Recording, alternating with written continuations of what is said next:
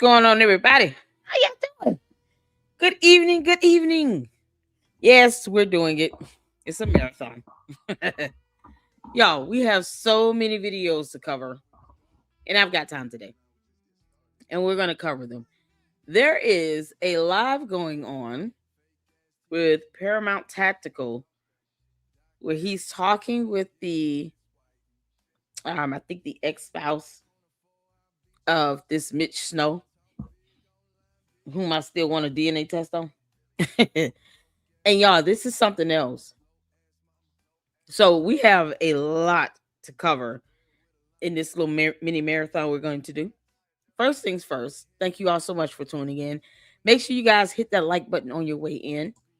And make sure you are subscribed to the Lady Luck Club.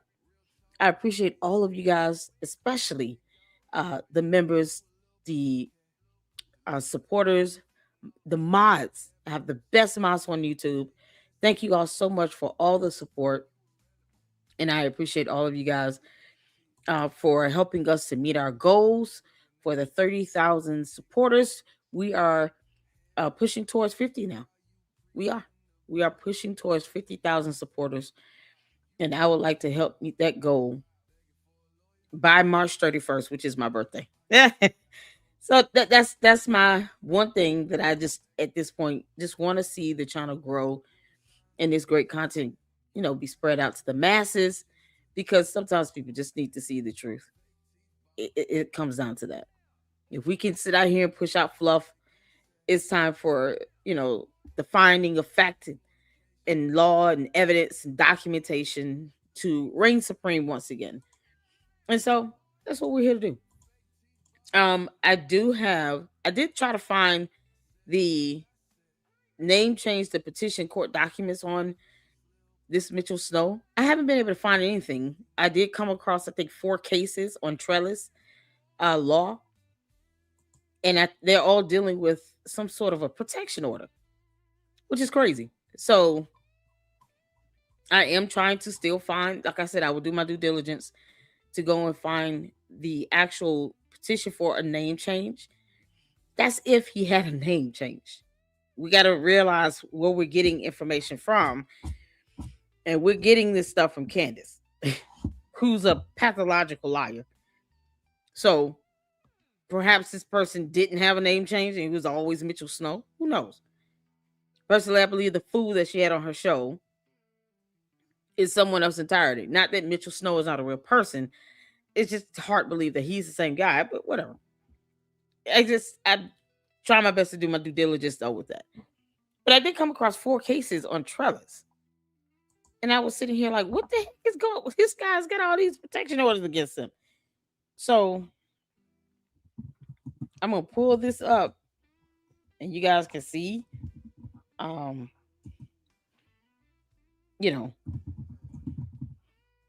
what I'm seeing on trellis law. In the meantime, make sure you guys are hitting that like button as you come in. And we are going to check out Paramount, actually 2 of his videos. One he's literally live streaming for right now, and the other was the one he did, I think, on yesterday. So he debunked this guy, just in an epic fashion.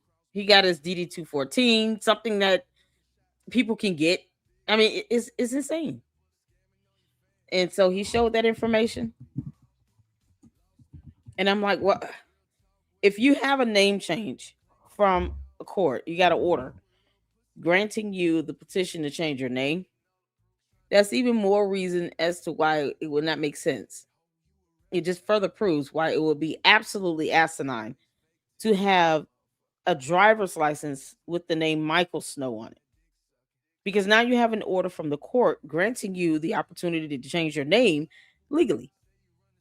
So that means that you could take this order and go to the DMV or the Department of Driver Services and actually get your driver's license in your legal name that a court has granted you the opportunity to change. So why in the world would the driver's license still reflect Michael Snow and not Mitchell Snow? Because this is common sense.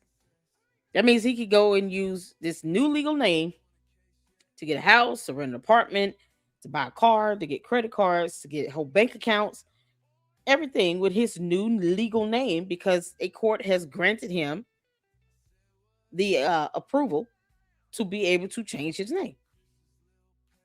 So why would he need to have anything with anyone else's name on it? Why would his VA cards not have his new legal name on it? If you got a court order, because that's what you would have to have, a court order. You got a court order granting you permission to change your legal name, then that would automatically allow him to be able to change his legal name on all his legal documents, including identification. So it still doesn't make sense. It just doesn't. And it doesn't even explain why those IDs had everything redacted on it. Like stuff has to make common sense, and that doesn't make any common sense. So once again, this is what we are. And you got this Mitchell Snow walking around here talking about I'm hiding out. Yeah, because that would be dumb to sit here and post up photos of you and a child and you're hiding out. So I'm going to show you all this, what I saw and came across on Trellis. Let me see here. Because this is something else. And I know that Paramount must be, I think he's interviewing an ex-wife or an ex-girlfriend. Something to that extent. What's going on, everybody? Let me get some comments in right quick before we get started, because I'm already hopping in on it. Y'all came in on one today. In the meantime, I'll pull this up so you all can see this. Let me make sure that is big and I am small. Matter of fact, there you go. That way you guys can see the full screen of all these cases. So far, it's 5 of them for the state of Washington, which is where it was confirmed that this Mitchell Snow resided. So you have, the Superior Court of the Benton County in Washington, for a matter regarding domestic violence. I mean, this is right here, you all. From Judge Bruce Spanner, Snow v. Snow. You got a Mitchell Harrison Snow v. Candace Graysick. That's another domestic violence case, Franklin County, Washington. That led to a dismissal. The first case here is relief denied. So there was some sort of judgment relief he was seeking. It was not denied. And I'm just assuming he's the, let me see here. He's the petitioner.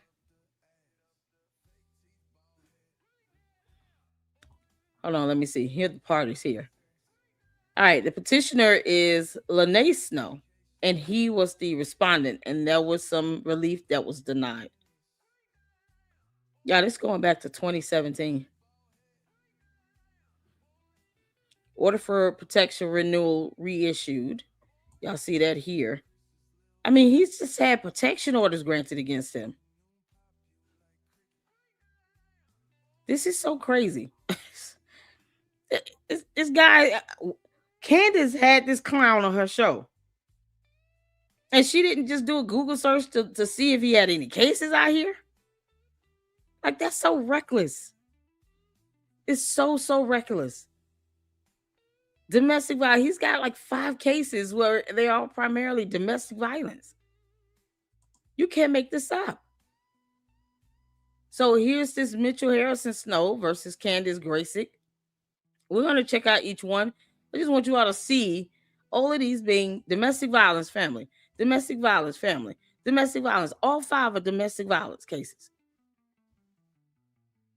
It makes no, this starts from 2013. You got a 2023 in here from May, a June 2023, May 2023 again.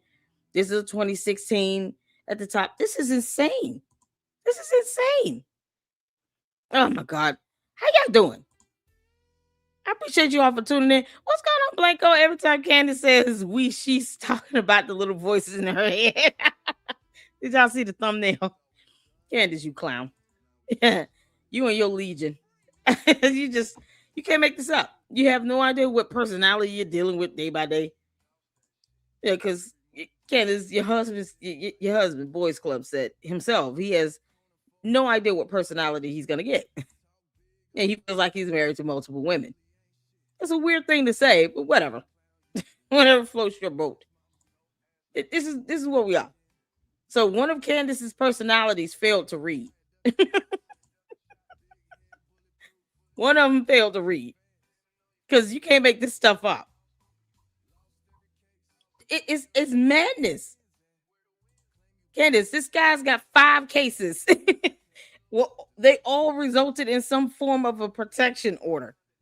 Domestic violence. It's so crazy. What's going on? No reply. How you doing, honey? Mama's looking for those the petition order itself. As you can see, these are the cases I've come across so far. But I have been looking for any petition for a name change. And I would assume it would either be in the Superior Court of like Benton or Franklin County here in Washington.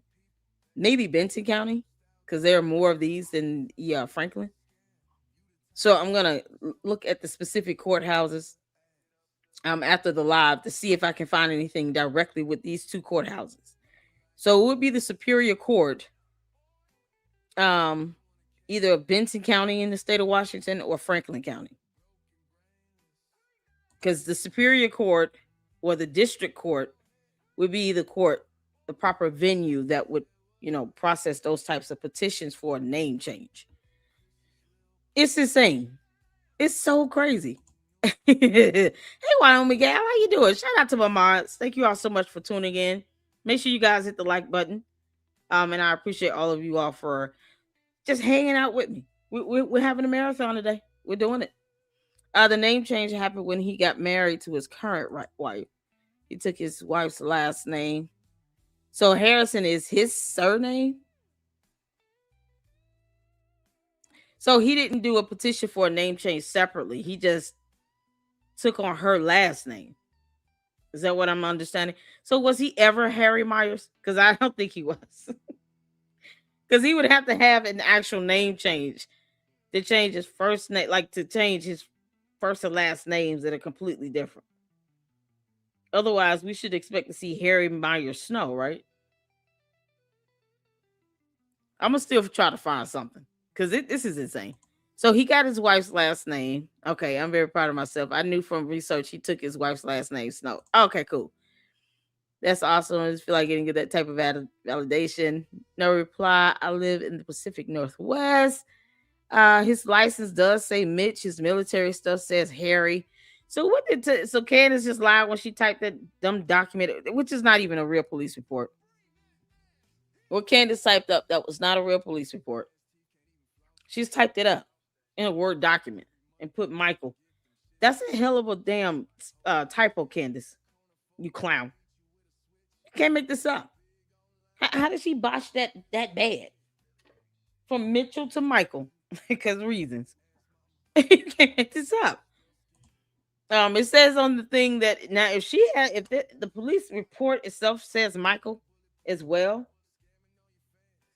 then that's a problem. And then he's sitting here talking about, oh, all you got to do is give them a driver's license and proof of insurance. God knows what. I'm assuming car. And then the reason why you're there. When I guess that's just not how that works because he got kicked off. When you get kicked off a base, the last thing I want to do is take advice from somebody about how to get on a military base when they got kicked off that military base. I can't trust anything you're talking about. Candace redacted those IDs on her own. Yeah, and did a horrible job because she just used paint. Candace. Oh, girl. Next time, just put little black pieces of tape over the card or something. What you did was you used this edit, like a paint thing, and you realized if someone could, they could just reverse that.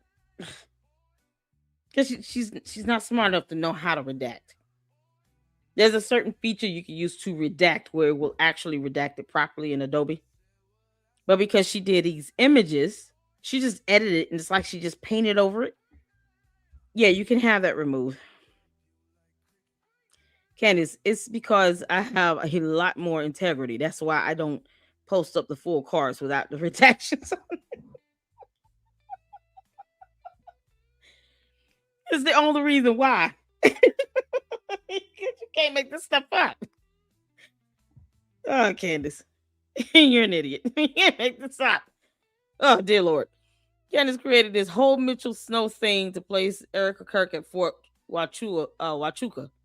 This is the whole purpose of the story, is nothing else. Exactly. Brian Harper and Erica. And now she's blaming Erica. Oh, if you all are believing her alibi, if you all have seen her Twitter post, that's what's happening here. Candace, you're a coward. All you had to do was go face her in Phoenix 2 weeks ago.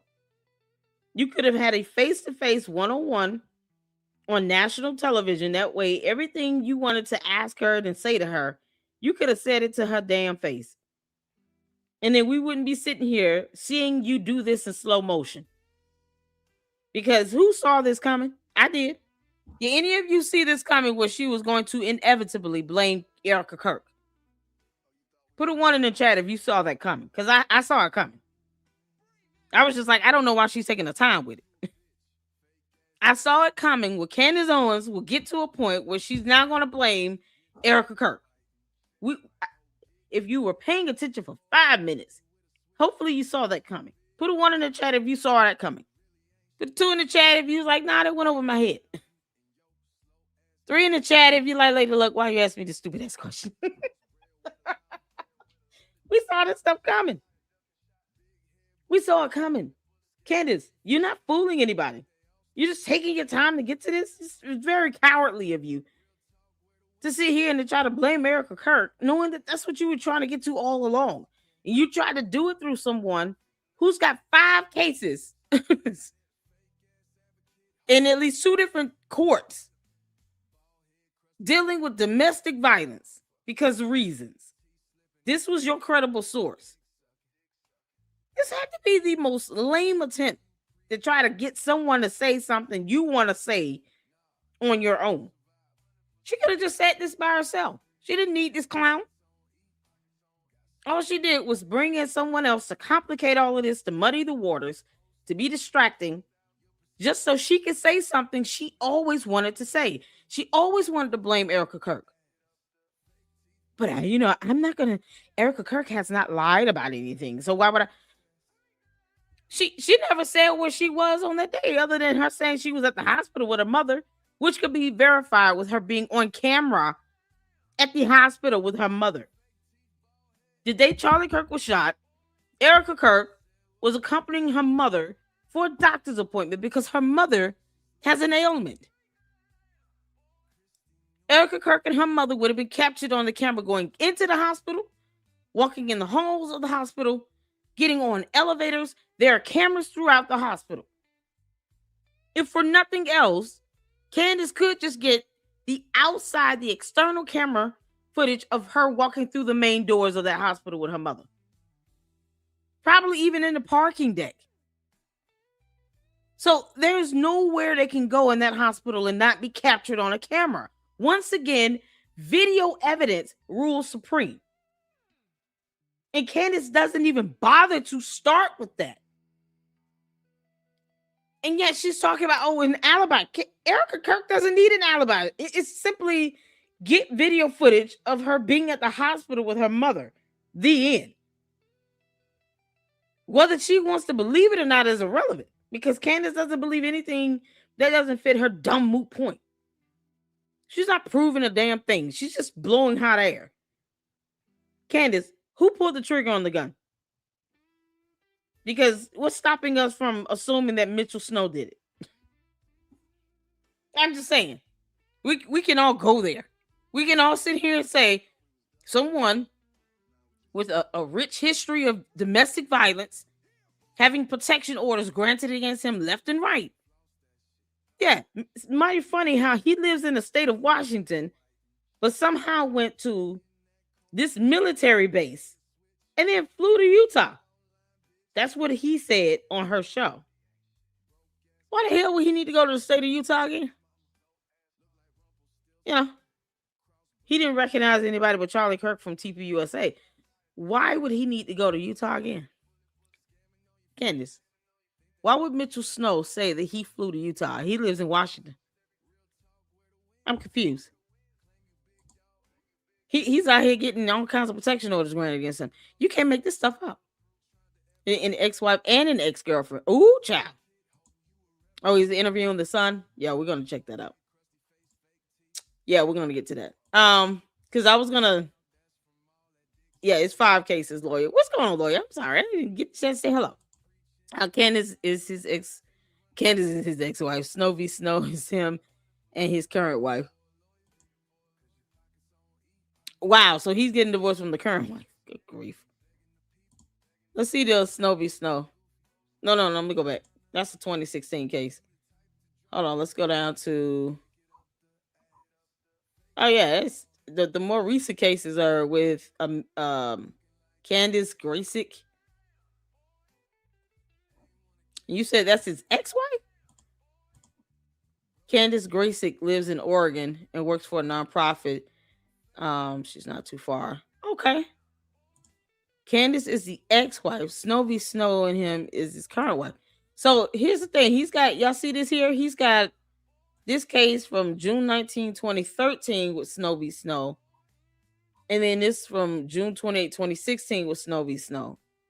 And then there's this Mitchell Harrison Snow, Candace Graysick from 2023.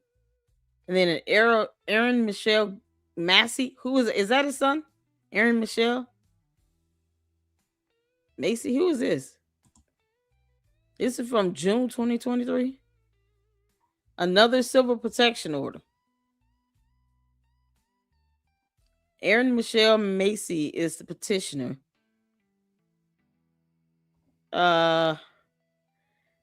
CPO order for protection was done on August 10th of 2023. Yes, the order for protection from civil harassment. So who's the Aaron? Who's the Aaron kid?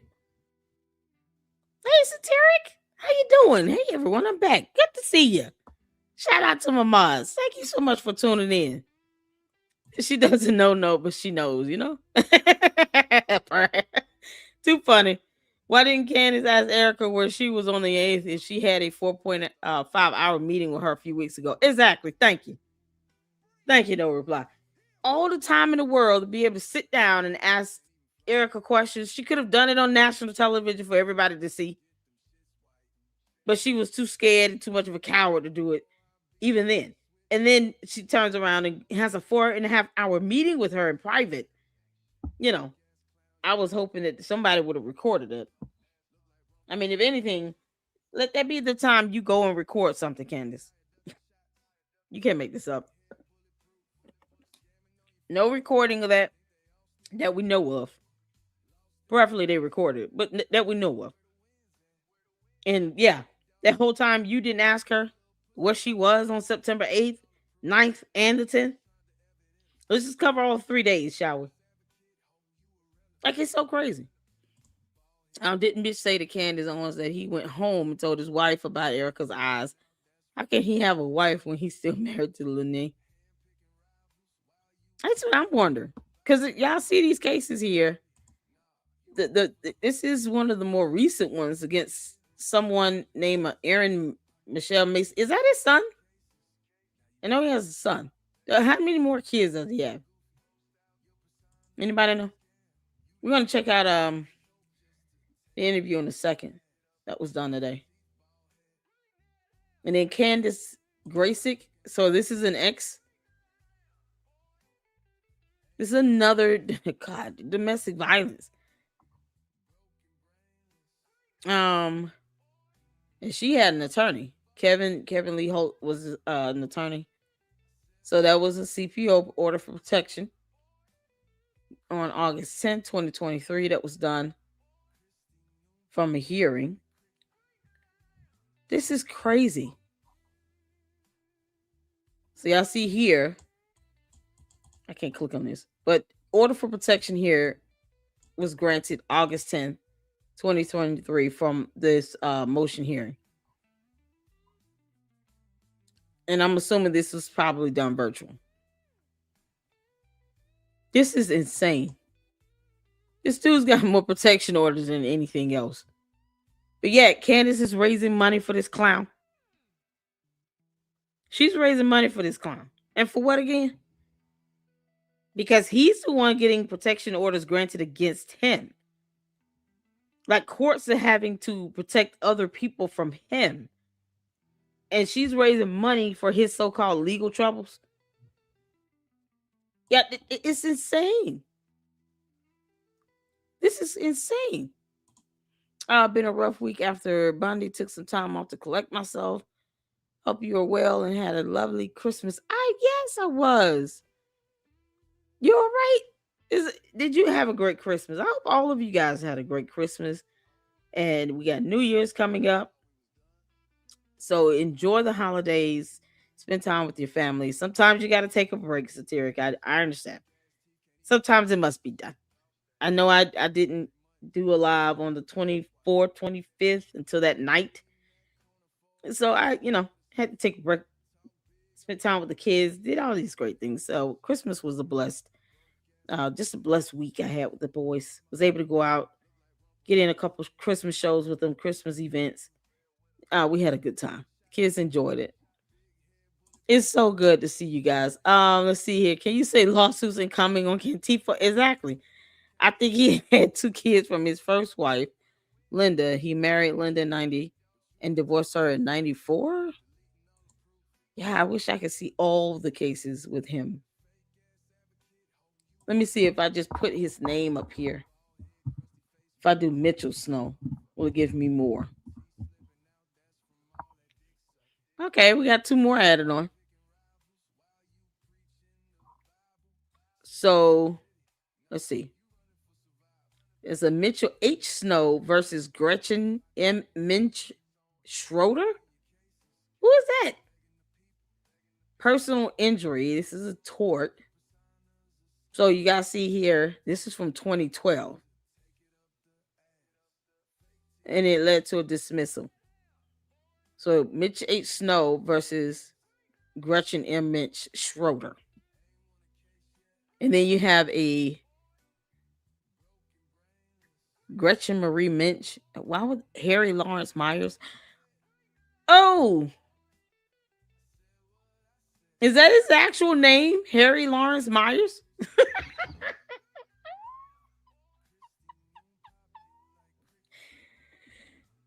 Oh man, how is he in hiding again? Gretchen Marie Minch. Is that the first one? Yeah, this is something else. Connor Lewis. Okay, that's some. I don't want to say that. Hold on. I see 2 attorneys. A guardian ad litem was assigned.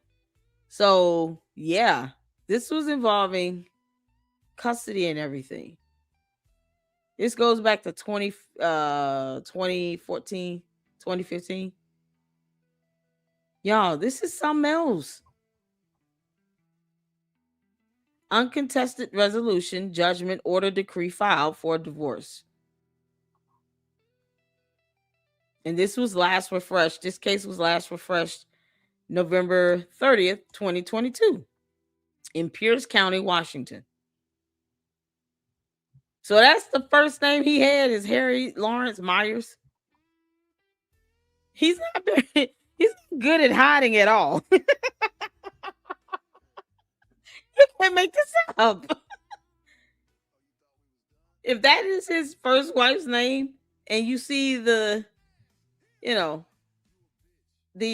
other parties over here, you have a defendant here, garnishee defendant, you have a minor listed attorney and a gal. If that's the minor, then that's him too. Oh my goodness. You can't make this up. This guy is a serial abuser. He was married to Gretchen in 95. I looked on Ancestry.com and found marriage info. So he's not hiding at all. How is he hiding? Y'all, this is his original first name. Harry Lawrence Myers. What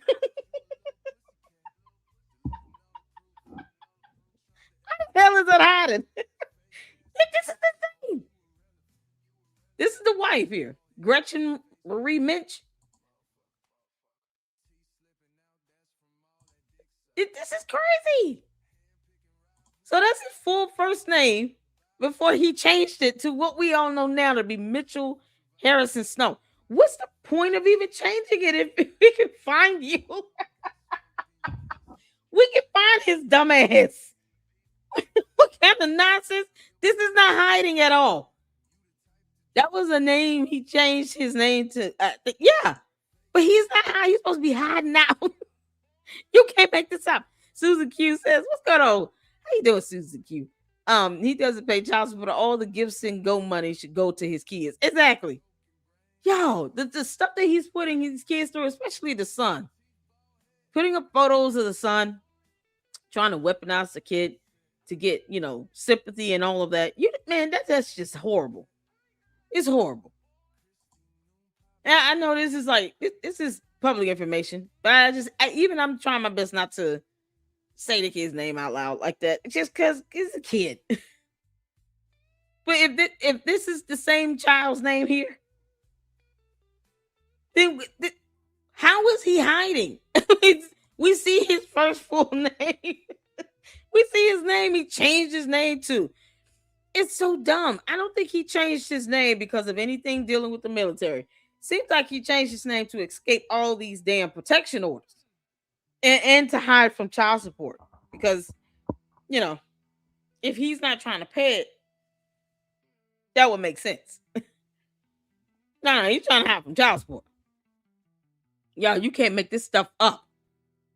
So his name is Harry Lawrence Myers. And then he changed it to Mitchell Harrison. And then when he got married, he took on the wife's last name, Snow. And here we are. Now, this is madness. And yet, he changed his name, was still posting up photos of himself and his son, who has this name. Here you go. Where the last name matches the name he changed his name from. They have the same last name of Myers. Well, the son has the same last name. But you changed your name from that. So why would you publish anything dealing with your child that would connect you to your previous name? Like, this is so ridiculous. That's how idiotic this fool is. I'm not going to change my name and still go out and do podcasts. I'm not going to post up photos of my children. It's just a lot of things I wouldn't damn do. This is insane. And this is the thing. Candace, you failed to vet simple tips coming in your tip line, which is why we're going to keep torturing your ass with it. But this right here, this man was weaponizing his child and hiding and running from child support and protection orders. And you didn't even look into this? You didn't do a Google search of his name? I just looked him up online.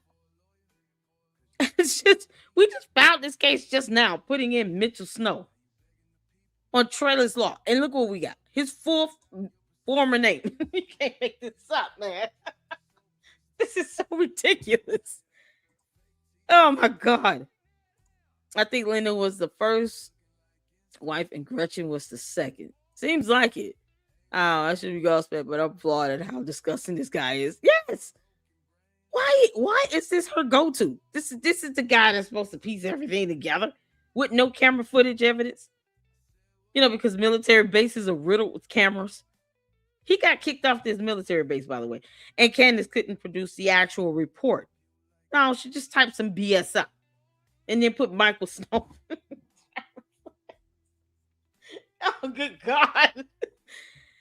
Candace, only you can do something so dumb because no one else wants to waste brain power to think this low and remedial. You can't. This is insane, y'all. So you all see here, oh my goodness, all the cases he's got under his former name and new name because reasons. I mean, he's not hiding out very well. If he's hiding out because the military is protecting him, like he was under some form of a witness protection, you wouldn't be able to see any of this stuff. You just wouldn't. No, this guy is just running from personal issues in his life where he doesn't want to be held accountable. And this is why it's so sloppy. That's why you still see his actual real name in court docs. This is nuts. It goes to show our Candy ass is impulsive with her so-called tips. Her credibility is in the toilet. Yeah, I flushed her credibility like months ago. You can't make this up, y'all. Okay, let's get to this, y'all, because we got the court documents now, so you all can see a better, more full picture, and it will make sense on, who we're covering here, or who we're about to check out. That Paramount is interviewing. So I saw he was live, and I haven't seen all of the live stream. So I'll be watching it with you all. So we're gonna check this out. And we're just starting from having, because I don't want to miss anything here. Harry Meyer saga. And I know he's still live, but we're doing a marathon. So thank y'all so much for tuning in. We're gonna go ahead and just start from the beginning. I see his chat still going, and we'll go from there. And you guys, listen, put a one in the chat where you can see and hear. This is an eye-opening experience. I'm really curious to see what Candace is gonna say in her show. Her clown ass. Candace, you're a clown. All right, let's get to it. Put in the one in the chat where you can see it here. And every time I've talked to so many, hold on, we got up here. Sheila Graham, I want to say hi to you, even though, well, anyways. Dom C303, she is a member. Thank you. Who we go? Let's go out up here. Lynette Panther, many, many more. All right. So, folks. Hey, Tamimi. What's going on? Thank you for tuning in today. We got a interesting show. We have a couple of Mitch's victims that I think it's really important that you hear their story directly from them. And we're continuing this Mitchell Snow, Harry Meyer saga. And every time I've talked to so many of his ex-wives, people he's been in relationships with, and every time that you talk to these people, it is so much craziness individually of what's going on. It's hard to keep up with. And then you start talking to the next one, and the next one, and the next one. And there's just a clear pattern of what's going on. And a couple of things that I want to make sure that we understand on this show is, first and foremost, the entire testimony that he is giving, number one, on its face is just nonsense. And we don't really have we don't need to debunk his testimony. What I will say is that his entire testimony rides on his credibility, and that's really important. With that being said, what really should be taking place is that we should be provided proof that any of these things actually happened. If you want to say that Brian Harpole was there, then give us some proof that Brian Harpole was there. If you want to say that Erica Kirk was there, give us some proof that Erica Kirk was here. It is not on the people that are being accused to provide proof of their innocence. That's not how this works. That's not how it's supposed to work, and it's ridiculous on its face. But with that being said, Candace decided to bring this person on who is a serial woman abuser, who is a serial manipulator, who has victimized children, has victimized people time and time and time again. And the pattern is clear. And there's court records that document all this stuff. And, it's just unbelievable that she didn't do a better job vetting this person. We shouldn't even be here to begin with, because that's what should have been done. It was on her to vet this person. We shouldn't have to be here debunking his story or challenging his credibility. But I think since we are here, this is the situation that we've been given. That's what we have to do. And I think it's really important for all the people out there defending him that you hear directly from his victims. And that's what we're going to do today. So without further ado, I want to go ahead and welcome Candace Graychick and Aaron Massey. So ladies, thank you for having the courage to come on. Thank you for sharing your story with us, and welcome to the show. Thank you for having us. You're welcome. One of the things that I want to do before we get into kind of introducing exactly who you are, your relationship, both of your relationships with Mitchell Snow, is there is a podcast out there, and I want to go ahead and play this, and we will kind of hear what's being said about you guys and some other information. And folks, if you want to watch this entire podcast, I'll put a link for it down in the description below. And I do want to say I already see some super chats going on. What we'll do like normal is we will kind of conduct this like a normal podcast, and we will definitely we'll prioritize the super chats, and then we will also try to get as many live questions and comments in as possible. As always, we definitely encourage disagreement. I'm all about that, but we're not going to deal with ad hominems. If you're just going to talk smack over in the chat, you're not contributing to the conversation. If you're here to ask questions, if you're here to challenge me, here to ask questions of these ladies that have been victimized by Mitchell Snow, we'll accommodate all those things, but we're just not going to let you troll the chat. Not going to happen. All right, so let's go ahead and throw this. Apparently, these two women and the in-home care that I had after one of my surgeries, that in-home care was also the care for Aaron Massey's mother. So they knew her, and when they put her in my house also, they used her as a spy. They used her to get Candace in my house. And then Aaron Massey came along with that. And they all started this whole thing. And I guess the whole plan was they were going to get paid by mom to frame me for the infections and stuff like that mom had been causing him for years. But somewhere in that process, these two women thought that they could make more money by having both me and mom thrown in jail, take custody of my son. Through custody of him, they felt that they could obtain ownership of my home and be able to get the $350,000 equity that I built up in it now. So the money thereafter is obviously, like you just stated, the home eventually, if they get their way, which we pray they won't.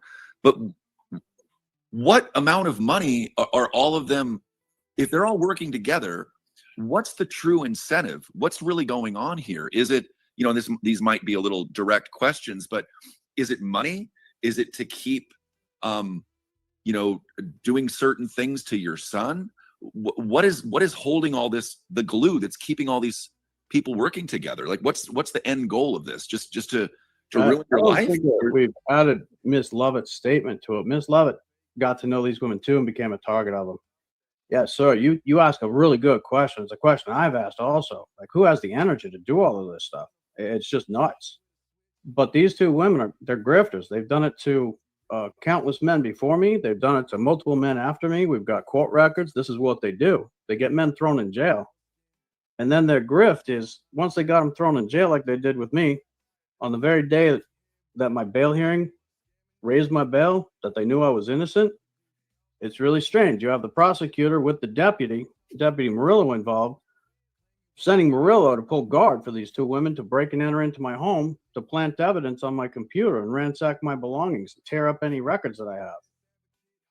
And they photographed themselves doing it. And they provided it to the court. It's bizarre.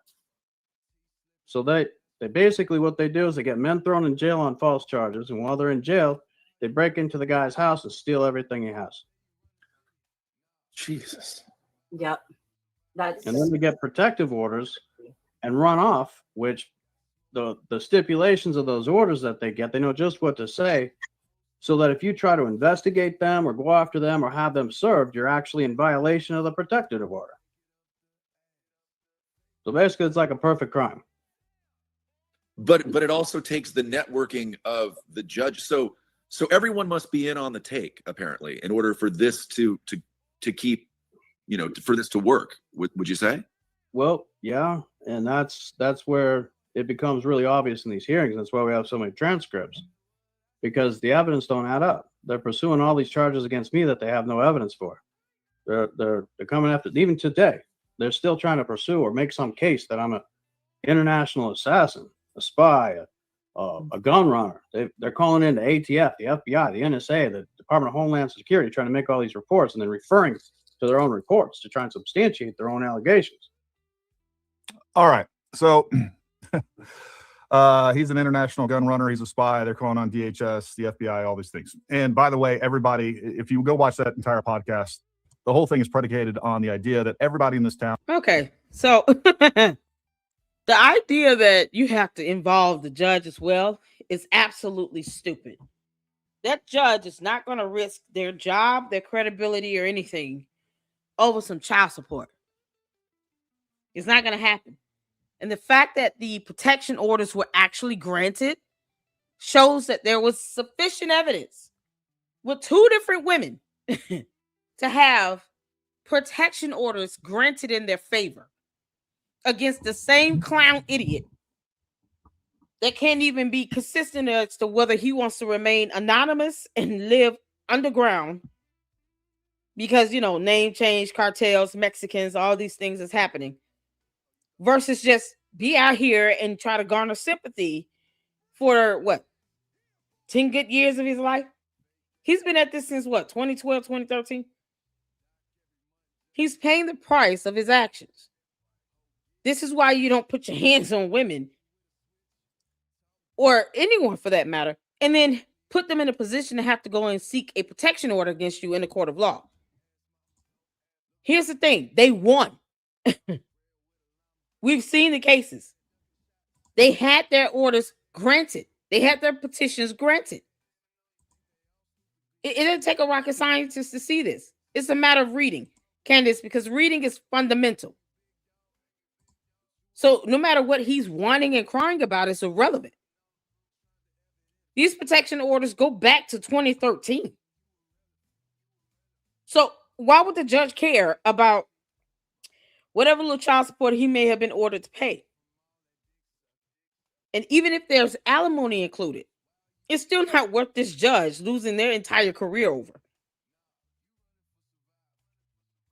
So the judge is just doing what the law says.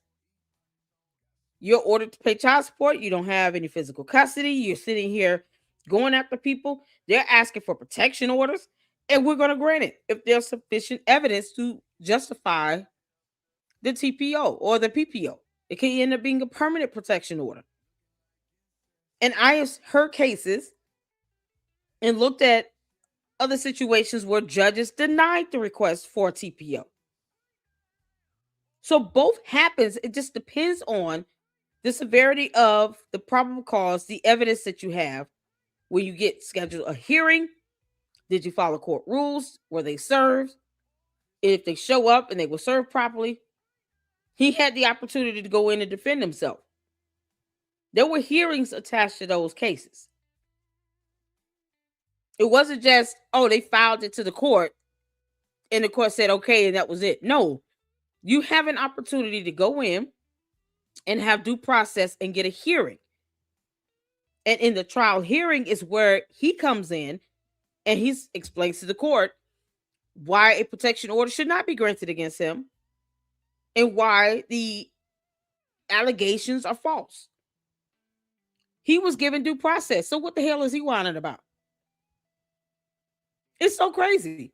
He had the chance to go to court and defend himself in a trial hearing for those protection orders, for those petitions for protection orders. If the protection order was still granted and it was even converted to a PPO, it is because he could not prove his case. Bottom line, it's as simple as that. Candace didn't even try to look this stuff up. This is what she's got 4 kids. She doesn't have to deal with any of this stuff. Candace doesn't have to worry about dragging boys club to court for child support. Probably taking her. But she doesn't have to, she's not caught up in this situation. She's not getting divorced that we know of. She's not sitting here being dragged to court, having to drag somebody to court to get child support out of them or to request for protection orders. She would never, ever be able to empathize with any of this that's going on right now. Never. This is absolute madness. For whatever reason, they had a chance to go to court, period. And he still had these protection orders granted against him. The judge found the evidence presented from the petitioners to be credible to warrant them. If he was ordered to pay child support, he had the chance to go and defend himself to try to petition for custody. He's had due process, and he still did not get what he wanted from court. It is absolutely insane. This is coming from the same man, though, that said he saw Erica Kirk and Brian Harpool on a military base while he presented an ID, a driver's license, that had Michael Snow on it and not Mitchell. where he produced 0 camera footage from all the cameras that's installed in the military base. That was kicked off for being suspicious, having a suspicious bag, having to have a building and a vehicle cleared out because of him. Just walking around looking like an idiot. Did he ever even get the documentations he was supposed to be there for? You can't make this up. S5 says trying to explain the credibility of an eyewitness, and it's important, just goes over their head. Exactly. Yeah, listen, the candy asses, they come into our chat at their own peril. They know I'm not studying. They're going to sit here and throw tantrums and say whatever. Means nothing to me. I care less what a candy ass cult member or a bot thinks. I don't. So they're just gonna have their tantrums. They'll get it out. One thing Candace cannot do is show evidence of anything. She can't even produce a police report from the military station on base. It's just so insane. But yet you got Paramount Tactical that was able to get the man's DD-214, but Candace couldn't produce it. I mean, it's madness. Why couldn't she just produce his DD-214? We already know his name. Now we see his full initial name, Harry Lawrence Myers. Oh, Lord. He's not hiding. He's not hiding. It's so insane. It's cool, Susie Q. What's going on? Let's see. Did Mitch ever get on the base? He said he was wandering around, but he did. How did he get through the gate with the with the backpack? That part is just, I'm not inclined to really believe much of what he said. He said he was lost looking for the CID building, but yet he was in the military. He's supposed to be familiar with this base. He would know that where that building is, and yet he got lost looking for it.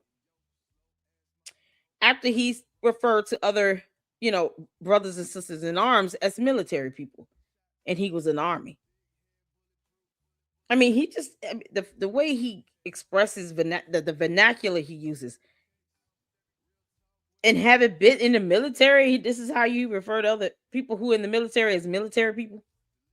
There's a lot of things he says and does that doesn't add up to someone that's even been in the military. But, I just want a DNA test done on this guy, because it makes no sense. A lot of stuff that he said and does, it makes no sense. It doesn't line up to anything. And it's ridiculous. And now he's sitting here crying and whining about having to pay child support. Yeah, that happens. It's so crazy. Must have a DOD identification. Mitch has that weird, creepy vibe. How anyone could like him is mind-boggling. It is. And you have 2 women now that are, attesting to their experience having dealt with him. There's no conspiracy here. He just has more than one person saying the same thing about him. Everybody can't be lying. While his one incredible ass just lying like hell. He's the one that lacks credibility, but somehow everybody's expected to believe him. No, we don't owe him that. He saw somebody on base. Why didn't he take a photo? Why didn't he record? Why didn't he get the video camera footage? The police came out. That's body camera footage. Why we don't have that? Going back to September 8th, 9th, probably would be able to still get that footage if the police were wearing body cameras. Why didn't Candace do a foyer to get the police body camera footage? These are things that make no sense to me. Body camera footage, military base surveillance camera footage. I mean, cameras everywhere. If regular police from the county came in and collected his ass, that's body camera footage and police dash cam footage. Substantial concrete evidence. It's just out the window when it comes to Candace. None at all. Insane. Let's get back to it. Town is on the take from Lene and other people, and she's paying all these judges and all these other things. And then, by the way, she's paying 2 professional grifters that wait until, you know, he gets thrown in jail, and then they break into his home. Now, Candace, let's go ahead and bring you in on this. He said he basically doesn't know who you guys are, that you're just paid grifters, you made some allegations, and then you broke into his home. So fill the audience in on your relationship with Mitch at the time that he's saying that you broke into his home and stole all his stuff and then ran off, I guess. So Mitch and I lived together for 18 months. It was our home. Okay. I had a domestic violence protection order issued. And because of that, I was able to go and collect my personal belongings that were in that property. I had. He failed to leave that kind of important, you know, he failed to mention that kind of important detail. That seems odd to me. Well, absolutely. You know, and we were, you know, engaged for about 6 months. He proposed to me on my birthday, Veterans Day. You know, and you'll see in the court records and the text messages that he even tried to manipulate me after I had left the relationship with a larger rank because he got another credit card. He's full of crap. He's a manipulative, coercive liar. He's been abusing women for a long time, but for me specifically, he gave me a TBI. You know, I have in text messages, him admitting to punching me in the face the night he gave me a TBI. Okay. And December 4th of 22. It's just, he's a horrible serial abusive person. For everybody that isn't aware, that didn't watch Nate's podcast yesterday, he provided all the documentation with Candace. What I wanted to try to do was, we have all the documentation, we can share all that stuff, but I wanted to just hear her story. The documentation is there, text messages, court cases, and currently right now he is on a domestic violence charge with you and a protection order against you and Aaron, which we will get to in just a few minutes. But he admitted to in text messages with you that he punched you in the face. You said, "Hey, you punched me in the face." And he said, "Yeah, I did. I'm sorry." So these are all documented. This isn't just hearsay. This isn't, you know, a scorned woman coming on here and claiming something. This is, number one, it is a crime. It's been prosecuted. It's been adjudicated. We have evidence of all these things. And this is just one of many victims. And by the way, we're going to have Lene on, his wife, current wife, essentially. That they've been going through divorce for, how long have they been going through divorce now? Almost 10 years? 2016. So yeah. She's going to come on, going to talk about the abuses and the allegations from him, by the way, against her and vice versa. But we will have her on Tuesday at 8 p.m. Eastern time. But go ahead and continue, Candace. Sure. So I met Mitch on December 31st of 22. And I was a nutritional director. I was living in Oregon, not Washington. He had spun the story of his ex-wife was abusing their son, that his son was dealing with an eating disorder, that it was all her fault, that, you know, he was a victim of abusive women. And he really played into that with me. You know, I had worked for a school district at that time, and you know, hearing that the child's being abused, he sent me videos of the child. You know, he was just a really sweet kid. It's hard to understand that whole situation, and it's you know, a form of manipulation. But my heart went out to the kid and to him in that situation at that point in time. And then we got into the relationship rather quickly, moved in very quickly. Relocated, got a new job, and then he needed a car, and he needed a new transmission, and he needed certain bills paid for, and then he needed me to pay for his lawyer to take his ex-wife to court. He needed me and my reputation to fight his battles because he couldn't do it himself.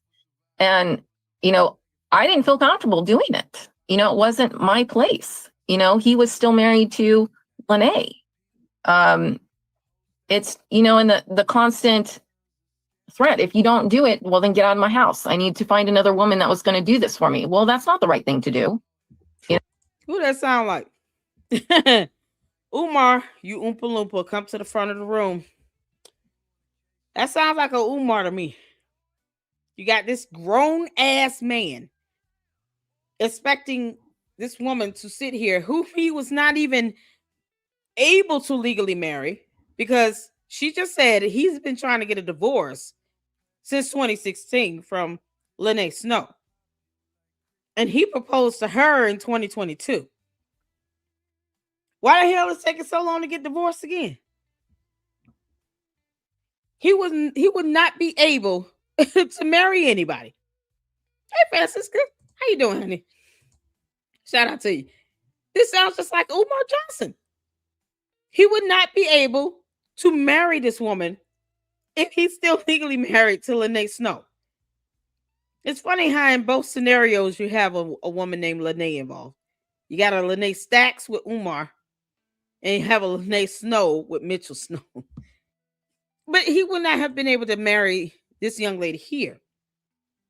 And he wanted her to pay his attorney's fees, pay for his vehicle, pay for parts and repairs to a vehicle.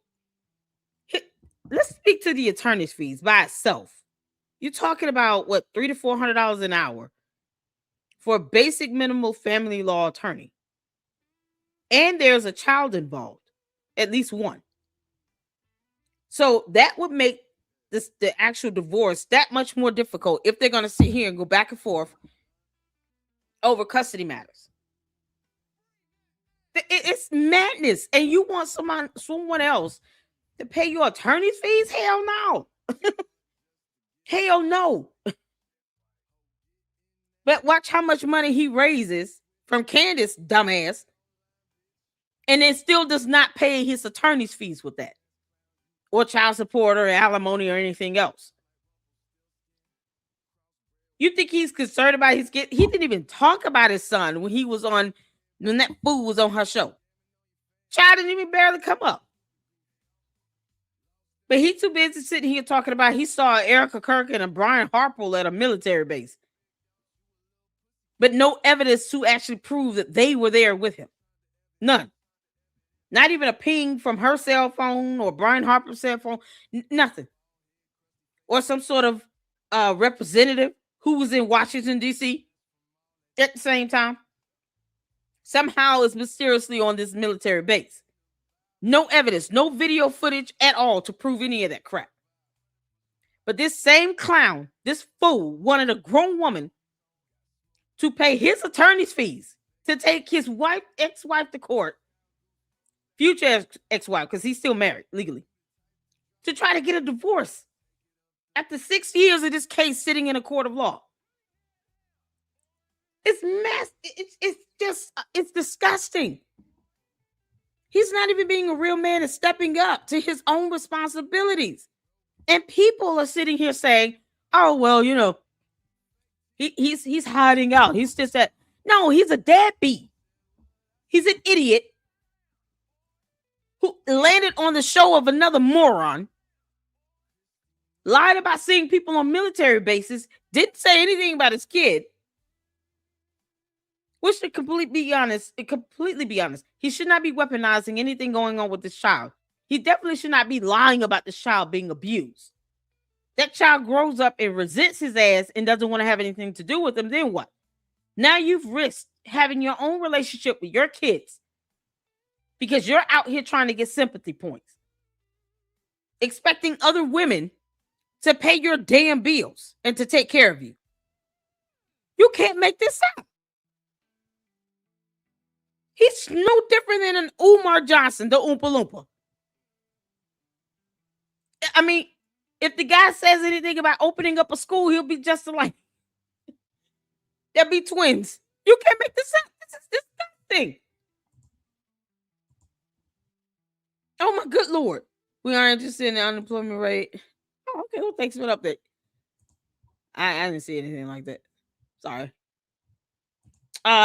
Stolen valor is against the law in Arizona. Yes, it is. But and funny thing is, he went to the state of Utah, didn't he? I could have sworn I heard him say on Candace's show that he took a flight to Utah. It's like, why the hell are you going there? I'm gonna have to go back to it because I think he said that. Y'all know I'm good with being able to pick out. There's stuff like that just kind of lingers because it stands out to me as a red flag. Like, this guy lives in the state of Washington. Why is he flying to Utah in general? What the hell is in Utah for him? So I do believe he said that. I'm gonna have to go back to that episode and snip it. It's so crazy. Mitch has been on at least 3 podcasts selling stories, all lies. Now he is Candace's start witness. And the candy asses can't even see how this is a problem. Of course not. You know, they're in an alternate reality where Scooby-Doo is a unicorn. And Barney the dinosaur is their grandmother. Like, you can't make this up. I expect them to stay in La La Land. That's where they are. This grown man wanted this woman to pay his attorney's fees. I would be so insulted. Do you know how costly attorney's fees can be? That's more than a mortgage or rent payment. Yeah, it's more to buy a car, depending on how long these attorney's fees have been racking up. The audacity. And all of this because he didn't want to pay child support. No, and Child.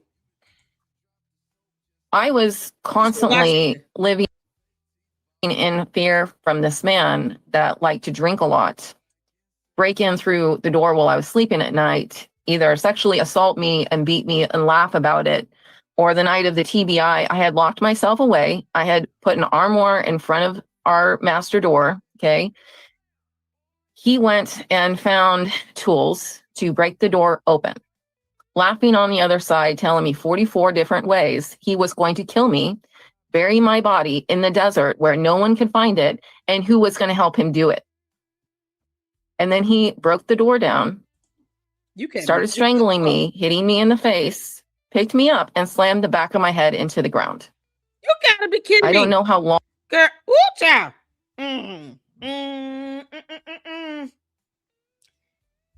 He gave her a traumatic brain injury. You can't make this stuff up.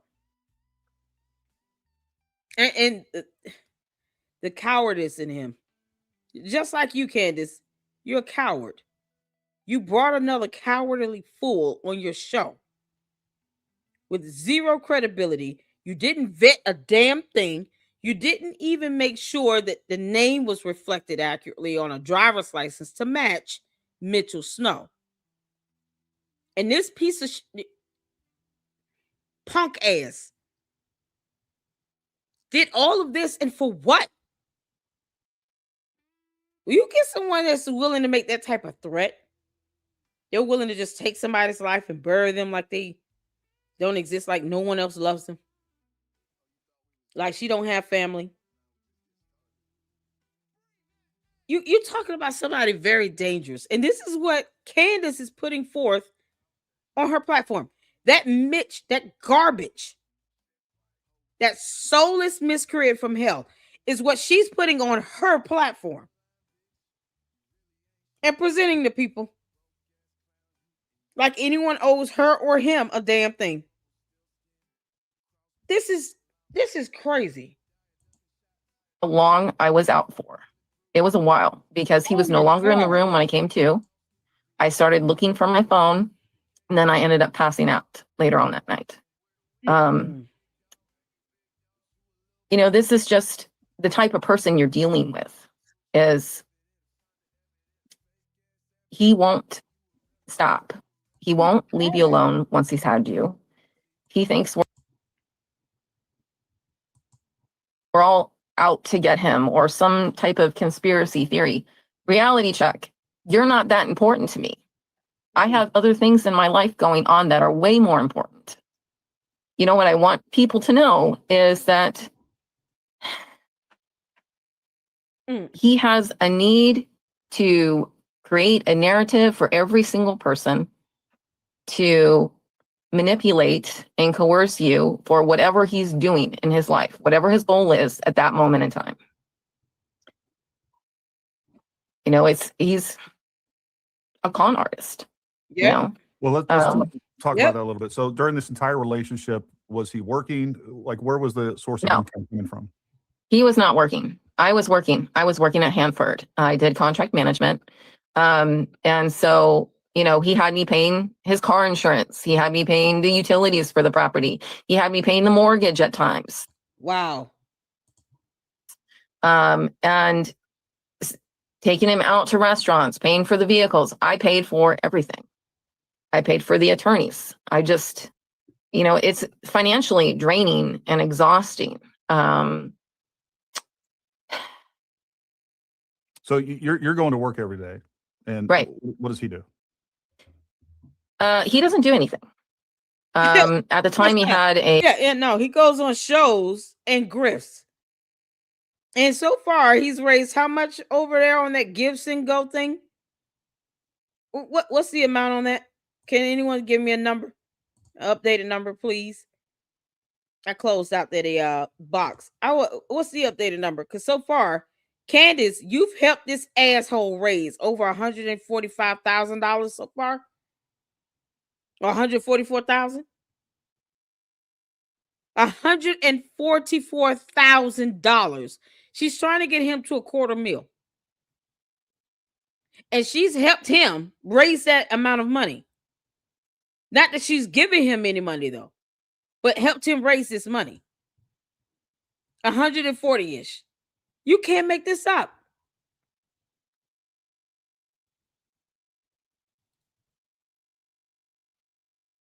It's ridiculous. $140,000+. You think he's gonna pay her this money back for all the attorney's fees she's paid? For all the time she paid the mortgage, his car insurance, repairs on his vehicle? He's a deadbeat. He's a con artist. It's so crazy. Attorney's fees are very costly. Even if she said that's all she paid, that's a lot of money. You're talking about thousands of dollars. And if he's got attorneys where they're charging per hour, easily $300 to $400 an hour, you can think how much they can rack up, $5,000 worth of billable hours. That's only 10 hours of work. That would be over the course of maybe 2 good days. $5,000 easy. It's disgusting. He's a freaking deadbeat.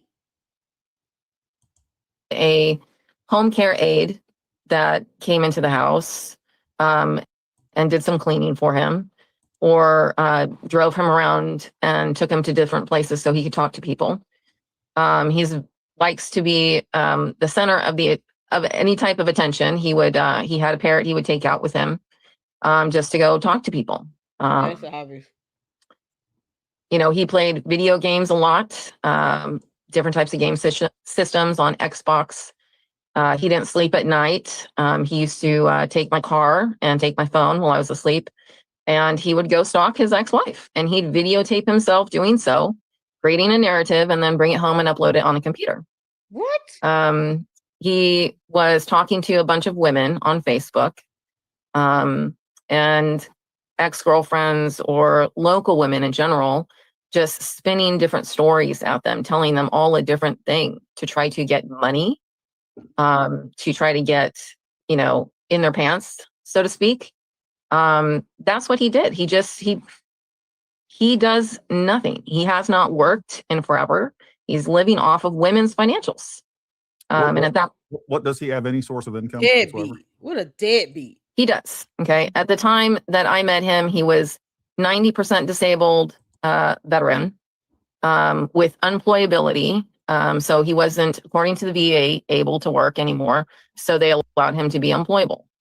While we were together, he got it up to 100%. And I want to say, when you're 100% veteran, okay, with service-connected disabilities, you get a card and you have access to go to MWR, the commissary, the exchange on any military base. You're allowed to do those things. Yeah. Okay. I'm allowed to do those things. I'm a veteran. It just,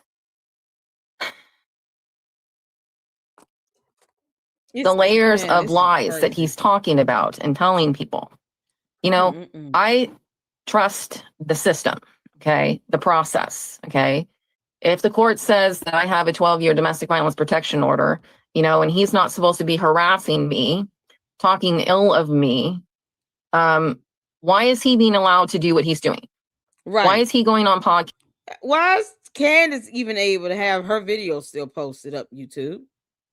Because they damn sure wouldn't let me do no nonsense like this.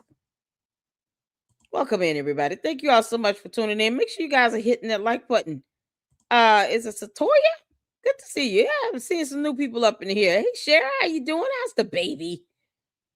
Yeah, thank y'all so much for tuning in. Hit that like button. Y'all see the candy asses, boy. They're going to throw some tantrums. Who cares? They come in here for the banter anyway. But let them throw their tantrum. Yeah, they get outrageous, then you can remove a comment, put them on timeout. But for the most part, they're just throwing tantrums. They'll be fine. They get the hell over it. I appreciate all of you all for tuning in. Thank you all so much. Let's see here. Oh my God. I've been smooching on the new grandbaby. I know you have. She's so sweet. Beautiful baby. Lily says, I'm glad to see the spotlight on Candace nonsense. Yeah, exactly. It's so crazy.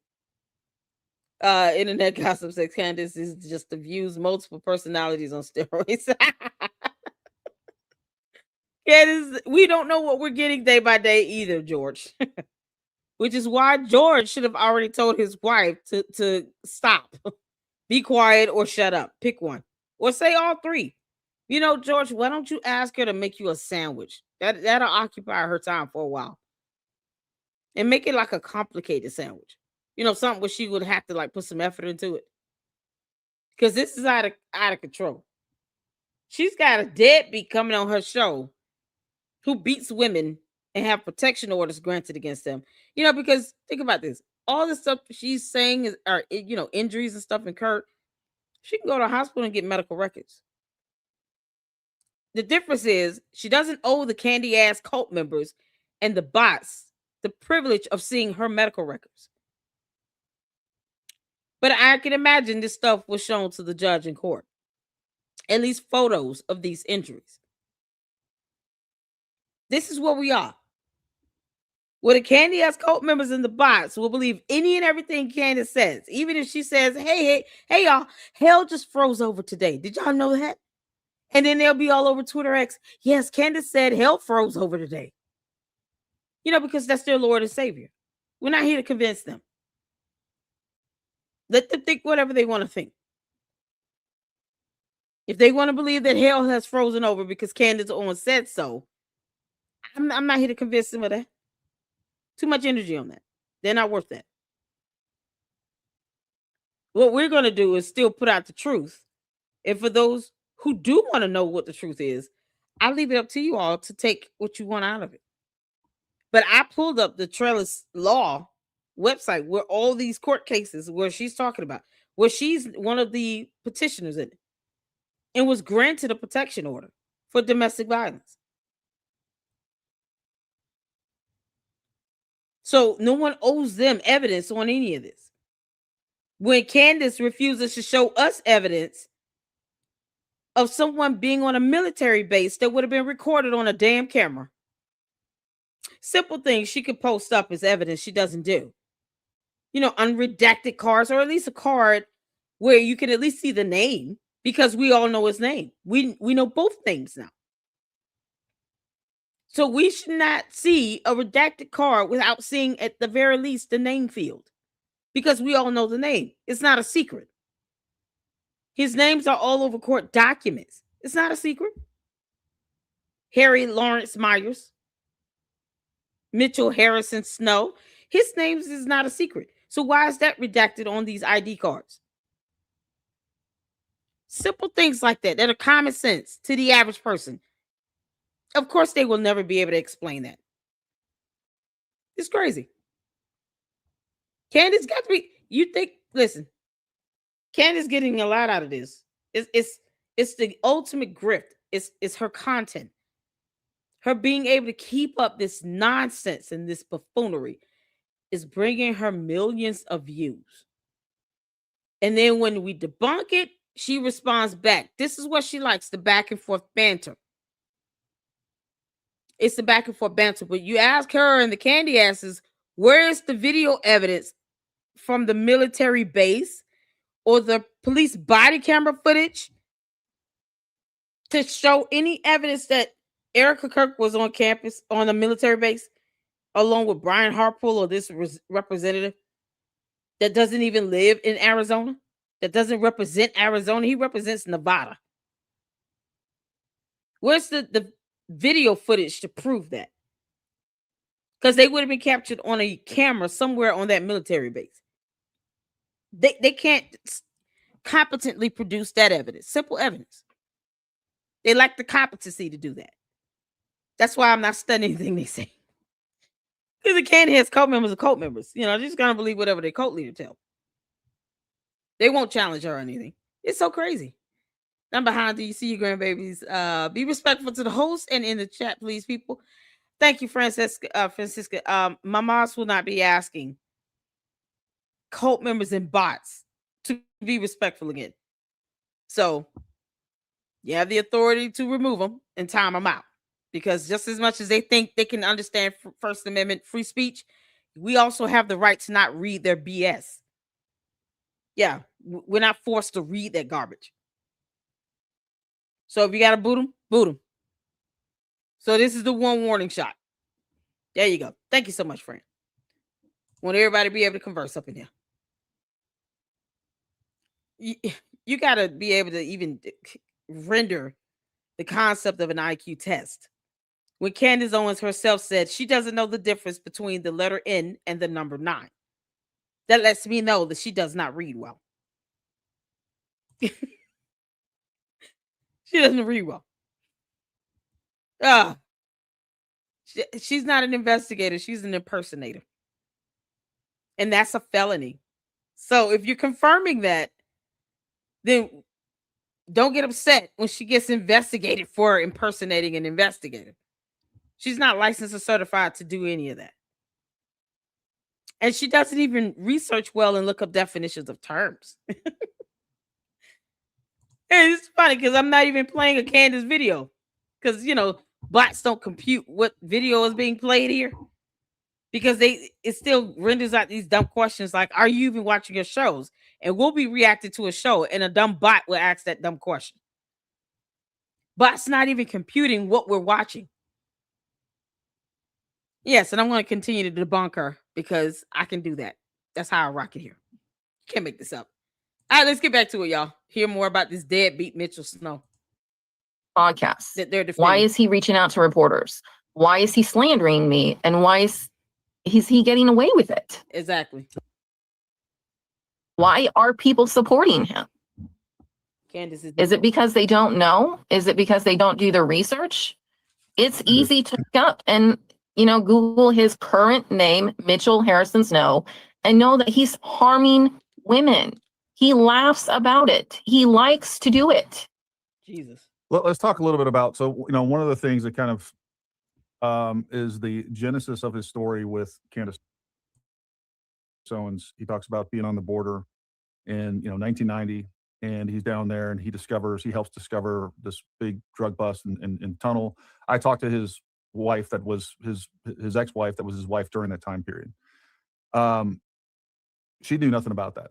He actually has an award write-up. I think he was down there with border support. He does have an award write-up, but what it doesn't talk about, and it would be the fact that he actually assisted in a large drug bust. From there, he said that, the cartels were chasing him. He had a 35-year NDA, which is not a thing. And that he was in witness protection. Can you confirm or deny any of those things? Have you heard anything about that? Did he talk about those things? Like any information on that? He has never talked about that stuff to me when we were in that relationship. Gotcha. I don't remember hearing any NDA. It was just complaints about his ex-wife, Lene, and the fact that he was still going through the divorce. There was no talk about an NDA, which is, not logical when you're sitting there on podcasts, when you're out in the public, when you're talking to senators and congressmen, trying to manipulate them to do what you want them to do, or judges. He is the one that asked me for money so that he could go drive around in the middle of the night and get biker gangs to kill a Superior Court judge, Shay Brown, myself once I left, and Aaron Massey. He is the one that did that. He was waiting for my compensation from the VA as a chunk of change to do that. Now, both after talking to Lene, talking to you, talking to other ex-wives, he seemed to be extremely consumed with, number one, getting custody of his child, but also kind of destroying Lene. Talk a little bit about some of the things that he would do with that. So I want to mention the fact that I don't want to gloss over what she just said here. asked me for money so that he could go drive around in the middle of the night and get biker gangs to kill a Superior Court judge, Shay Brown. Wait, what? Did y'all hear that? He tried to get a Superior Court judge murdered.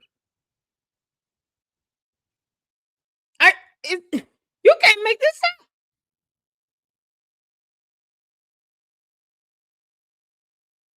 up. A Superior Court, a judge murdered?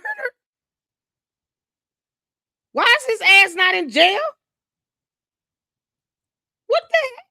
Myself once I left, and Aaron Massey. He is the one that did that. He was waiting for my compensation from the VA as a chunk of change to do that. To put out a hit on her, a judge, and another person? You can't make the audacity. He wanted her to pay for her own murder. And a hit out on a judge. The F is going on.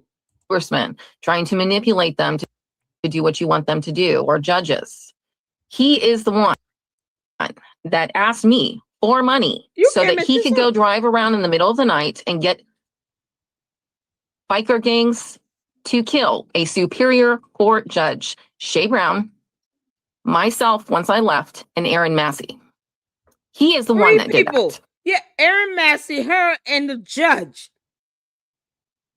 And use her money to facilitate her own hit. A judge, you can't make this up. What is going on? This got to be in prison. Oh my God. This guy, Mr. What's going on, Mr. B? How you doing, honey?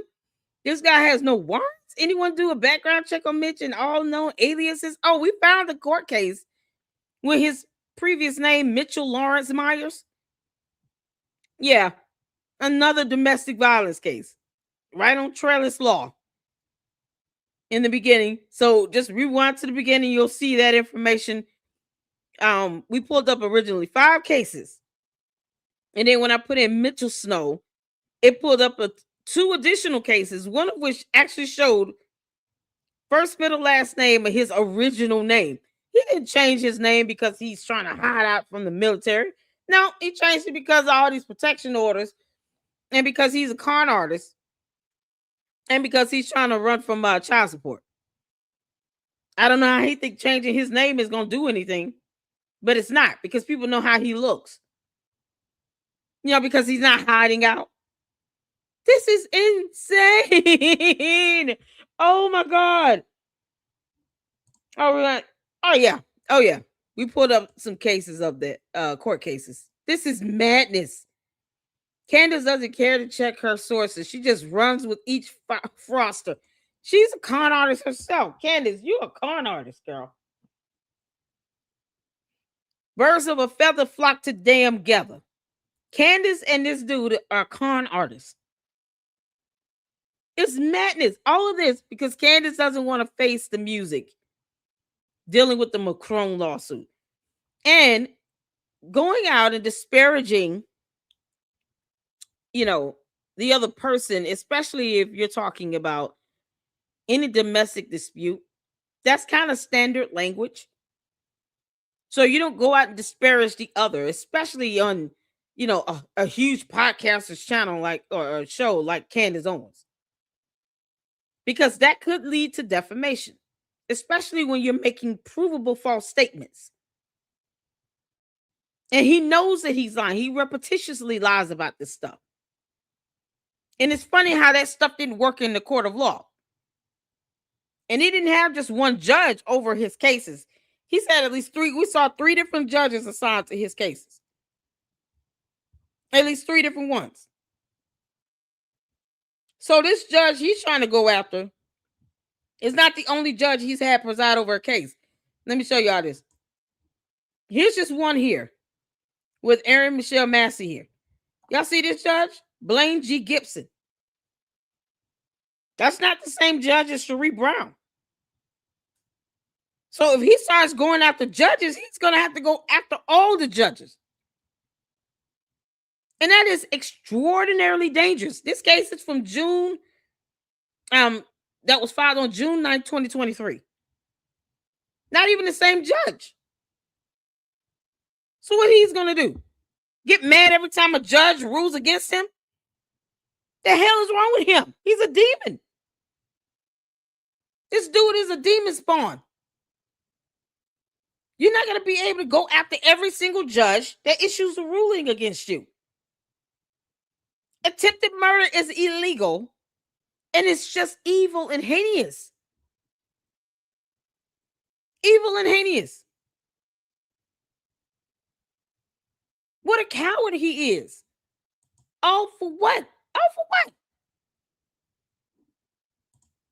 He's not stopping a damn thing in the court of law. Nothing. Madness. He was waiting for my You can't compensation make this from up. the VA as a chunk of change to do that. Now, both after talking to Lene, talking to you, talking to Boy, this is crazy. other ex-wives, he seemed to be extremely consumed Good child. with, number one, getting custody of his child, but also kind of destroying Lene. Talk a little bit about some of the things that he would do with that. So I want to mention the fact that in that podcast with Kat Espinoza, he brought up the whole mortgage situation on his house. Okay. He tried to manipulate a woman working for a mortgage company and get into a personal relationship with her in order for her to give him the title to that house while going through the divorce with Lene. This man wants money. He wants property. He wants the child so that he can get child support so he doesn't have to keep paying her child support. Okay. Right. That's He it. just wants money and control. Now, he's And the house, Goodness, the house is dangerous. marital property. So Lene owned the house before she ever even met or married Mitch. That was her home after grad school. Yeah, she Jeez. purchased the home in Pasco. During their marriage, he wanted a second property. She bought a larger, more expensive home, about $700,000, and 6 Wow. bedroom. They moved into that house. Okay, they were planning on renting out the Pasco home that he's currently living in. But with all the domestic violence that was happening, they ended up, going through domestic violence issues, splitting up. She had to sell that property, Big house. the big house. And in the process of all of that, she's living in a very small apartment now. And he got the Pasco home. And the court split the big house money to pay Attorney court debt. fees. Yeah, attorney fees and court debt. Yeah. So like that money went nowhere. There was nothing left. and during his marriage with Lene, was he ever working or anything like that? No.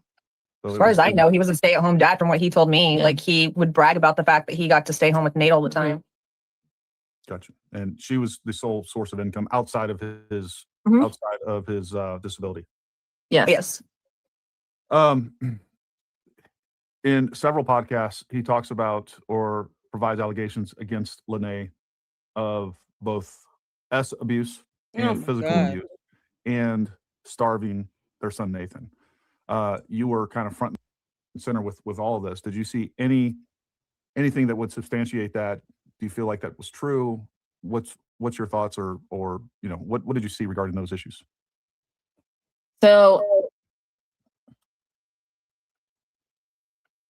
So Lene and her son, okay, are very quiet, shy, isolated kind of people. Okay, I want to say that. So introverted.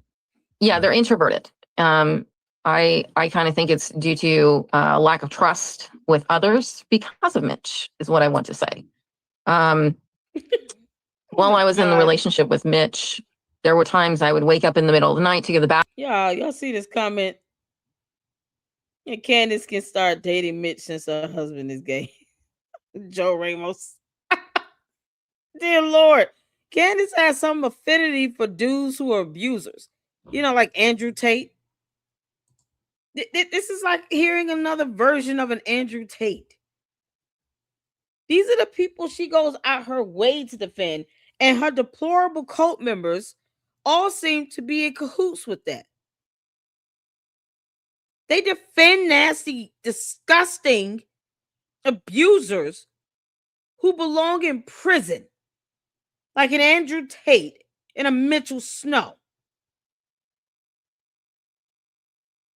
But then they sit here and cry and whine like brats when they don't get what they want in the court.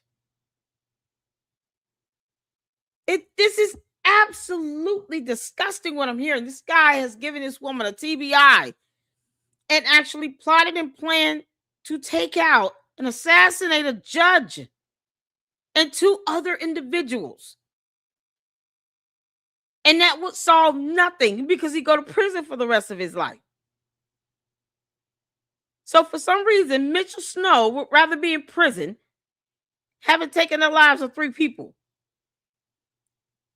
as opposed to just focus on his child and pay child support. He would rather have another woman just paying his bills while he's stalking his still legally married wife. No one sees how asinine that is. This is absolute madness. The bathroom and find him in his son's room. Not letting him sleep, just yammering and telling him old stories while he's drunk. Okay. I can say that I don't believe that there was any abuse from Lene. Coercion. There are, in my opinion, records, well, in court's opinion as well, there's documented records that he coerced Nathan Snow. Well, sorry, his son. He coerced his son into every type of communication, saying his mother did this to him. His mother touches him while he's asleep, things of that nature. He had him completely convinced that his mom did those things. And there was like an intense, deep investigation by a detective. And when they got Nate into the same room with the detective and a social worker or psychologist, I forget what she was exactly, but when they got Nate by himself, he was like, oh, yeah, my mom does these things to me. But they were like, have you seen her do it? Do you know she's doing it? And he was like, no, I'm asleep. And then it led on into his dad told him so. Right. What? Right. Like, it's written on a report from the detective. And whenever Mitch says, oh, the detective's in cahoots and stuff, he just disagrees with the report. But I mean, it's not my place to talk a whole lot about Nate and Lene, Sure. but I do know that, there's been a lot of therapy with a third party just to be able to, just for Nate to be able to function and process everything that he was put through. Yeah. Mitch used to take my vehicle and take my phone. He would leave his phone at the house because he considered that some kind of app on the phone that shows you exactly where you've been, metadata was the way in order to communicate that he was not stalking his ex-wife, Lene, that he was not every single night going to her house, okay? Or that he did not take his son out on drives, just the 2 of them in the middle of nowhere, and coerce his son for hours at a time, which he did every single night.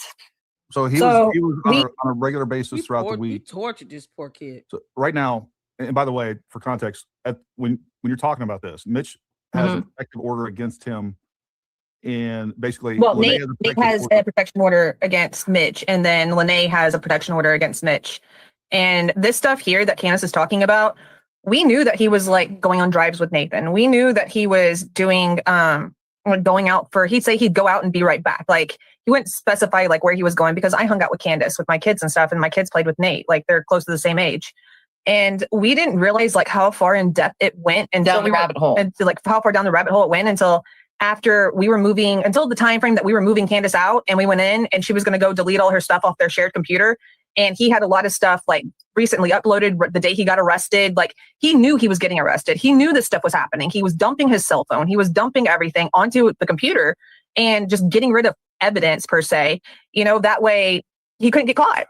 Because if you get rid of it, it doesn't exist, right? Whenever you go to jail and you have your phone and you just restarted it, I mean, it's not there. Yeah, So no, that's when we found out all this was going. So like while she was there, she wasn't recorded himself doing and saying what he said to his son and his son's reaction. So he was So if he taking could- going on these drives. He's recording him coercing his son Wow. on his phone. secretly. Okay. Got it. And we found out about when we were going through the computer. So we were just like, screw this. We called Pasco, and Pasco PD did say it was a shared family computer, and Candace had every right to it as Mitch did. And since her Hanford stuff was on it, whatever. So she was like, well, I still need a computer for work. So that's the computer she ended up taking whenever she was moving out of the house. So it's like, shit. And he secretly recorded himself coercing the child. This child is going to resent him so much. He tortured this kid. You want to talk about a psychological, manipulation here? Candace, you moron. This is what this is. This man out coercing his son to say and do certain things so that the son would be able to still be subjected to all of this abuse if he would ever have custody of the son. This is evil at its finest. It's evil. You can't make this up. It's so evil. Candace, if you don't see anything wrong with this, you're a soulless miscreant from hell, girl. You're a demon. You cannot think that it's okay for this grown-ass man to sit here and manipulate, psychologically manipulate, and coerce this child to say and think things that aren't happening just so he can have power, control, and custody and avoid child support at the expense of this child's mental state. You're taking away his childhood. You're robbing him of any good memories he could have with you. Can you imagine how exhausting that could have been to this child mentally and emotionally?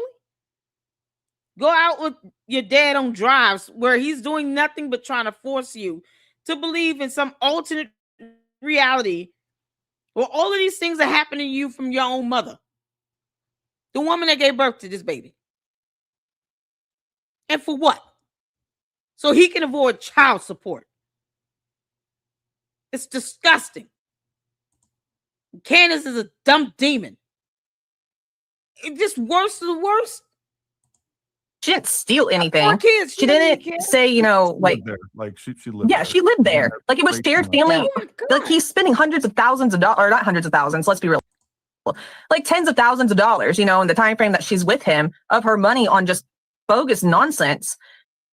Like, I mean, the Jeep he's driving around, it was bought in her name. The loan has her name attached to it. Like he has credit cards with her name attached to it. Like he has debt that he created with her name attached to it that she spent the past 2.5 years paying off, and he still has half the stuff. I mean, she didn't even take everything she owned.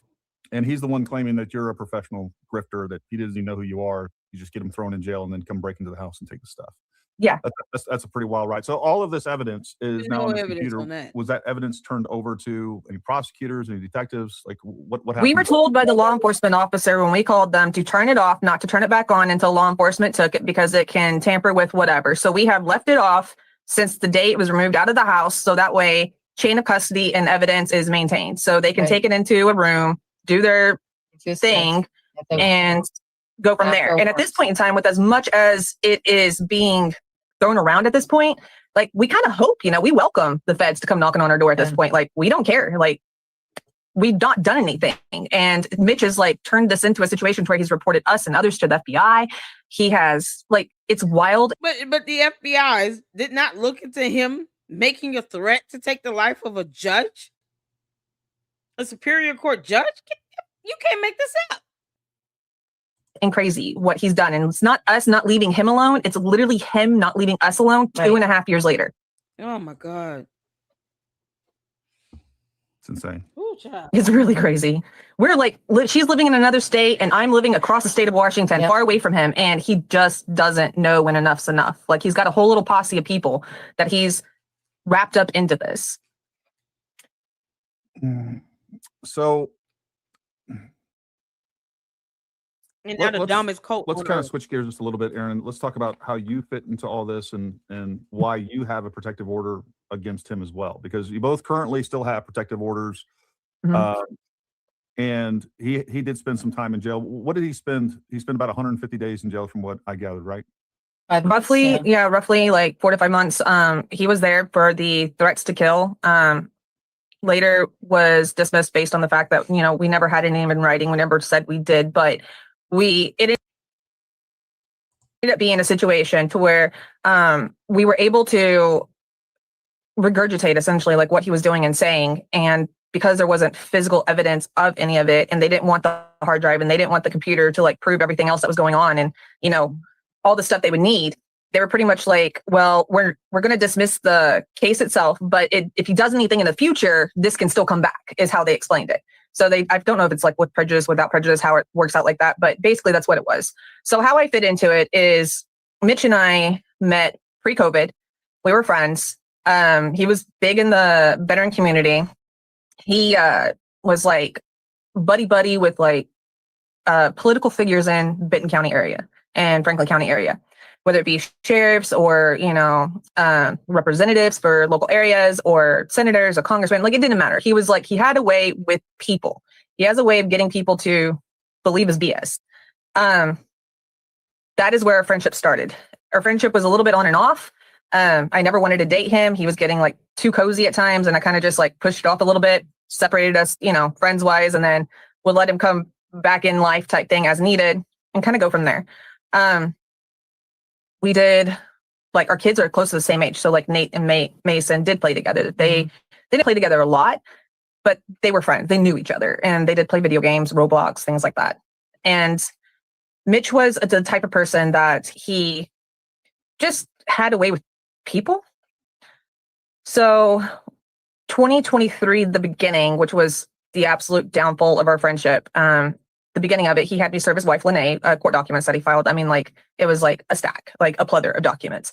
So I went to her house. I served her as a process server. I wrote up the declaration, took the photos as evidence, timestamped that I was there. And I actually got a hold of her to arrange the service. She just didn't answer the door at first because she thought it was Mitch trying to break in, because apparently he's done that a lot.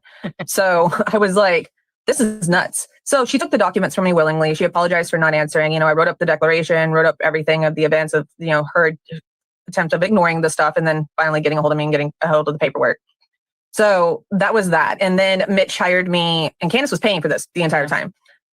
Mitch hired me to, he wrote up documents and stuff and asked me as a process server if I would go file the documents in court and get them served. As a process server in Washington, I can do that. I can go I have filing fees. Filing fees in Washington State, every process server has them. We don't represent people. We don't write up the documents for you. Like, if you jack it up and the clerk gives it back, we will charge you the fee, bring it back to you and be like, the notes are on there from the clerk, and then move on from there. And we will go that route. So we, the dog barks at everybody. So we were in a situation to where that was happening. So Mitch had called the clerks, called the courts, and told them that I was representing them and that I was the one that was doing the things that were, like writing up the documents and all this stuff. That's not true at all. Like, I did not ever put my words on any of his paperwork. Like, nothing, my thoughts and opinions were not written on his paperwork at all. It was always his own words, his own stuff. And him and Candace, like, whatever documents and stuff they filed is what they filed. I went off on Mitch whenever I came out of the court, because while I was in court, my mentor's wife was actually in there with me. I did get chewed out by a judge. He came out and said his clerks told him that I was Mitch's attorney. And that's not anything I ever said. So after that encounter, and he told me to take the paperwork back, the judge said, take the paperwork back to Mitch and tell him to bring it in and do this. So I left. I immediately started texting Mitch, which is where those text messages that I sent you came from, and his responses back. And he was like, oh, I just told him that you were filing and you were assisting. And I was like, dude, it makes it sound like I'm your attorney. Like, I'm not legally representing you. Like, that's real jail time. Like, that's something stupid. So I was like, you cannot do this to a person. So he and I went back and forth. I ended the friendship. And at that moment, I believe it was the next day, took the giant stack of paperwork that he had me file back to his home. I put a rock on it. Him and Candace had a home security system. So there is a whole video of me taking that documentation, dropping it off on his house. And him. You would think he would look this stuff up before he has someone file court documents on his behalf. When you're a pro se litigant, it is your sole responsibility to file whatever documents, exhibits, motions, pleadings to the court yourself. You cannot have someone just do it for you unless you are disabled and they are there with you to aid in that, and they have to sign something stating that they did this on your behalf because of your disabilities. There has to be something on file with the court even for that, because otherwise the court is going to assume that you're their actual attorney. And when something is dismissed and you're able to refile the matter, it is dismissed without prejudice. Dismissed with prejudice, you cannot refile the same matter to the court. So it was dismissed without prejudice, and if anything would have happened, they could go back. But that goes to show the judge will chew you out if you step out of line, especially if you're violating court orders or you're violating court rules or the law itself. Why couldn't he just take his ass up there to do this, to file those court documents? I don't understand. Y'all, this is so crazy. So oh my God, let's get some comments in. Yeah, the Candace watch parties are good. Jay Witt does them every time. LLC does them every couple of days. Usually we do 2 episodes back to back. Absolutely. Yeah, because if I can't get them in every day, I'll do at least 2 at a time and knock them out till we're all caught up. But yeah, plus my show is a lot later than my brother Jay Witt podcast. But like, yeah, we do it because I'm here to debunk her. Candace, where's the evidence at all to prove someone else put the trigger on the gun? That's what she was supposed to be looking into. We're nowhere near this because Candace has created this debacle for herself. Going from planes to now this military base thing. She does this stuff and she rebels in it. So when she lies like hell, yes, people should debunk her. People should do that. Especially when you're walking around talking about Christ as King. The Bible speaks to providing correction, reprove, rebuke. Candace claims to be a Christian. Who knows what she is now? I call her a soulless miscreant. But it is biblically based to provide correction. So to say we shouldn't be saying anything to contradict her, I'm not buying that BS. Nope. You don't like it? Goodbye. That's what we're going to do. Her, Umar, and anyone else is walking around here conning people out of money, deceiving people, misleading people, being completely contradictory and hypocritical, and flat out lying. They deserve to be debunked.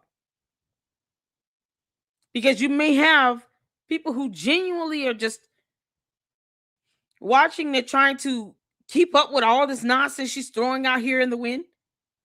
Because she still can't say who pulled the trigger. And she doesn't want to admit that it's Tyler Robinson. Okay, well, tell us who the person is that pulled the trigger. All of this,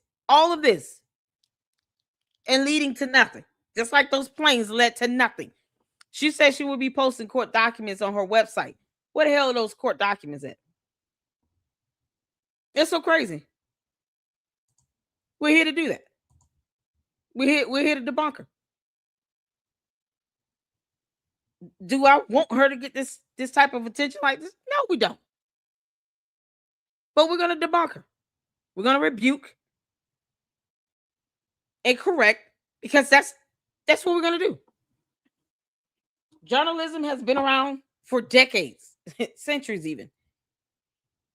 And it allows people to understand what's going on around them. And when something is being put out there that is misinformation, you have people that are going to come along And they're going to debunk the BS and the nonsense and the lies. And some of us are just bold enough to do it. And I'm going to do it, along with any and everyone else that's going to help debunk Candace for as long as she's breathing God's air. You don't have to watch. This is your choice. I say that proudly. He also didn't mention Erica until he did her interview. Very shady. Exactly. There was one in Idaho. This popped up on my algorithm, so I just subscribe and liked. I will like watch parties, and I'm willing to hear everybody's thoughts. Okay, cool. Appreciate that. Thank you. Okay. We got a Candace Copeland up in there. George, we know your team, Candace. You have to tell me that you do realize I know who you are. You have to tell me that every time you come in here. Congratulations. Say. All right, it depends on your state. Okay. Susie Q exactly Candace told his story before she met with Erica. Then she got bashed by her chat. Mitch comes in and names Erica. Yeah. With no evidence still. It's so crazy.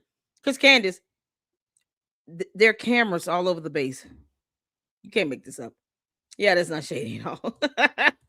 He's a con artist. How you doing? Hopefully everybody's doing well. That's reasonable. That's what I do to Candace has just made this thing so big, added so many people, it's gotten out of control. Yeah, she's lost the narrative a long time ago. Going on about the planes and stuff, and then recycling that theory again. I told you all, she's gonna recycle her conspiracy theories. Then she recycled the whole autopsy and the bullet thing again. Like she just recycles this stuff. This whole Mitch thing was just a whole new. It's like a whole new strand in her parallel universe. Created a whole new timeline of events that are irrelevant. Unless Mitch pulled the trigger on the gun, what significance should he have in this scenario? Candace, did Mitchell Snow pull the trigger on the gun? Because we're just asking questions. And we're going to start saying these things until you provide evidence otherwise to show the contrary. What was Mitchell Snow on the day of September 10th when Charlie Kirk was shot? Because he claimed he was in Utah. What was he doing there? It's not like this guy was supportive of TPUSA the whole time. So why would he go to the state of Utah? He claims he couldn't point out anybody at TPUSA except Charlie Kirk, but somehow he knows how the head of security and Erica Kirk looks. But he himself claimed he couldn't point out anybody at TPUSA except Charlie. But then he flies to Utah. Why did he do that again? You got somebody that was in the military. Let's add this up, y'all. Somebody that was in the military. Someone that is able to use a weapon. Someone that is out of his mind and crazy as hell. I mean, batshit crazy right now. And I'm being honest, you're going to have to forgive the profanity a little bit. Because he weaponized his son and he tortured his son mentally and emotionally and psychologically. And that poor child did not deserve that. So excuse the profanity because I'm irked by the idea that this man drove around for hours with his son in the car, forcing him to repeat and believe things about his own mother that weren't even true. Not even caring about the effects that this would have on the child. So Mitchell Snow, who falsely claimed with no evidence that he saw someone on a base, 2 people, 3 people on a base, along with other military people, as he put it. And then he flies his happy ass to the state of Utah. Why? Why would he do that? And he's got protection orders issued against him. Going through a divorce, has made threats to take the lives of 3 people, one of which is a Superior Court judge. Candace, you don't think we are going to ask if Mitchell Snow pulled the trigger on the gun? Because he just came out of nowhere, remember? You don't think we're going to ask that now? Now you have a plausible person that could fit this profile. Whether he was able to run up and down a building or not, let's say he was positioned somewhere else. He has training abilities with weapons, so he claimed. He served in the military. He seems to be so willing to go along with a lie, it makes no sense. For years, he's got protection orders, domestic violence charges filed against him. He's been dragged to court. He's getting more divorces, have claims about, putting his hands on women. And then he goes to the state of Utah. And for what? After being kicked off of a military base for a suspicious backpack. Candace, are you trying to tell us that Mitchell Snow possibly is an alternative shooter? Because he definitely has a lot of check boxes that check off here. We could check off a lot of tick marks. Oh, we can. We can check off a lot of tick marks with him. So I'm wondering, we can play the game. Look, two can play this game. Is Mitchell Snow a possible alternative shooter? Why would he go to Utah? He lives in Washington. The hell he doing in the state of Utah? After trying to poorly lie about seeing Erica Kirk and Brian Harple and some random representative on a military base. Why? Yeah, we can play this game too, Candace. We can all go there. And forget that he was captured on camera trying to get on a military base and got kicked off. He got removed from the military base for being suspicious, walking around, can't find a so-called building, and claims he just accidentally walked into some high-profile meeting. Because reasons. Candace, we could do this as well. Let's all do this. So maybe, perhaps, I theorize Mitch Snow fits a profile that could make him a possible second shooter. Or have him involved in some plot and scheme to take out Charlie Kirk. Candace Owens just so happened to, of all people on earth, have this fool on her show. Okay, Candace. We can all do this. And him coming out like he's like some guru with Candace's cell phone at that. Has his phone in hand at first, goes inside, shuts the door, trades phones with Candace, comes back out with her phone, and is videotaping me getting into my car and driving away like I was doing something wrong. So, I mean, it's crazy. And I didn't even know that until after Candace moved out and all this other stuff, which was like 3-4 weeks later. Yeah. Like, I get phone calls from Mitch asking where Candace is. And I'm like, why does everybody come back to me? Like, this is nuts. Like, I'm not even friends with y'all anymore. Yeah. What led to the protective order against him from you? So I ended up filing the protection order once I found out that from Candace that he was attempting to hire people to murder me. And I had good reason to believe it because he had sent me messages of Shay, go away. And then text messages after hearings where she had ruled in Lene's favor, not his, where orally he had told me that he wanted to literally get rid of the entire courthouse and the judges, where orally he had told me like every woman on the face of the planet was out to get him. Like just like crazy things. And most of the time he was drunk. So I pushed it off as like, he's just drunk, a sober person wouldn't believe this. But it was becoming more of a reality than it was just a drunk thing. And then when you played that clip, I did want to address a couple of things that were in there. I kind of took like 3 little pages of notes.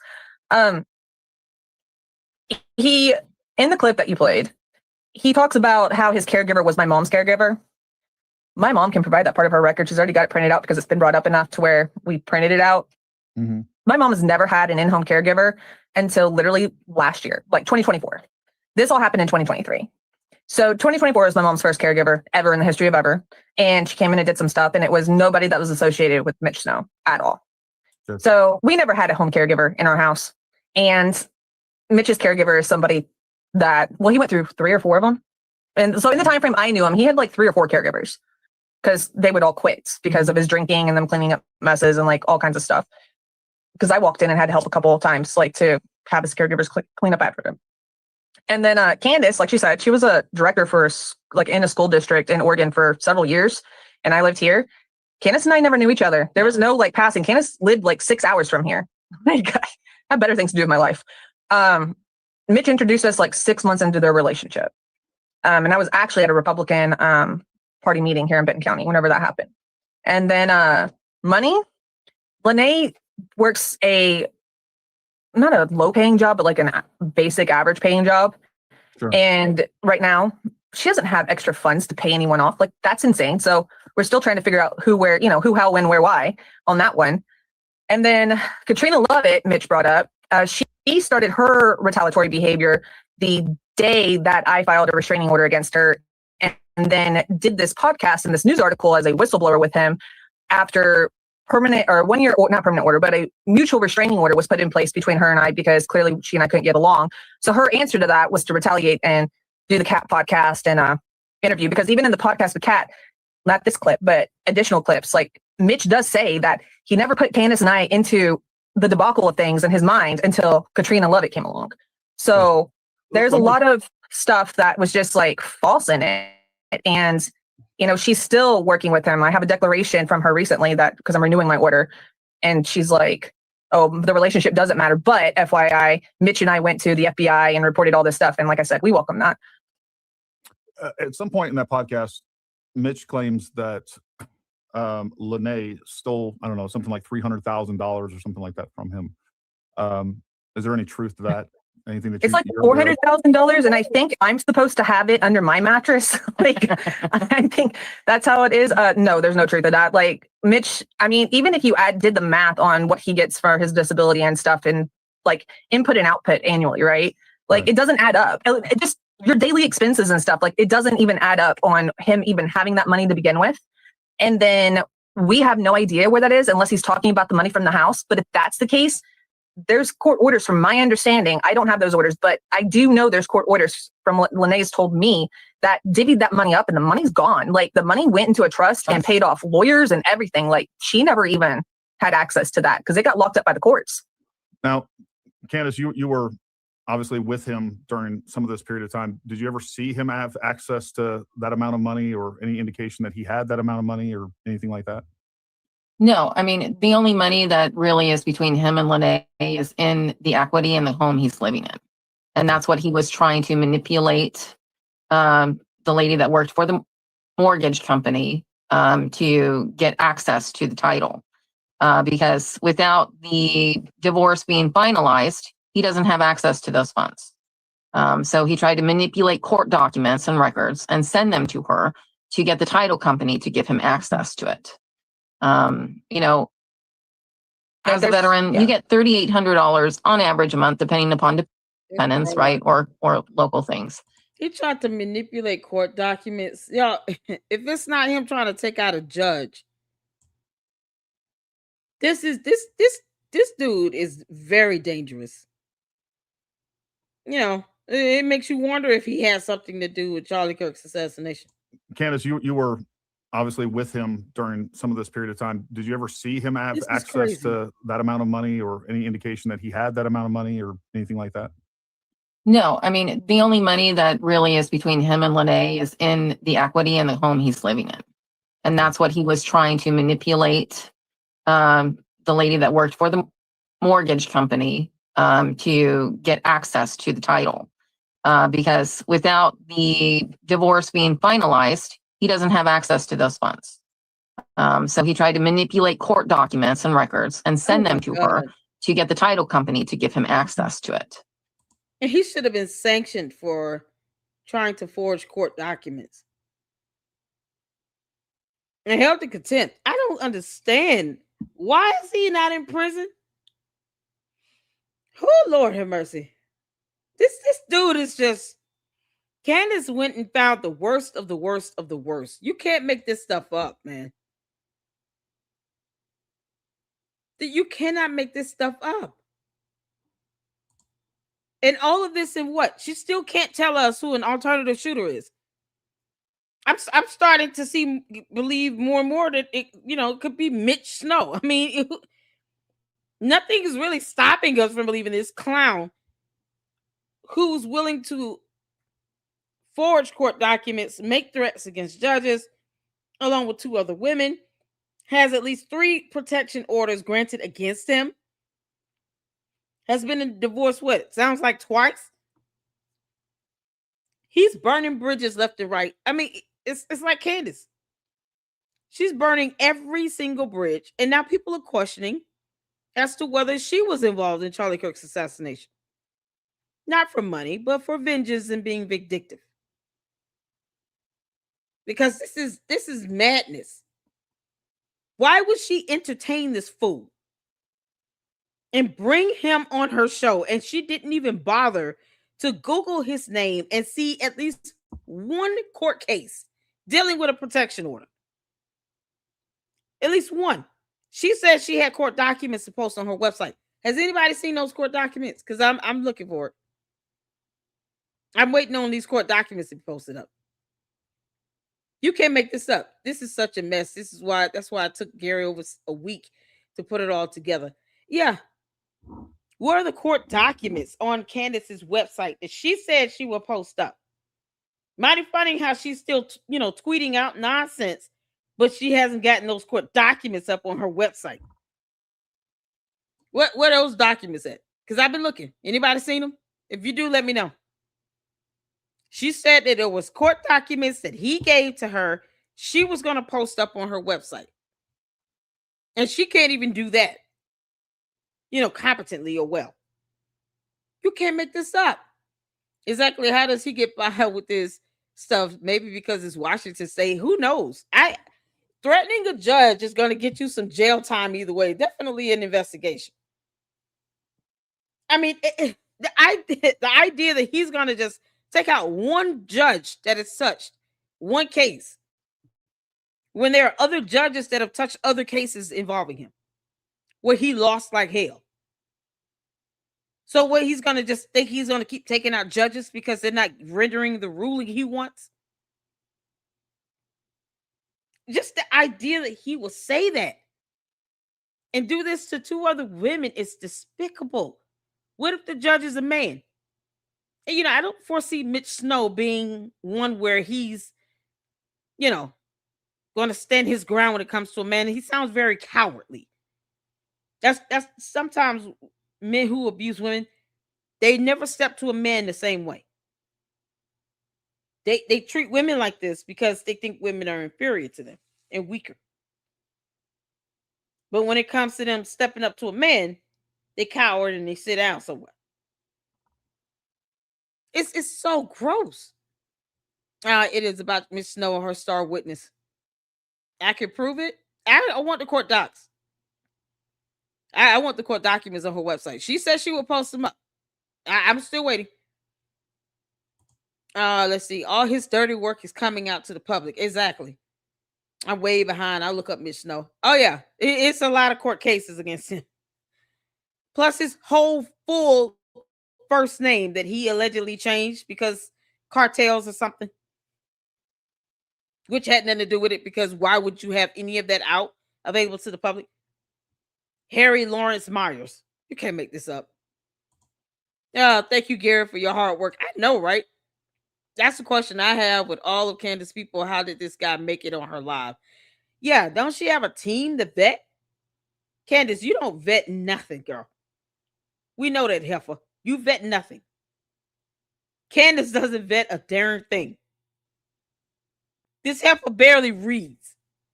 This is coming from the same person that has not read an indictment.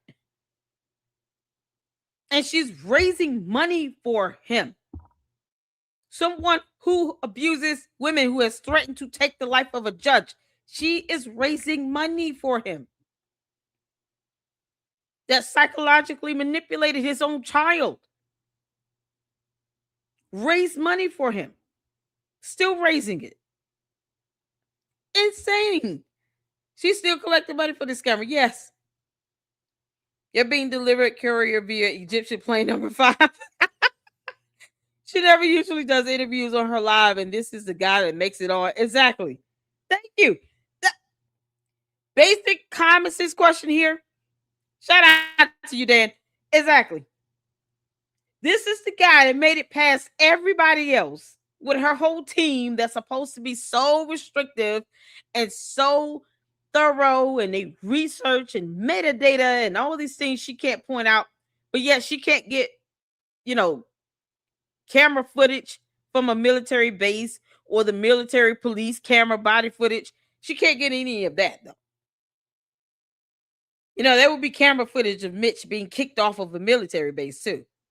All of that would have been caught on cameras, several cameras. But doesn't even put forth the court documents she said she would. And yet this guy made it to her show. You can't make this stuff up. Hey, Diane, Washington State Antifa. Washington State doesn't take crime seriously, just saying. Obviously, they don't. You get to threaten to take the life of a judge and bury people in the desert, and it did nothing to him. He's allowed to fly into other states. He went to Utah and can't say why. Candace, did you and Mitch have something to do with Charlie Kirk assassination? I'm just asking a question. We're just asking questions. You can't make this up. The fundraiser is still up, y'all. Juju said, eventually they started exposing themselves because they became sloppy. It's just so crazy how he made it on her show. Maybe Candace is the one trying to draw attention elsewhere. I'm so confused. I feel like it. Last I heard, it was at 140,000-ish. Yeah, I think it's well over 141,000. Maybe 142. It's insane. Candace is has saying everyone is against her thing, that her post, Israel, France. Oh God. Yeah, the expo she posted up where she named off countries and whole people. And then she added Alex Jones to what, I guess. Saying everybody is versus her. This is what she wants, to sow discord, chaos, and confusion. The enemy comes to steal, kill, and destroy. Apparently, Candace Owens felt like she needed to help the devil out. So that's all I see her doing here. The chaos and the confusion, the discord, allowing someone so evil and vile and perverse to come on your show and then lie about seeing people on a military base with cameras everywhere. And then say you vetted everything. No one needs to go behind you, as if people are going to sit here and just listen to you and take that and run with it. No, we're not your coat, girl. We're not your coat, heifer. We don't owe you anything.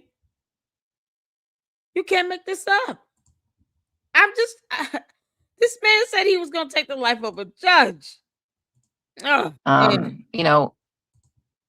a veteran, you get $3,800 on average a month, depending upon dependents, right? Or local things.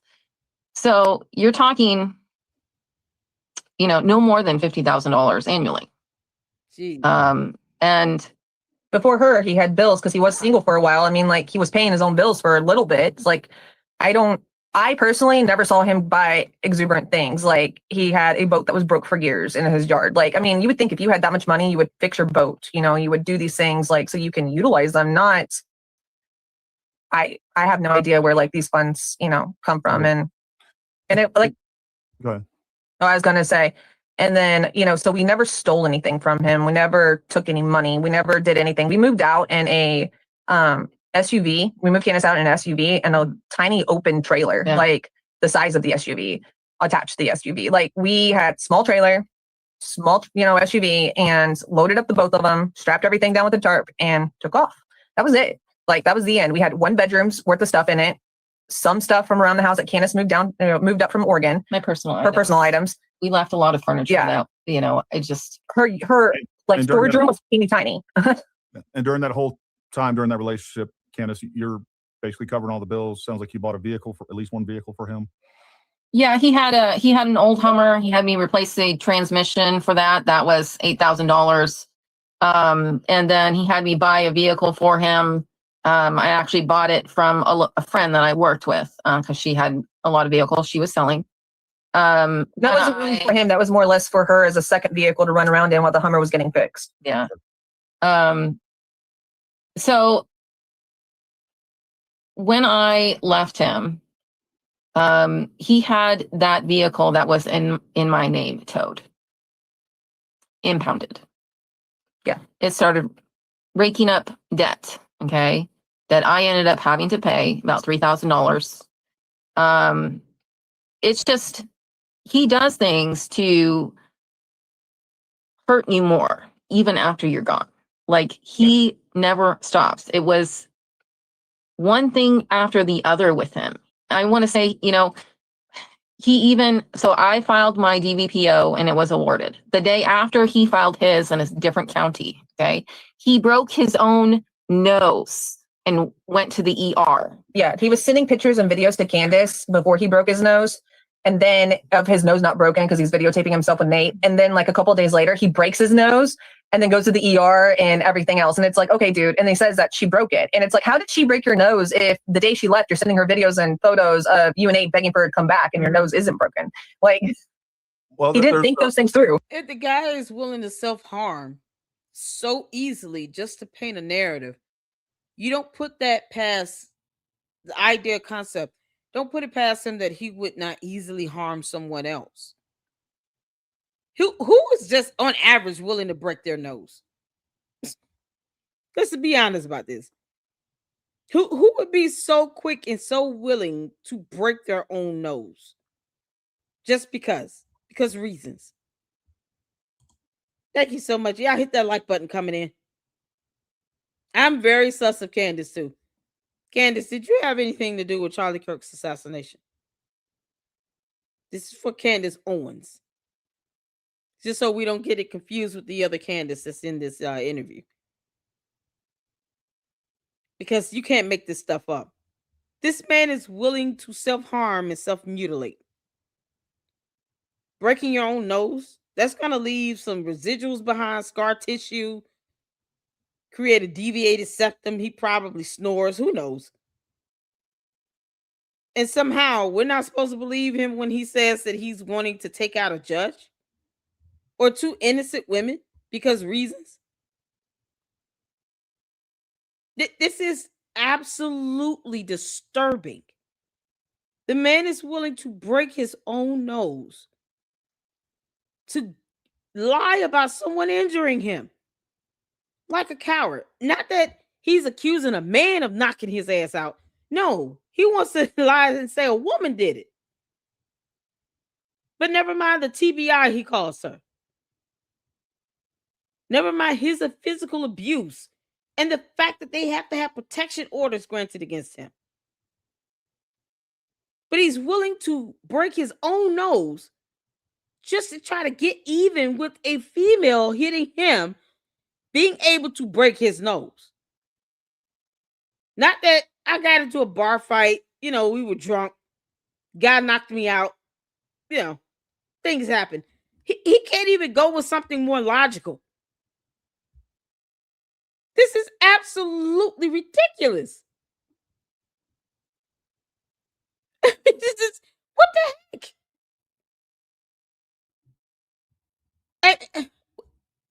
Man, this takes a special, what you say, special kind of evil, Yuck 2.0. What's going on, Yuck 2.0? This is a special kind of evil here. This guy is mentally insane. He should be in a mental asylum, just a psych ward. He should be admitted against his own will. He's willing to take out judges, to take out two other women because he's mad at them. And then he's willing to self-harm and mutilate, to break his own nose, just so he can say this female punched me in the nose and broke my nose. What do you mean? How tall is this guy? How much he weighs again? Of all the narratives, you want to sit here and look like the biggest punk on earth just to lie and say a woman broke your nose and not some dude in a bar? Something that would be a lot more plausible. You can't make this stuff up. What a coward he is. He's a coward. Oh my God. There's a story that he tells on that podcast where he says that Lene lures him into the house. She already had the garage set up as a prison. It's basically like a scene out of Misery. Sounds like, and then uses the hammer to break his thumbs, to break his feet, to bash him over the head, locks him in there. She conveniently left the hammer inside the garage, I guess, so he could break himself out. Do you mind, like, how, she basically. I know there's a police report somewhere in existence because I've read it, and he essentially was assaulting her, chasing her. He got mad at her, used a hammer on her car, something to that effect. She had a Mustang, a nice one. And he used the hammer on the car in the police report. Then he got into his vehicle and drove away. She did lock herself inside the house. I do know that's a thing because that's what she tells the police. She's called 911 too. The cops went and got him down the road because he didn't even stay at the house. He drove down the road, and his hands weren't broken in the report. Like, nothing was wrong with him in the report, from my understanding. And he started telling this crazy story then. But there's in regards to that. He also alleges that she ripped his arm out of socket. Do you mind if I ask it, if you want to give me a general of how big is Lene? He's small. She's like 5 foot. She's 5'2". She's like 5'2" and like maybe 80 pounds, 90 pounds. Like, she's not a big woman. Yeah, she's not a big girl. Yeah. She's not like a black belt in jiu-jitsu or anything like that you're aware of. No. All right. Yeah. Hold on. Hey, if you can pause for 1 second. Yeah, no problem. Hold on 1 second. My audio is cutting out right now. I'm sorry. Say that one more time for me. Folks, and by the way, we do have Mitch's son. He's waiting down below patiently. We'll get him up there. God. I don't know. Looks. You brought in the son? Oh, wow. Thank you all so much for tuning in. I need to do a quick refresh. I don't know. Maybe it's everybody's audio is skipping when I try to come over to StreamYard to see you all's comments. Let me do a refresh right quick. Hang tight.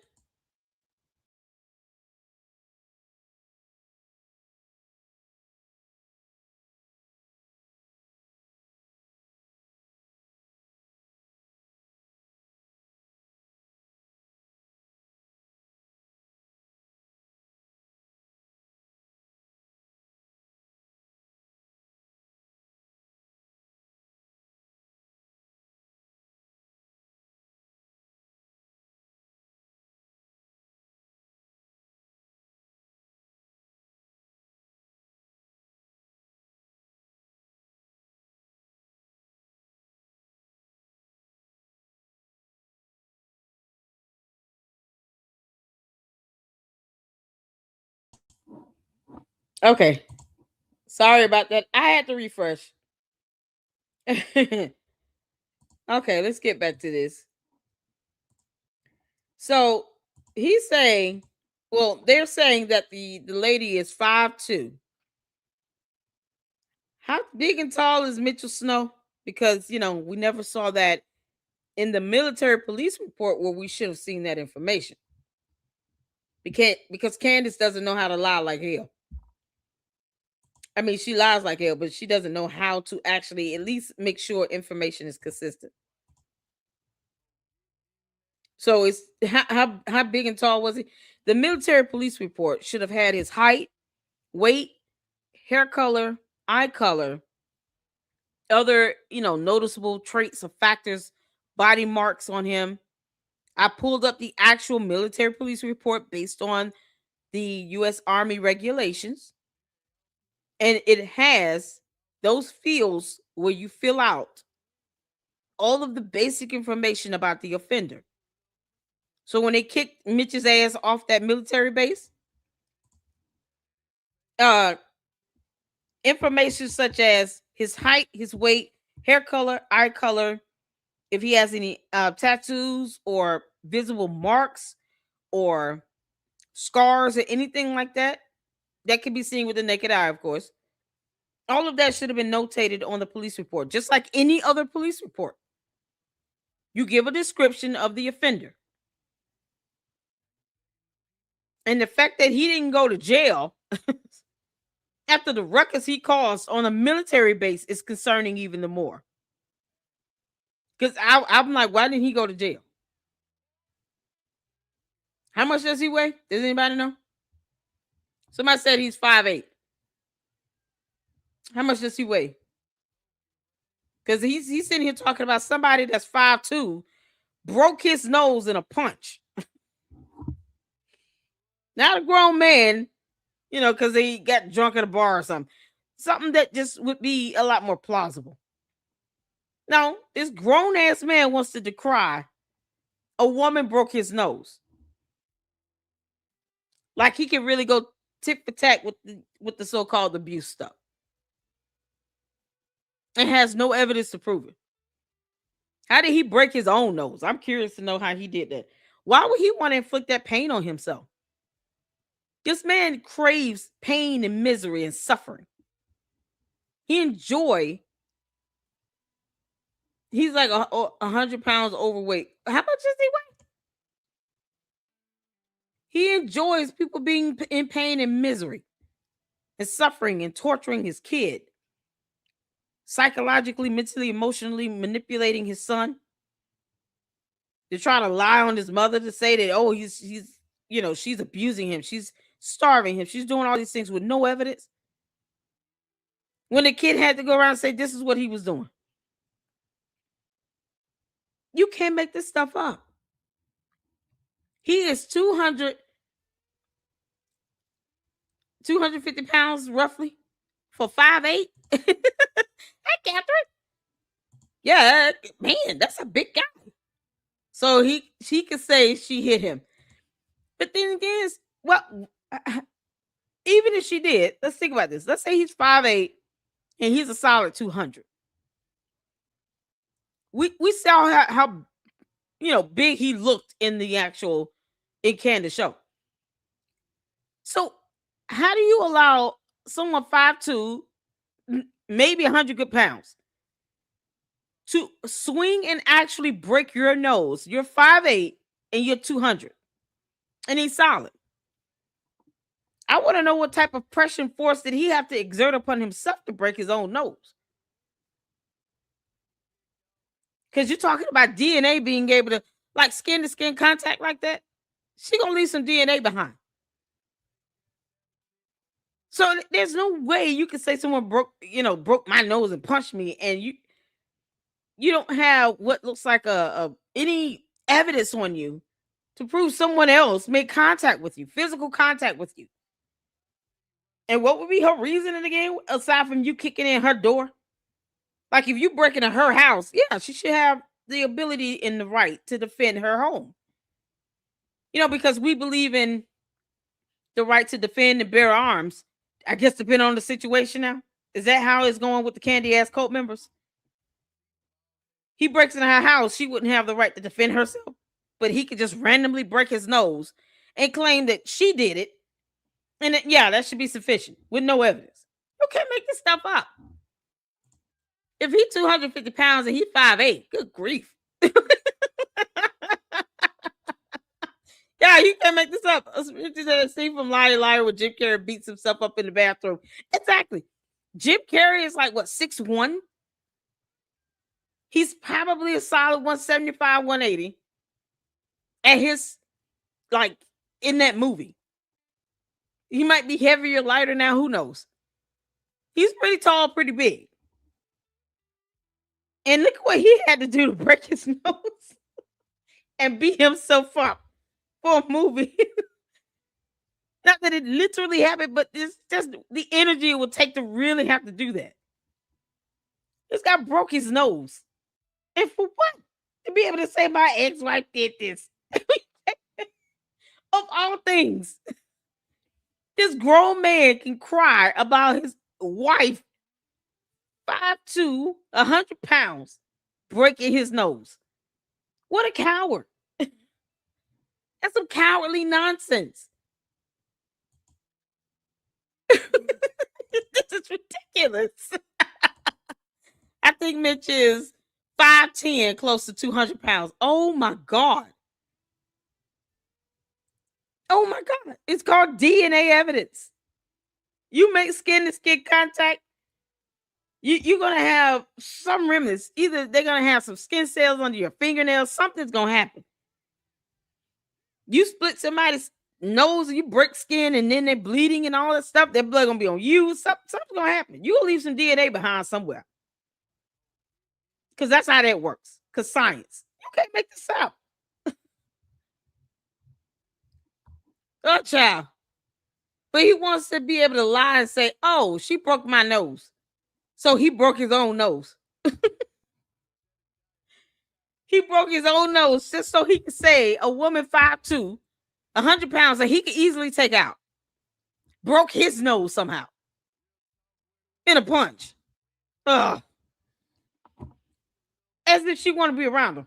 You would think he would record all of that. You would think he would just have his camera showing every time he goes around her. He would be recording. He should be at a point because, he claims to be scared of these women where he does not go around them. And if he has to go anywhere near someone that even knows these women because he's got protection orders now, he should always be recording. He should be wearing a body camera himself. But this is what he's willing to go through to sit here and to give this appearance. Somebody's doing something to him. It's absolutely ridiculous. He shouldn't even be within her vicinity to even try to make that accusation. Why isn't he recording everything that goes on around him if he claims to be scared of these women? Because cowards, no, what a clown he is. It looks like we have it froze on Candace and Aaron's feed. I don't know what's going on with that. No, I want to get to Paramount Tactical memberships. Thank you for becoming a member, folks. By the way, the pushback all started here. Thank you for the bravery and the hard work. As Christians, we stand up for the truth and others against those who abuse and subvert. Praying for you ladies. All right, let's bring them back on stage here. Can you guys hear me? So the cartel. Sorry, I had like 3 calls in a row. I can. Can you hear me? Yeah, I was like 3 calls in a row. I got to answer this real fast. Fair enough. No.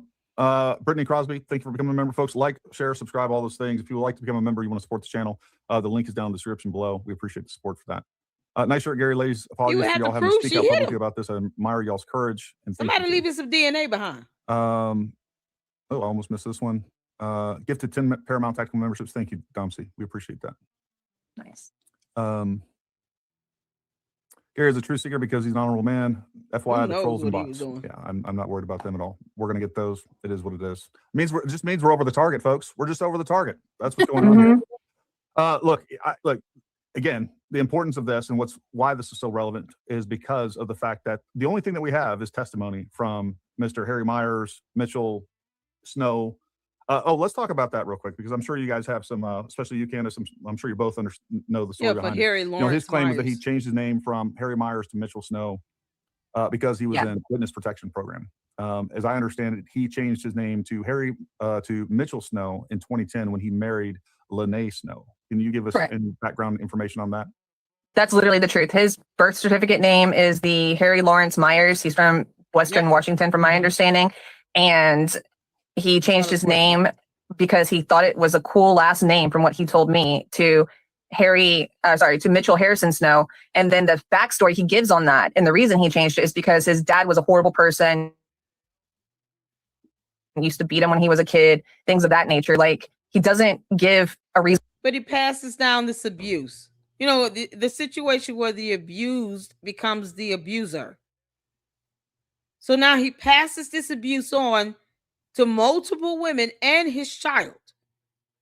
Because mental and emotional abuse, psychological abuse is still abuse. He tortured this kid and drove around with this kid for hours, making him think and believe that his mother was abusing him and wanting him to reiterate that nonsense, as opposed to just spending time with your kid. And when you go to court, let your child do the talking. They had a guardian ad litem. And go from there. Kids don't want to be separated from either parent. But that type of manipulation and gaslighting, that psychological abuse is not good for any child. You should not have to force them to think or say something to get custody. Just be the best parent you can be, and then the child will help decide what they want to do. More than likely, the child is still going to want to see both parents. But if you're abusive and you're manipulative and you're gaslighting your own minor child just so you can get custody, they're not going to want to live with you. They're not even going to want to be around you because they deserve a good childhood. They deserve to have happy memories with you, not that BS. That is so evil. I don't expect the candy asses to actually understand why it is evil to be psychologically abusive towards a minor child. I just don't. Because they don't have feelings or a soul or anything. They care nothing but nothing except whatever Candace Owens tells them to do. She tells them how to feel. That's why you see these weird ass comments in the chat. And outside of that. But I mean, if you're hiding from somebody for 35 years from the cartel, why would you wait 20 years before you change your name? And why would you do it on publicly in a marriage? It's traceable. Like the cartel, they have smart people. We all know this. Like we've all been around the block a time or two. Like if they want to find you, they're going to find you. Yeah, folks, there is a system in place, and you can research this information. That if you're in witness protection, how they come up with, how they change your name, how they disappear you. All right, and public records is not. And he's not going to be on court records. There is nothing that corroborates that story. Which, again, besides what these ladies are telling you, we've had other people testify. We're going to have Lene on next week. His son is about to come on here.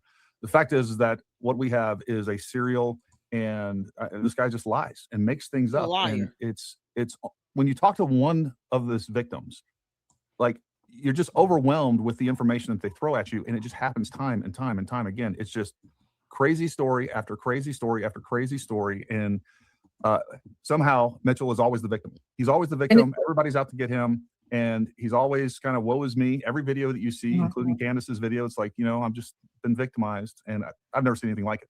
It's all a giant smear campaign. He has no real evidence. If you look at his evidence in the Cat Espinda stuff, like it's a receipt from a joint checking account where Lene withdrew money to pay bills, and she has the receipts for the bills she paid. It's like a smear campaign on myself, Candace Graysick, and other people with only words. Like, I mean, a glorious, like huge 5-hour story, words. Like there's no physical evidence. The only physical evidence that exists is literally the physical evidence we have of the things he did and said to us and against us. Like that's it. We have everything. And it's like he suddenly says I'm some master like hacker and stuff in that podcast. Dude, I barely keep up with my own nonsense as a processor. Like I can't, no. I started a cybersecurity degree and then I quit because I decided that was way too much for my brain. Like there are some people that are meant for it and some people that aren't. Like I am not that person. I couldn't get her mic to work. I couldn't get my mic to work, my laptop today, and how do you... Prior to this, we had technical difficulties. My cell phone right now, my Google Pixel, because Pixel's got it figured out. And like, as far as putting people in jail and stuff, Candace and I do not make a hobby out of putting people in jail. I've never put someone in jail to my knowledge. Like, have I had bad things happen to me? Yes, of course, 100%. Is this the platform to talk on it? Nope. Because there's still things that could be charged to other people. And this is not the time or place. I'm not going to put people on, my people that are like, I guess, like perpetrators on a public platform like this, because it's not me. Like, I would really love to forget the fact that, Mitchell Snow and his little posse exist. Like, I just would like to forget their names. I would like to stop hearing my name. I would like to stop, getting phone calls. Like the Cat thing, I got death threats. We had death threats on the podcast itself, written in writing, like kill us all and bury us in the desert. I mean, like who doesn't? I'm going to remind you once again, I don't give a damn about how Candace feels. I really don't.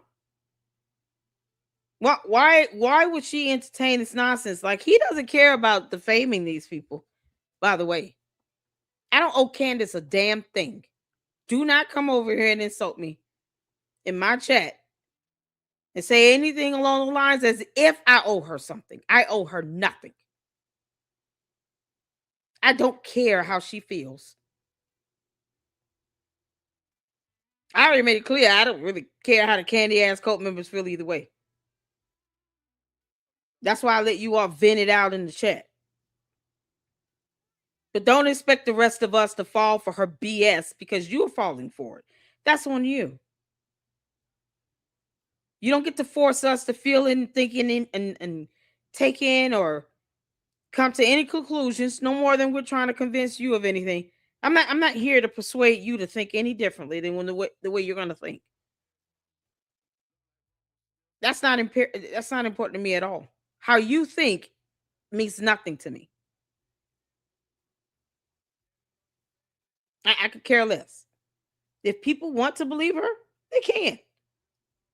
That includes you and anyone else that believes her. We're not here for that. But it doesn't stop me from putting my foot on her neck. If you don't like it, have a good day. But you're not stopping nothing over here either. You don't run this. They keep forgetting that. Funny how they can regulate this platform. No, you don't get to do that. Well, especially when you're using terms like hate and, anger and all this stuff. Terms that you're not defining. This isn't hate. She's wrong.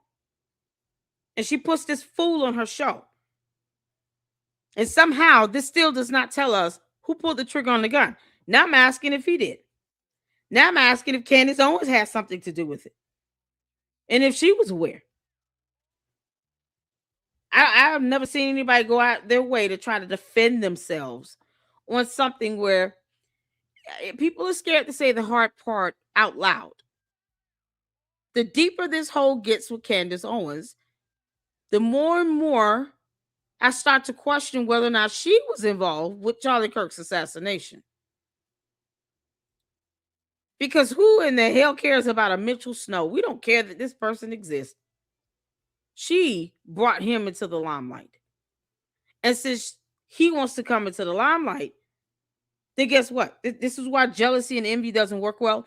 Because when you think you're wishing good upon yourself from someone else's life, you got to take the bad that comes with it. That's one of the things about this whole thing with him coming out is people are going to try to find out who the hell he is, especially when he's making clear allegations with no evidence that he saw someone on a military base, knowing that there are cameras everywhere, and he couldn't even show footage or a photo. And yet, the Candy-ass cult members refused to grow a spine and ask Candace Owens to post evidence. Evidence, not some clown on her show saying things. Post the evidence. Video footage from the military base of him seeing these people on the base. Start with that. She could have gotten that. People are willing to violate HIPAA privacy laws and send her screenshots of things from hospital records. But she couldn't post the actual military police report. His DD-214, a court document, because he came out, his name is not under seal. It's not he changed his name to keep himself protected from some cartel. No. We just saw court documents with his former name on it. That's public information. That's even more proof. That's not how you go into hiding with the military under some witness protection. But because they refuse to look up those simple processes on how that goes and educate themselves on basic information, they want to sit around here and question everybody else on things they can just Google and read. Because here in the Lady Luck Club, reading is fundamental. If I can find a court document, a case with Harry Lawrence Myers in it, that is proof he's not hiding no damn where. And for whatever reason, he changed his name, but it certainly was not under a witness protection. Because the process to that is nowhere near what he's done. But if you're well versed on that, how process works, you would understand why I'm saying that. Those court documents would be under seal. They would not be available for just any person in the public to Google and just see this stuff. That's common sense. Once again, I'm not here to convince the candy-ass cult members of a damn thing. But you won't persuade me or anyone else with a brain that chooses to think for themselves and read information on any of your nonsense either. You see how that works? Two ways on that. He was not under any witness protection. He just changed his damn name for whatever reason. And if we could see court documents with both names on it, he's not in hiding. More of a reason why these cards that Candace posted up should not have been redacted, at least with the name field. I'm not saying to put out his date of birth or anything like that, but why was his name covered up? The cards were fake. It's not hard to see. He didn't want his name to be shown on some ID cards when we can see his name on court documents. Make that make sense? Name on court documents, but not these ID cards she posted. Explain it. It's so crazy.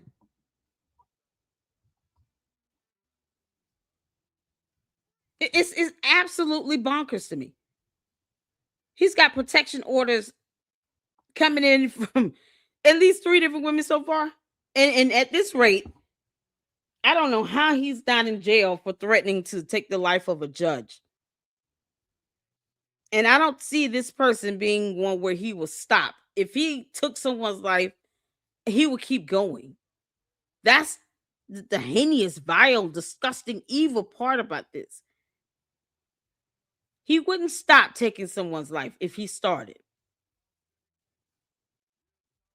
More of a reason why I'm asking, what the hell was he doing in the state of Utah? Is he possibly the alternative shooter here? Candace, Owens, you trying to tell us something about Mitch Snow? Because otherwise, why do we care that he exists?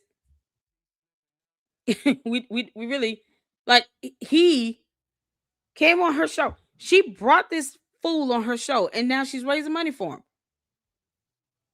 So, to the candy ass cult members in the box, I am going to keep asking if he had anything to do with this, as well as Candace Owens, if she had anything to do with Charlie Kirk's assassination, because we're just asking questions, and we all get to do that, right? You know, because free speech doesn't work one way, and Candace Owens is not my Lord and Savior.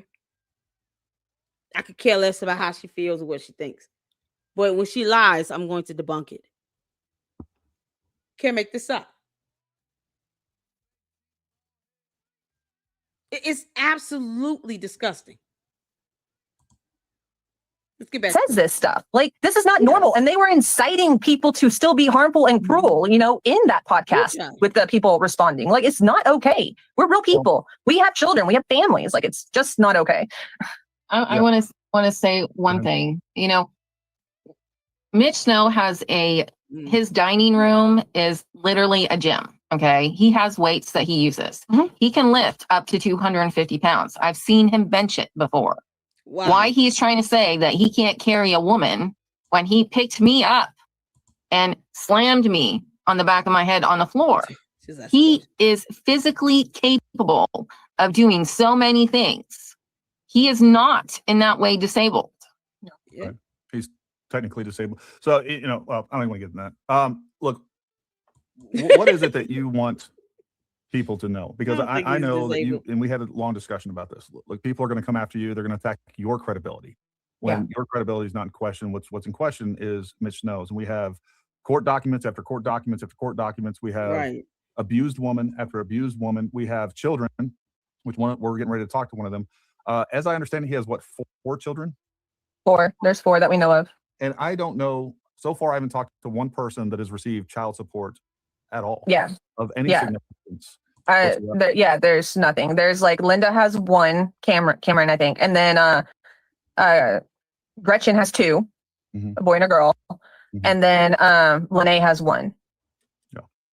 Yeah. So he's never paid child support. The only child support that I've talked to one person said that it was the state paying child support, and then also garnished his wages one time, which he had the audacity after The state of Washington found an account Exactly. with money You don't in it, give me your time. a joint account with another woman that he was mooching off of and grifting.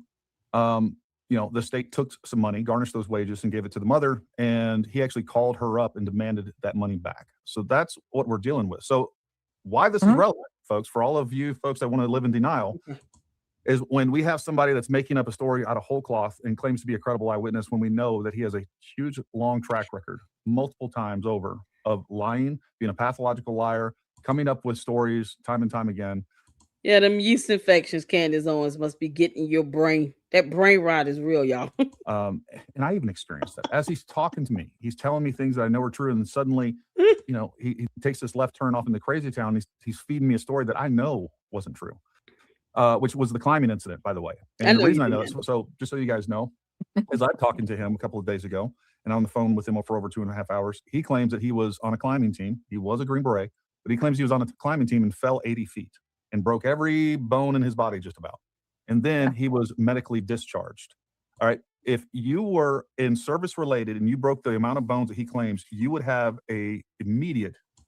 Because there are people who just need to be understanding of the difference between a lie and the truth. That's it.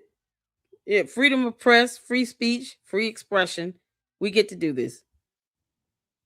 Medical retirement. Almost immediately. Yeah. He never 100%. He never received a medical retirement. And on top of that, the other thing is he's claimed multiple times in documents and on video that he's medically retired. Exactly, Karen. That is a lie as well. Yeah. He's also claimed to be a Special Forces medic. He wasn't. He was an 18 Charlie, which is a Special Forces engineer. I don't know why he would, but again, all the stories that I've heard from time and time again from different people is that he lies needlessly, like just making things up. And I don't, because the truth isn't great enough for him, isn't acceptable for him. But that is well known among pathological liars. And I think he is one. And that's why we have this story. And what makes this story even worse is because there is zero chance that a conventional forces, joint task force, border patrol, southern border, would be involved in a clandestine operation to assassinate a U.S. citizen on U.S. soil. It is a bonker story to begin with. And the fact that he is... I'm glad you said that. Catherine, her lies are causing people to catch death threats. People are being doxxed, harassed, defamed, bullied on social media because Candace Owens is spreading dumb lies with no evidence. It's actually causing people harm and danger. Erica Kirk has already been getting death threats, but now she's getting death threats and kidnapping threats against her and 2 small minor children that aren't even 4 years old. They're not even school-age kids yet. Yeah, do they not deserve to live in peace and just be left alone? You have people that literally want to see harm done to these 2 babies. I'm so glad you said there's a consequence for the lies. And it's causing people to be put in harm's way. And if you don't understand that, that's fine. But that's why we continue to debunk her. Kidnapping threats and death threats. So if you don't like Erica, leave her alone.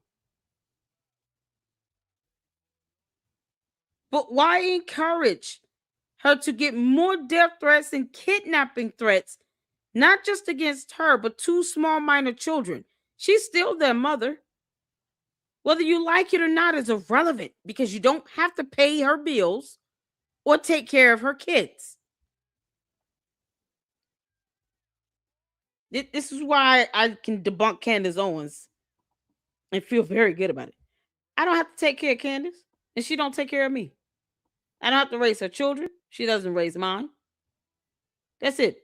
For the sake of truth, we do this. I'm going to keep doing it. And the bots and the candy ass cult members can keep asking. At some point, I still don't care. They can keep asking, but we're going to keep doing it.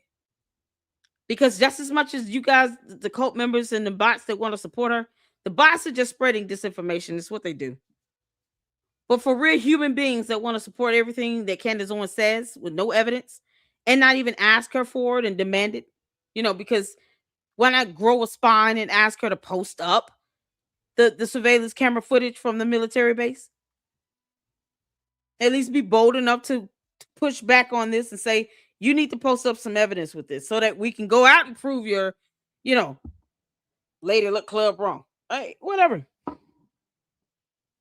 I dared her several times to file an FBI complaint when she was alleging that there was an assassination attempt against her life. Because she wanted to shift this whole narrative about Charlie Kirk's assassination and invoke herself into it to make it seem like now all of this is happening to her with no evidence. She never once posted the FBI text message. She never once filed a formal FBI complaint. Because you will get confirmation of submission at the least if you did it the right way. But because the cult members don't read either, they don't understand how that process works either. That's a Google search. Has she gone through the steps? She would be able to say, you guys, I did a complaint today on the FBI. Here's how it looks. This is what you do. This is the information you put in. Here's how many attachments you can post up with it. And then at the end, it gives you this confirmation of submission. And here it is. I did a screenshot so you all can see this. Not one time did she even go through the actual steps to do that. But yet she claimed that the French were trying to assassinate her. Who does that? Who makes that type of accusation but won't even file a formal FBI complaint? Candace Owens. The simpleton that refuses to read an indictment. Go figure. Yeah, we're going to keep debunking her. She's saying all these things happen and she won't even file a complaint herself. People are out to get her. Payments being made for her assassination. But she wouldn't get the actual emails of this paper trail. The payments herself, as she claimed, someone called her and said they saw, but they couldn't send print screenshots of that and email it to her. Once again, the cult members don't demand any evidence from her. They just believe what she says. Cult leader says jump. They say, ha, master. And then they do it. She dictates how they all feel. The bots are being bots. Bots are going to come through here and spread disinformation. It's what they do. That's why, that's little stuff, nonsense like that. It is what it is. It's buffoonery. Because that's their goal. They do that on YouTube. The bots are all over there on Twitter X. You got all these commentary accounts coming up on Twitter X, just parroting her narrative, trying to keep her painted in this positive limelight.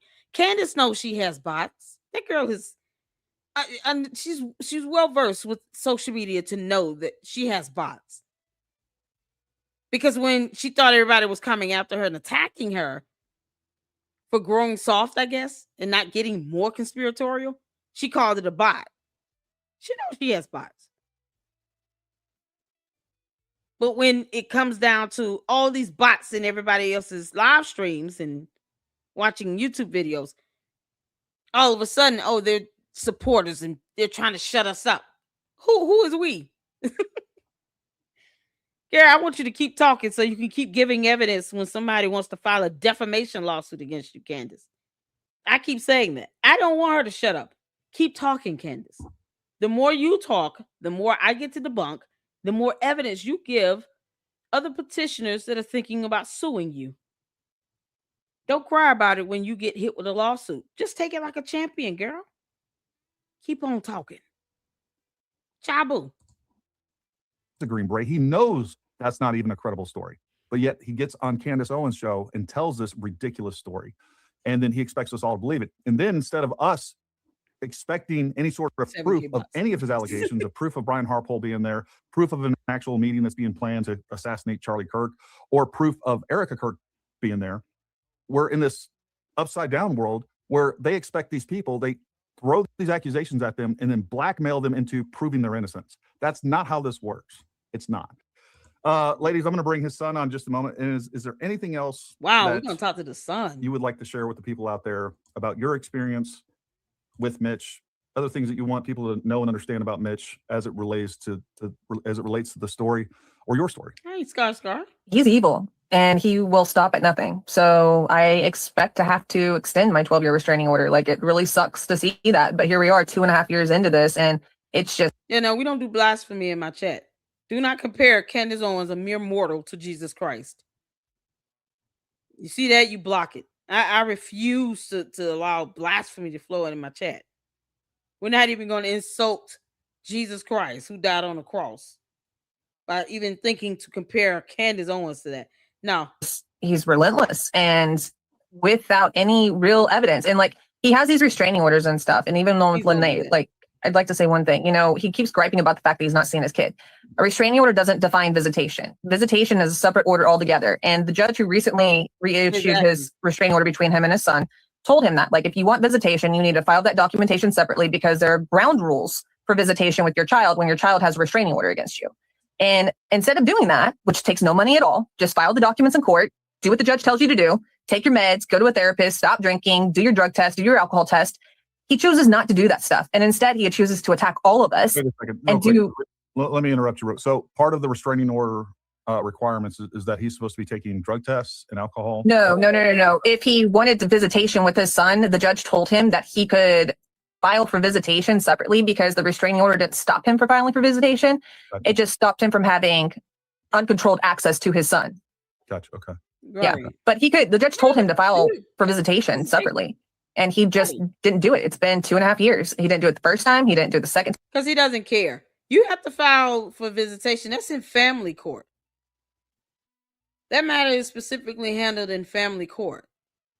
So why didn't he just file the petition for visitation and get parenting time? You can't make this stuff up. So he's not even going out of his way to get parenting time and visitation.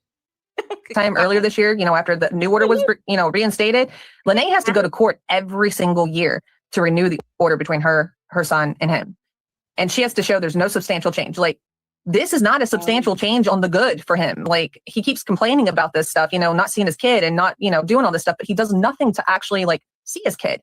He does nothing to make things better. He does nothing to leave me alone, leave Candace alone, leave any of the other victims alone. Like, if he would leave us alone for a good 12, 24 months, he could file for orders to be dropped for a substantial change, in whatever thing, saying like, hey, I'm not bothering people. Hey, I'm not doing this. But he just keeps this never ending cycle going. Like, he doesn't want to leave us alone. He wants the attention. He wants the fraud, the money, and he's being investigated by Pasco Washington for stolen valor, like the wire fraud, for fraudulent, the charitable fraud, like all that stuff with this $140,000 that he's got now. Candace Owens says that money's for him, his son, and his wife. Well, his wife is Lene Snow. His son is Nathan Snow. Like, the 2/3 of that goes to them. There's two things going on with that. Number one, that money needs to go to his victims, for sure. Right. And I think. Wait a minute. So Candace said the money that is being raised is for him and his wife and children. Does she not realize he's still legally married to her? You can't make this up, Candace. You don't know this man's still legally married. This is proof that you don't vet anybody, girl. You don't vet nothing, heifer. This heifer doesn't vet a thing. She didn't know that Mitchell Snow was still married to Lene Snow legally, because he can only be legally married to one woman. She didn't know this. So she wants 2/3 of the money to go to his wife and the child, to the son. He's got 4 kids. After the money just go to child support. What the heck is going on? You can't make this up. The right thing for Candace to do would be to match that. And she has drugged because she failed to vet this guy in any real way whatsoever, which would have been easy to do. I mean, I Googled his name one time and it pulled up multiple of these records, of these court records, showing that he has multiple charges for protection orders, domestic violence. Takes 30 seconds. And she didn't do it. And it's because she wanted this story so bad and she prayed for it. And it was divine intervention that was given to her. It was the first email that she opened up. And now she has this grand conspiracy that the U.S. military was planning the assassination of Charlie Kirk. And strangely, that's not even what's alleged. He walks into a building, he sees Brian Harpole, he sees, some lieutenant colonels, and then the night before he saw Erica Kirk, allegedly. With zero proof of any of this stuff, by the way. But that's enough for her to say, hey, there's no way that anything else could possibly happen other than the U.S. government come out and admit that they're involved in the assassination of Charlie Kirk. That's what she opened up that entire story with, and it's bonkers to me. It's wild. Like, it's insane. And I mean, I watch and listen to Candace Owens, and I was just like baffled whenever I saw Mitch's face there. I was like, oh God, here we go again. Like, what's going to happen this time? You know, because it's a 6-month difference between Candace Spinda and then this. And I was expecting the accent and everything to still be there. And then suddenly he's like, GQ cleaned up. And I was like, what happened? I thought he had this permanent brain injury that caused this accent. And now it's just like gone. Like, what? The condom stuff. Candace, do you have anything else that you'd like people to know? Well, did y'all notice that he did have an accent in earlier videos, and now, you know, in the one with that fool that was on Candace's show, no accent at all. It just, the way he spoke, his vernacular didn't even make sense. He referred to people on the base as military people, and he's a veteran of the Army. And he refers to other fellow military personnel as military people, not brothers and sisters in arms, none of that. Because I caught that when he first said it, and shout out to one of my moms, Manny, who clarified how they refer to each other in the Army, the nicknames they have for each other. He just said military people. Who talks like that? This man, there's just so much, just so off and so weird. You know, all the women out there, and Well, including Amy, who he's currently with, you know, I do expect someday for her to come forward. I do think she's being abused right now. Wow. And I'd like to tell all the women, please stay away. You know, Yeah. he's not worth your life. He's not worth it. He's not worth the loss of you. You'll become one of us, and he will never stop. Like, we're going on 3 years, a few months away from 3 years of this relentless badgering from him. Yeah, hopefully the world can see him for what he is. And then again, I think the real important thing, and what is so courageous about what you guys are doing, coming forward and have to put all this information and relive all this stuff and do it publicly, is hopefully prevent future victims. That's what it's all about. And again, I just want to thank you both for coming on. I know we just scratched the surface just on the phone. We talked about so much more. And, you know, again, thank you for your courage. Thank you for coming on. We appreciate you both very much. So, Yep. And if you've got all the evidence, so if people drive you too crazy, you can do a whole episode of just evidence alone and not even call anybody. So feel free to it. Well, and you all have They my have number. a If there's anything nickname to do for for you, each other. you let me know. And we appreciate you guys. Thank you for having us, and thank you for getting the truth on this, because this is the first time in 3 years that anyone's cared. So outside of issuing the orders, you know, but it's, Yeah, well, it matters. There's a lot of people out there that care. And so just know that there's a lot of people supporting you guys. People are going to hate on you. There's no doubt about it. I know They're going to hate on, know but we're still going to try to live our quiet lives. Like, I mean, like you said, you couldn't find me on Facebook. No, I couldn't. So, All right, and then you had the wrong number. So, I mean, it is what it is. Ladies, we appreciate you coming on. Thank you. I want you guys to have a great day. And like I said, if you need anything from me, You too. All right, thanks. Talk to you later. All right, later. The sun. All right. Oh man. Let me introduce you guys, or I'm gonna have him introduce himself. I'm not sure if he wants to use his real name. He's been waiting backstage gracefully and patiently. Yeah. So welcome to the show. Let's tell everybody who you are, and we're gonna go from there. I'm Cameron Dowler. I went by Myers for less than a year of my life when I very first started. My mom is Linda Dowler. She was with Harry for a very short amount of time. And in that very short amount of time, while she was still a medic in the U.S. Army, she left him because he was complete deadbeat. No child support, no real interest in pursuing a real relationship of any kind. Kind of left her out to dry, to the point where he had disciplinary action taken against him through the Army, because they kind of take that seriously. My contact with him has been extremely limited. I could have pursued something, but everything I knew about him from stories, from letters, and my mom has a box of letters from him that is just like story after story after story, and it's all fiction. It's not even believable. And she'll admit that now. Well, Cameron, you're also a veteran. Tell everybody a little bit about, before we get off into that, tell everybody a little bit about yourself and your military career. And yeah, okay.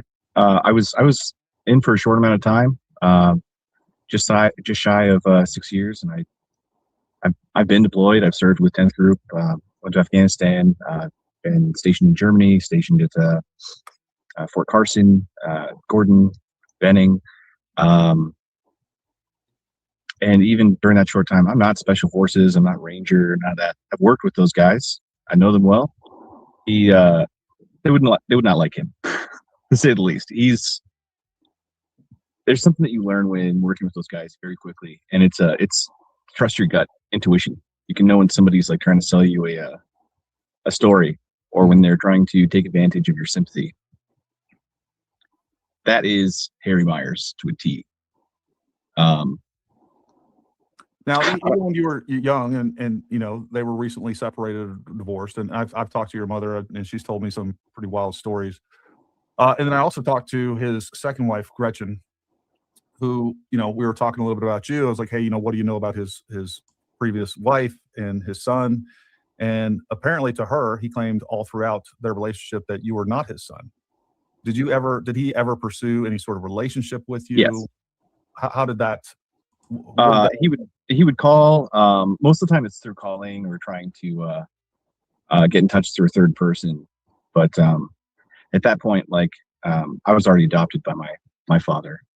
And how old were you at this point? I was under the age of 3. Gotcha.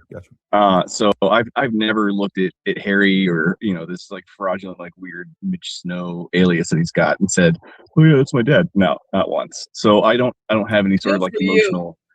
Yeah, this is the son, one of his sons. There's this guy is a deadbeat. He opens up with this. He just said flat out. I mean, this is something else when your own kids come flat out and just call you a deadbeat within the first 1 minute and 30 seconds of conversation.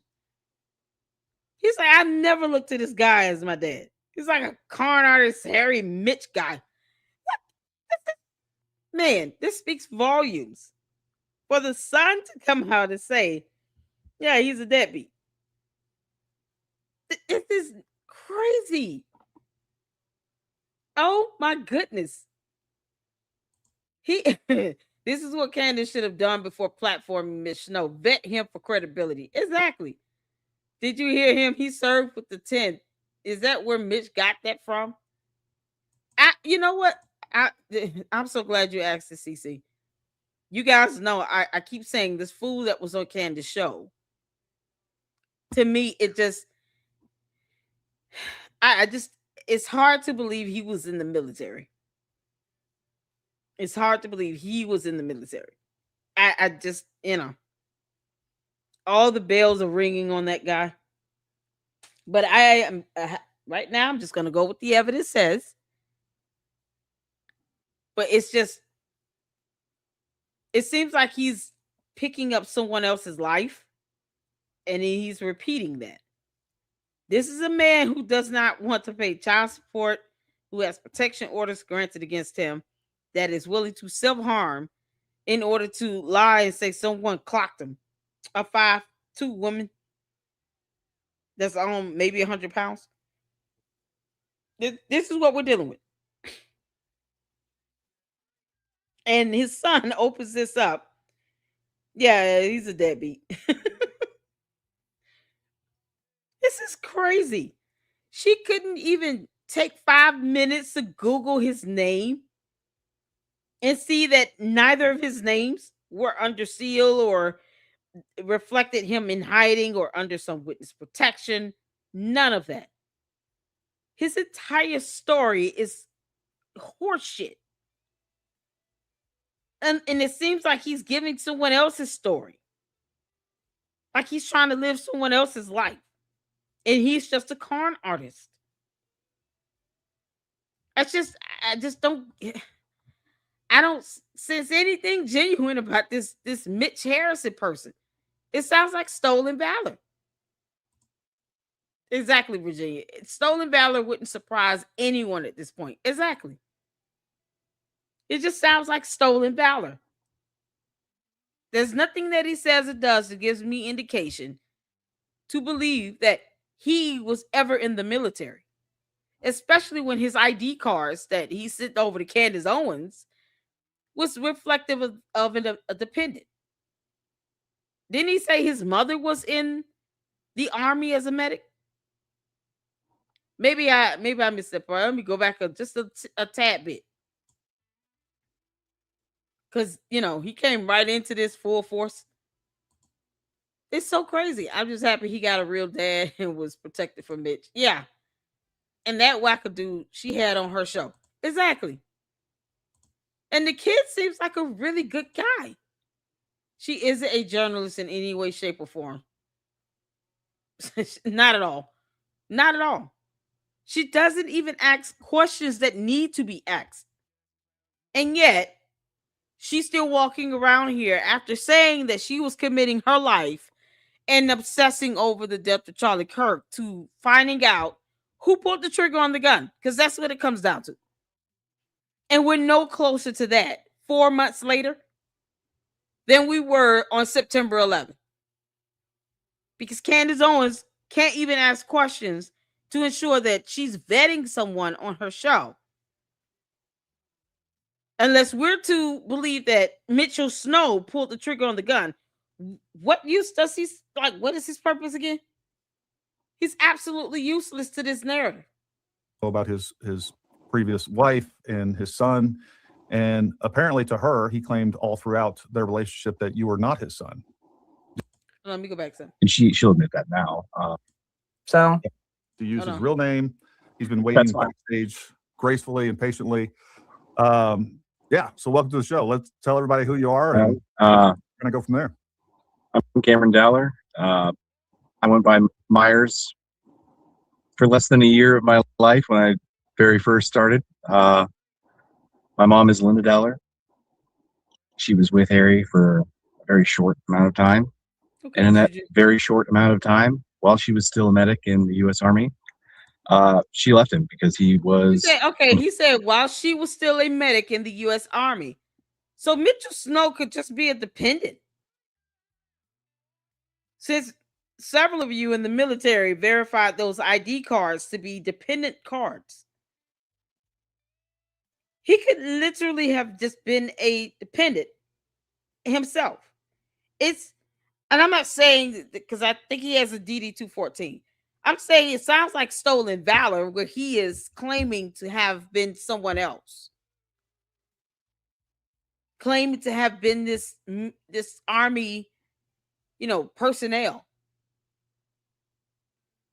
His mother was in the army as a medic. So why would Mitchell Snow have dependent military ID cards? That's for a dependent. Why would he have that? It's so crazy. It's that as opposed to his own military ID cards as a veteran. Yeah, stuff is not adding up. Deadbeat. No child support, no real interest in pursuing a real relationship of any kind. Kind of left her out to dry, to the point where he had disciplinary action taken against him through the Army, because they kind of take that seriously. My contact with him has been extremely limited.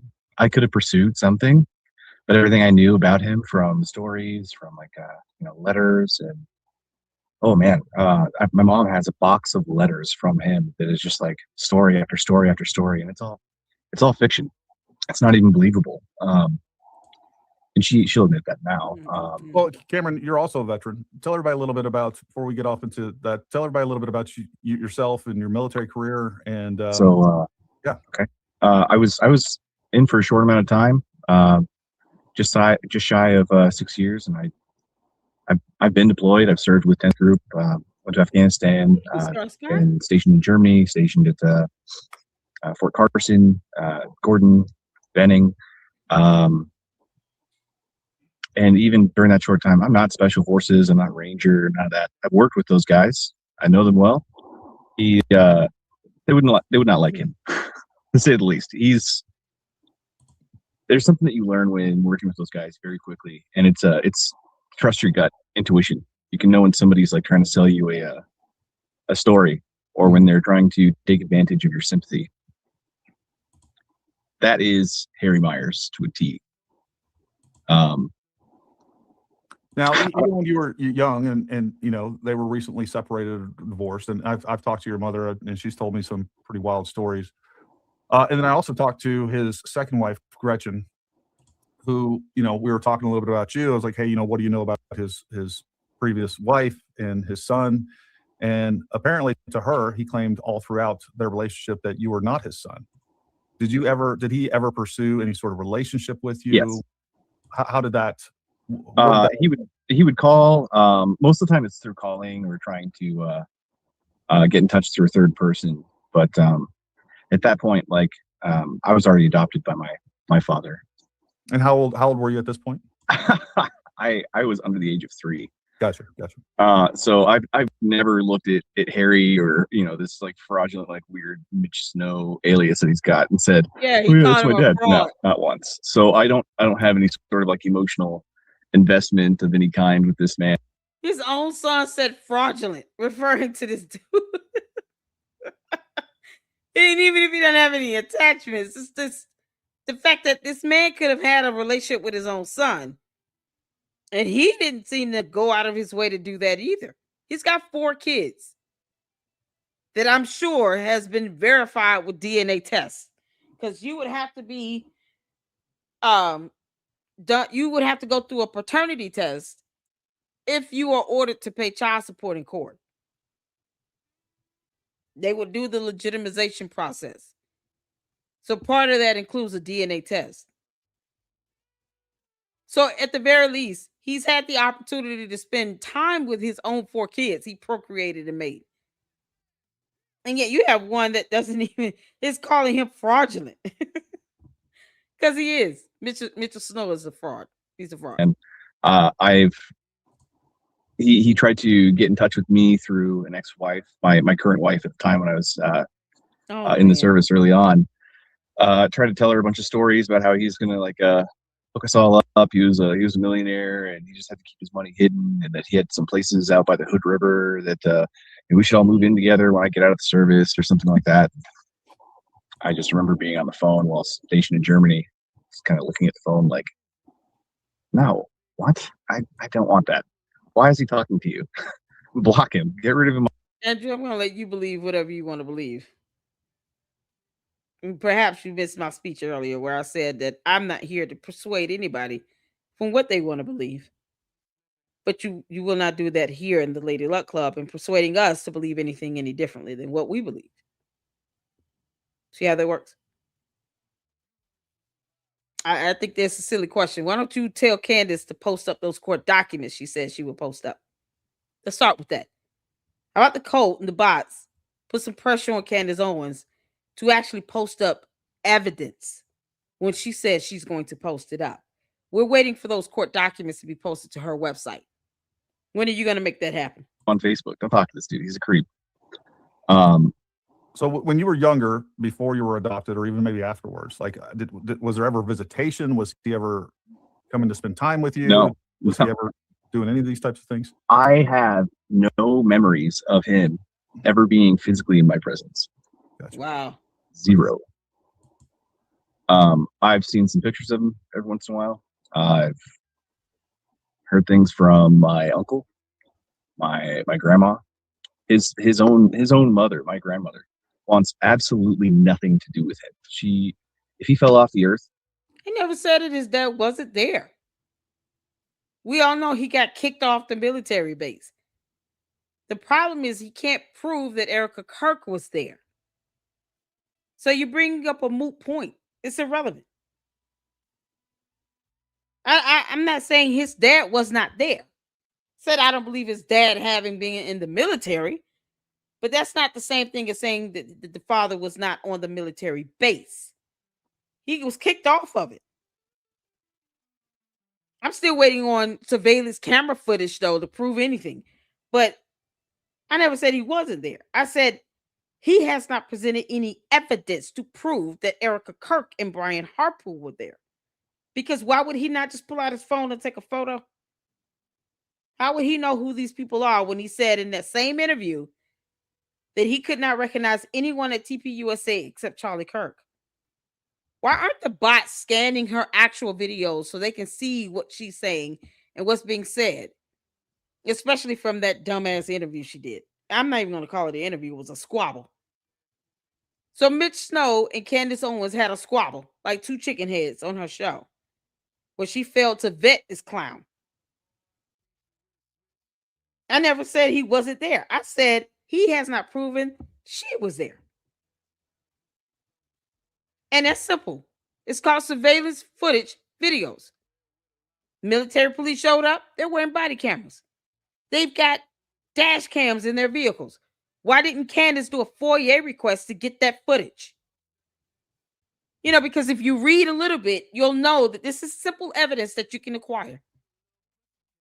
That military police report, why didn't she just post that up as opposed to try to type up some nonsense where she called him Michael Snow? You know, because the name doesn't match. And vanished, or It was makes just sense. written out of existence. They're this Should be dumb, happy or for it. how is it going to go? It says a lot when even a mother's love has its limits. Yeah. When somebody is just so willfully untreated and mentally ill that nobody wants to be around them. And it's a pattern. Like, you can see it everywhere you look. Like, if I were to go in, I doubt anybody knows him. Didn't have to beg for that money. They sent it. If I were to somehow track down the units that he's been in, find the guys who were in those units, and maybe if some of them had gone, green to gold to stay officers so they didn't have to retire, those guys, if they exist, would probably not want to talk about Harry Myers at all. They would probably be wondering, he's not trying to contact Don't me. lie on me about what I said. And that was my mom. She was like, I don't know what's going on, but we're getting calls about Harry. And I just remember hearing my mom say it when we were going over for Christmas. And I was like, oh. Yeah, just let him do it. Now, I asked Candace and Aaron about this. Around the time that you were born is when he was claiming that he was on the run from the cartel. He was in witness protection. Had you ever heard any of the stories like that? Does your mother share? No, he was in trouble for completely neglecting child support payments. Gotcha. Okay. So do you know why he changed his name? Probably because he has a bunch of kids with other people since then that he doesn't have contact with, and probably hasn't paid a single penny of child support willingly. Wow. I feel like it feels silly. It's like somebody telling you that a local drunk scam artist down at a gas station is claiming he saw aliens abduct the president. Like, his stories, all of it, it's beyond just being wild and stupid to the point of, like, now, I mean, I understand why the conversation needs to happen, but at the same time, I'm just like, he just wants attention. There's no point in giving him any of this. Like, yeah. Now, you're a veteran, and I don't know. Have you watched his claims on Candace Owens? Do you know what he's talking about? I watched some of them very briefly. I can only stomach so much of that bullshit. They're not going to let him go into anywhere, ops center or anything like that. On any post, not Huachuca, not Carson, not nowhere, not in the States, not abroad. They're going to make him go through the same center that everybody goes through to get his ID, get it renewed if he doesn't have it to that point. They're going to let him go to the commissary. They're going to let him go to the PX, maybe some of the other amenities on the post, but he doesn't have a secret security clearance. Or if he does walk into the Joint Task Force staff duty, he might end up detained and outside getting the canines called on him as per this report, which, again, I don't even know if this report is real or not. There's so much craziness going on with this report. I mean, plate number. They called me on September 9th, asking me if I knew anything about a Mitch Snow and telling me that I was listed as his number one emergency contact. And I just remember sitting there for like a minute, like, I don't know Mitch Snow. I don't know why I'd be on somebody's emergency contact list. Like, so you weren't even aware of his name change, or you just forgot about it, or like you just weren't aware. Wow.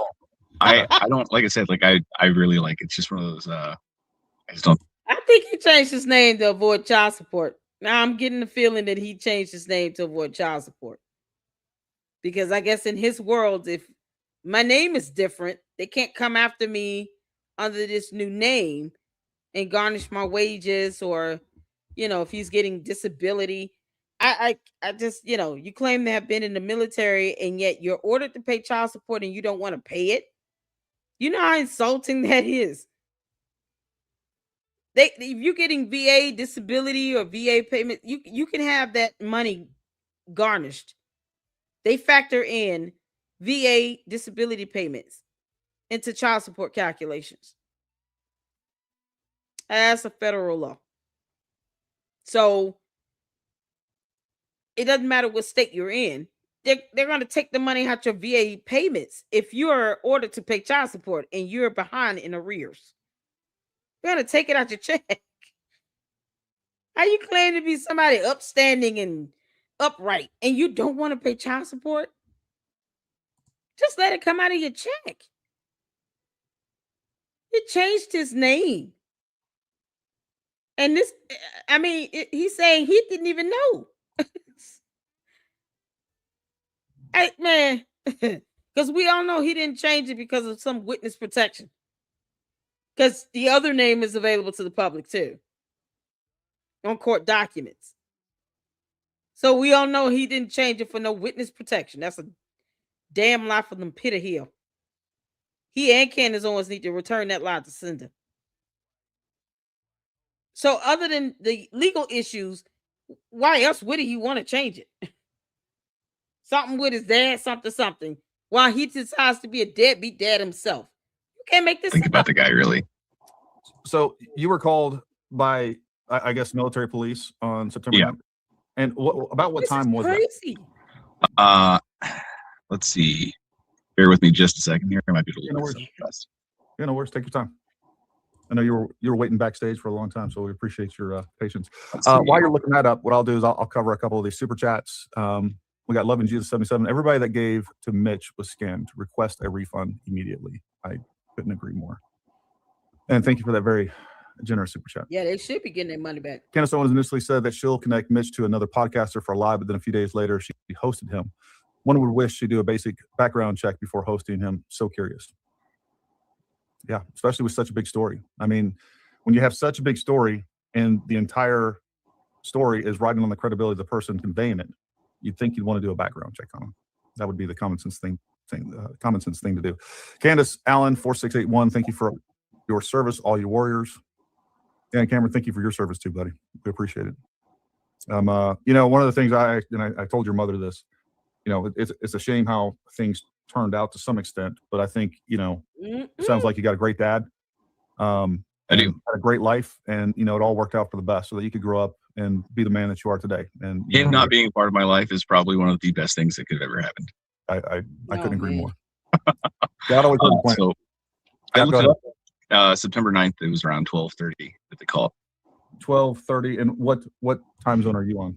I'm in Pacific Standard Time. Okay, so that would have been Pacific Standard Time too.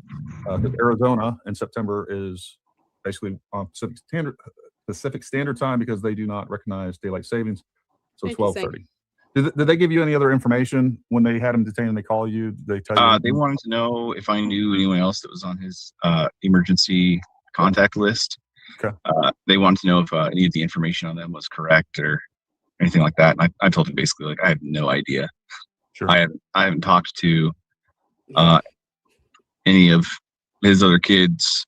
I haven't spoken to his ex-wives or the people that he's abused and been around. I've been blissfully not having to deal with his issues.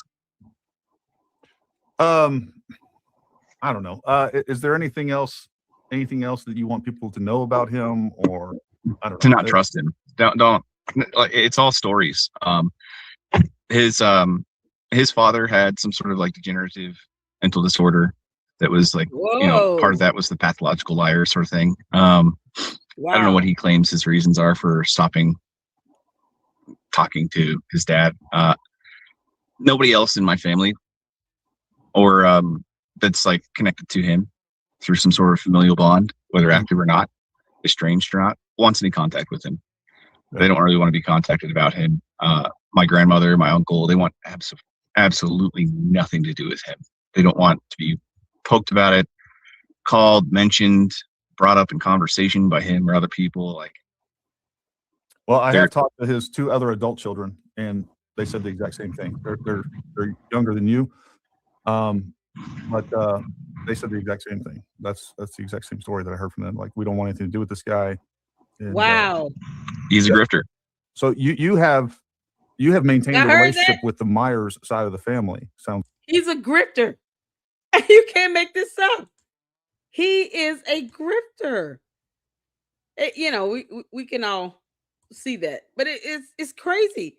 And then he goes on another grifter's podcast. Candace, did you have something to do with Charlie Kirk's assassination? Like with your grandmother, with your uncle, but not your father. Correct. Your They don't biological want father. anything to do with him. And has your grandmother given any reason as to why, or your uncle? She says he always wants money. He's always being manipulative. He's always stories, taking advantage of people's sympathies. Thank you. That he's violent. He's not trustworthy. She wants absolutely nothing to do with him. Every time he's brought up in conversation, she will very adamantly state that she does not want to talk about it. Wow. Does not want to ruin the conversation by talking about him. Wants nothing to do with him. To grip this better. I talked to my uncle very briefly after that phone call for the first time in years, or really ever as an adult. And it wasn't even really about Harry. I just wanted to make sure that my grandma was all right, and if anything happened to her, that we would still stay in contact. He comes up as an afterthought. Gotcha. And I mean, he crazy. he lives in another world. He's got his little kooky drama that he lives in, and it's not mentally healthy.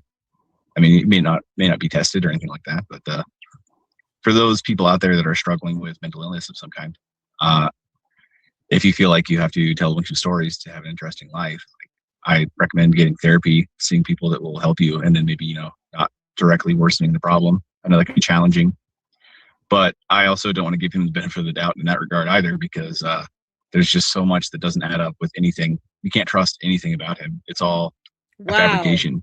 For what purpose? I don't know. Attention, but Grifting? Listen, he's got a Go Save Me here. Over $141,000. Yo, this is so crazy. He's saying flat out 3 of the 4 children that he's reached out to, one of which is right here, do not want anything to do with the guy. And Candace could not find that out. And she's got over 5.7 million subs over there. Candace, because your bots and your candy ass cult members tell me every day exactly how much you have in money and subs and views and likes and clicks. Because that's what you do this for. And you and your team could not get just basic vetting done. Talk to other people that know him, because it wouldn't fit in your moot point. And look what happens when this dude is being debunked by his own kids. He said, don't trust anything about him. You can't make this up. This is priceless. I mean, you'll know someone by the fruits of their work, their labor, who they are, what they do, not by what they say. If we were going by what he says, then he would have a very large network of other veterans, friends, and family that would probably willingly be around him, because it takes a certain caliber of man and just person in general to be able to accomplish some of these claims that he says that he's done, and there's none of it.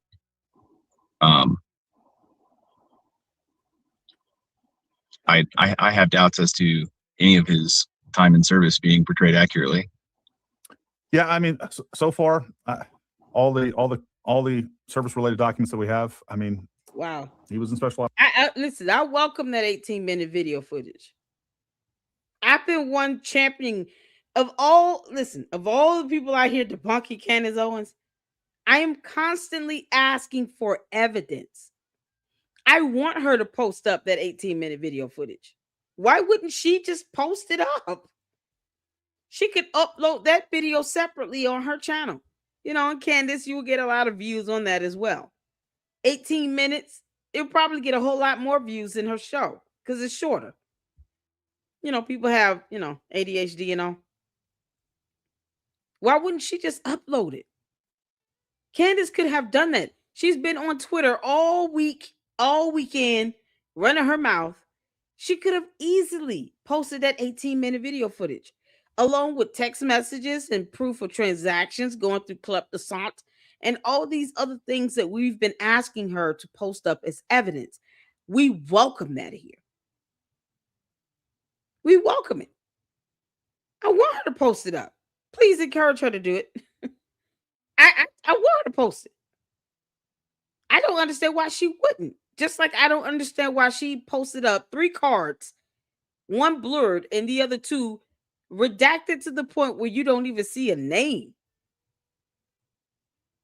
And didn't think that anyone would find out that his former name is not because he's in hiding.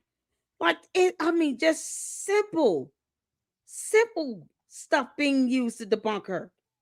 And he's an evil, soulless clown. Like, she's a fool for letting him on her show.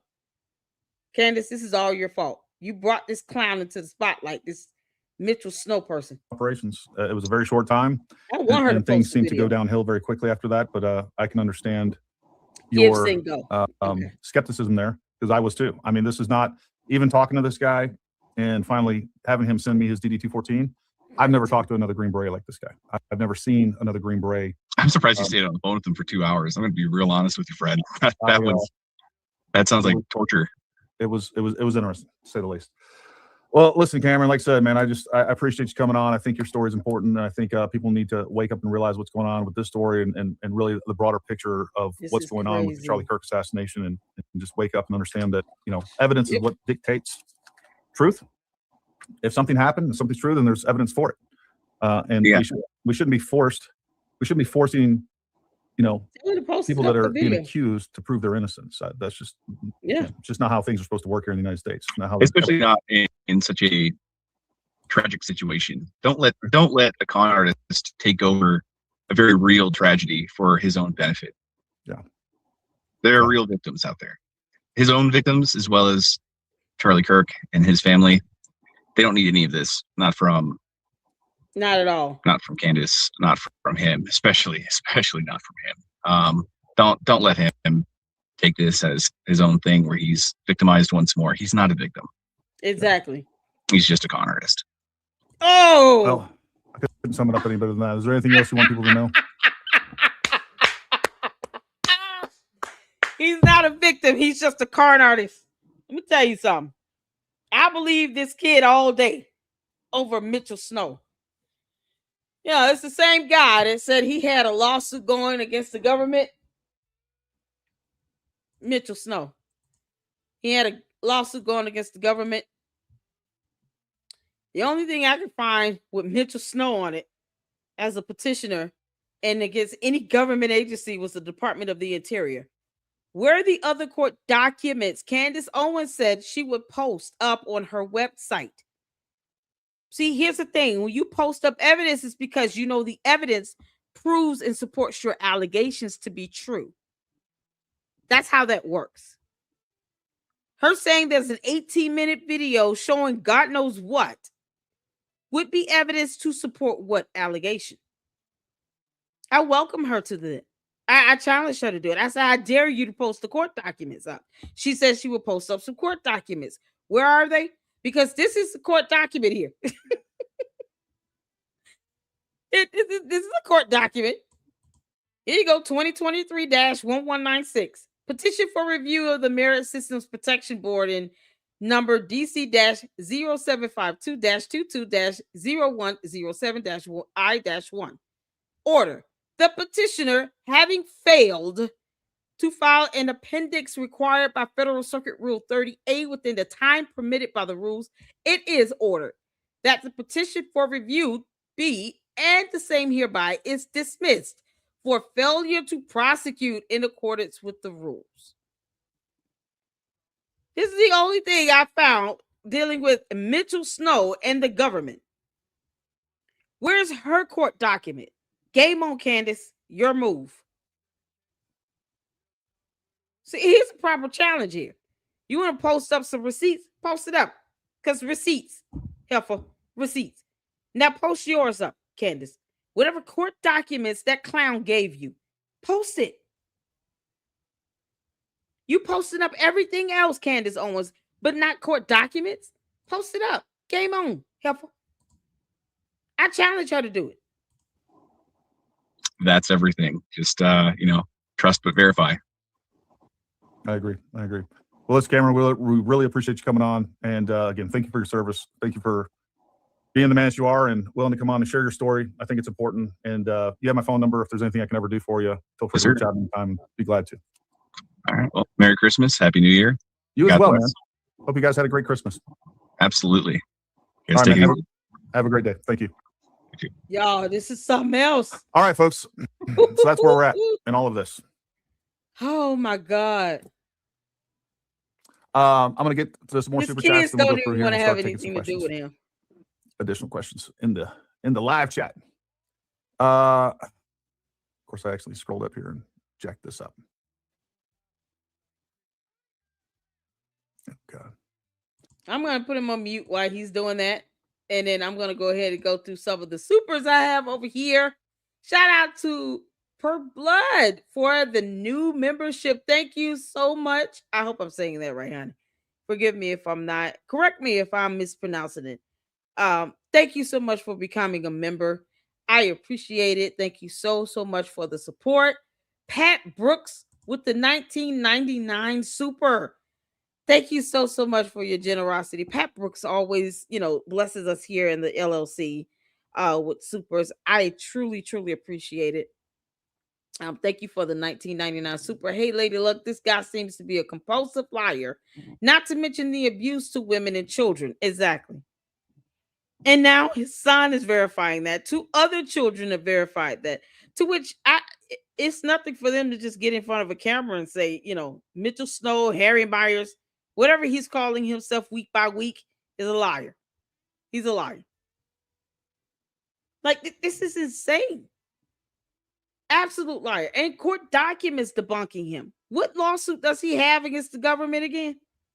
Because the one we just saw, the only one that comes up, was dismissed due to failure to prosecute. And that's in the federal circuit. You can't make this up. Shout out to Scar for the $4.99 super. Thank you so much for your generosity. Stolen Valor agreed. Thank you, Miss Lady Luck. I'm glad I found your channel. Thank you for the support. And I'm glad you found us here in the LLC as well. Man, y'all, good Lord. He did a heck of a job. There's no denying this. He did a heck of a job. This is absolutely amazing. Absolutely amazing. So, man, it just sounds like his story is so broken up and he's not really producing a whole lot of evidence. I haven't seen the DD-214. Paramount Tactical does have his DD-214 for Mitchell Snow. Well, Harry Myers, I guess. Whatever his name was in the military. But see, here's the thing when you change your names and all these the identities, you got up these documents that are blurred and redacted that won't even show a name. It lacks consistency. All of his evidence, his documentation should be consistent and continuous, meaning why would you redact the names on your ID cards for the military? Why would you do that? But not post up a DD-214? And whether he was in the military or not, moot point. Because what the hell does he have to do with Charlie Kirk's assassination? Unless he was involved in it and he pulled the trigger. Because we have the right to make that assumption, given all the factors here. We can ask that question. Is Mitchell Snow involved in Charlie Kirk's assassination? Along with Candace Owens? Of all people on earth, Why have this clown on your show? Why not vet this person before you bring him on? Of all people on earth. That's so crazy about this. I'm not saying it. I just said he has his DD-214. I just said, what does this have to do with Charlie Kirk's assassination? What Candace Owens said she would look into? She said she was going to post up court documents about this guy filing a lawsuit against the government. Isn't that the purpose of raising the money? To provide some sort of legal cushion to help him pay for legal expenses? What is the purpose of that? If we can't even get the court documents to show he's suing the government somehow for something, records, treatment, whatever he's suing them for. What's his statement of claim? You can't make this stuff up. Tyler Robinson murdered Charlie Kirk. All the evidence is there. The issue is Candace Owens said she would also be posting up or getting to the bottom of this because she doesn't believe it's Tyler Robinson. So my question is always, Candace Owens, who pulled the trigger on the gun? It's been almost 4 months. Shouldn't she be able to tell us, who did it? All these impersonators and wannabe mommy slews out here helping her crack the case.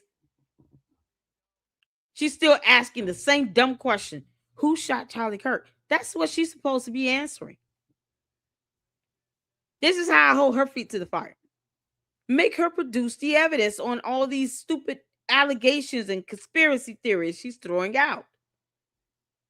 Make her post evidence for it. I don't believe a damn thing that Candace Owens says. I want her to prove what she's saying, though, with evidence if she's going to make these affirmative allegations as a matter of fact. So she needs to support it with evidence. Period. And if she can't do that, then she's lying. Because she's making these purported statements as facts. That should be left in her mindset with one of her personalities. We got 3 different personalities in a week. And we're not supposed to ask if Candace Owens had something to do with Charlie Kirk's assassination. A hit dog will holler every single time. And Candace is hollering mighty loudly. Very wrongly, but mighty loudly. I don't care if Mitchell Snow, Harry Myers, whatever name he wants to go by week, was on the military base. Why lie and say that someone else was on the military base without the video camera footage from the surveillance cameras? Why lie about that? Why even bring him on to make this allegation when cameras are all over the military base? It's not something you need someone else to come in and say. Just post up the actual military surveillance camera footage and be done with it. Get the body camera footage from the police and be done with it. He's coming on her show saying some nonsense about, why not just ask, did you pull out your phone and take a picture? Did you record this? Because, he got a selfie, right? She posted up a selfie photo of himself where you see nothing in the background but a tree and a shrub and a bush, because that bush is something else. But not in front of Erica Kirk on the military base. He could pull out his phone to take a photo of that, though. These are just based on logic. If I see somebody that I just feel like, this is weird, I wouldn't expect to see an Erica Kirk on a military base at all. Doesn't matter what day. And you can recognize her. Wouldn't you take a picture? When you walk up to her and have some record that you actually talk to her? Like, hey, I recognize you. Aren't you Charlie Kirk's wife? Don't you have some affiliation with TPUSA? And yet he claimed he recognized no one at TPUSA except Charlie Kirk. but he pinpointed specifically Erica Kirk and Brian Harple and some representative from Nevada. No video footage, no evidence. Forget that. No, we don't do that. Oh, Jesus Christ. So, yeah, the question shouldn't be directed towards me and my people. No, ask Candace when she's going to post up the court documents. The cult members refuse to do that. The bots, they're bots. They're just as dumb as they're programmed to be. But if you have questions about evidence or anything going on with her show, why not go after her to say, you're going to have to post up this evidence? We demand to see this evidence. We demand to see the court documents here. Because what we are finding and seeing is reflecting that the matter was dismissed for failure to prosecute. So what is he pursuing in the courts against the government? What is that lawsuit at? I'm just saying. Yeah, I asked some of the dumbest questions. It's because I have him on mute. It's an idiot. Why did she post the court docs? You have He's Candace going over his supers. brain rot. Yeah, he's going over supers. I'm going over my supers. The meeting or be there for the meeting. Like, didn't he have another interview with somebody? Hold on. I thought I would be able to see a little bit of this. He said Candace brain rot. I want to hear that. He's going over his supers. I'm going over mine. Yeah, some of the dumbest questions.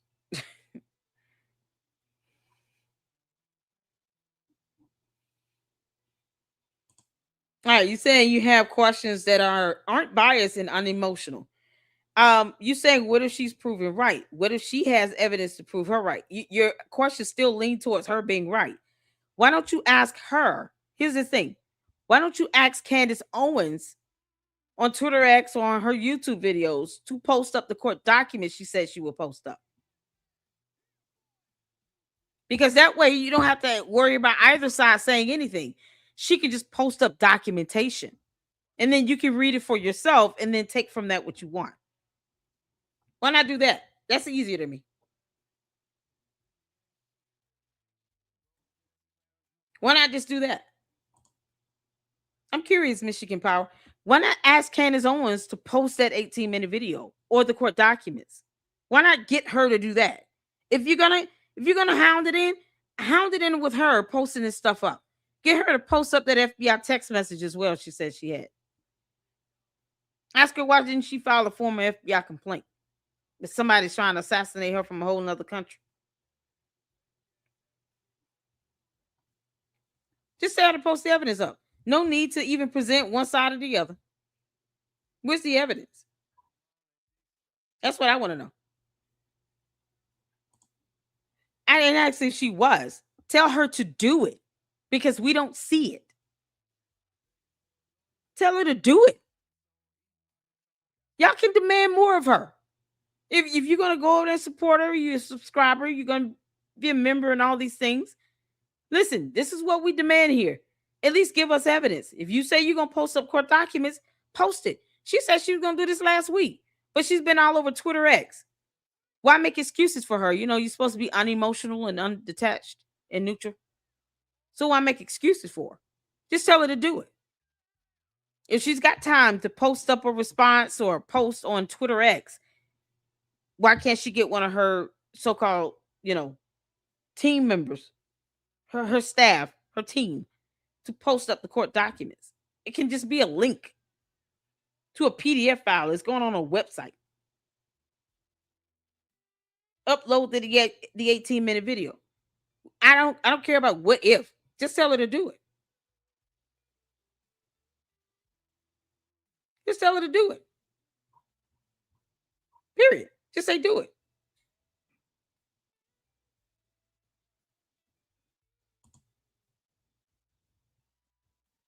That's all I'm saying. Just say do it. Candace, post the stuff up. That's all we want. Candace text the fans. Okay, I thought he did another interview.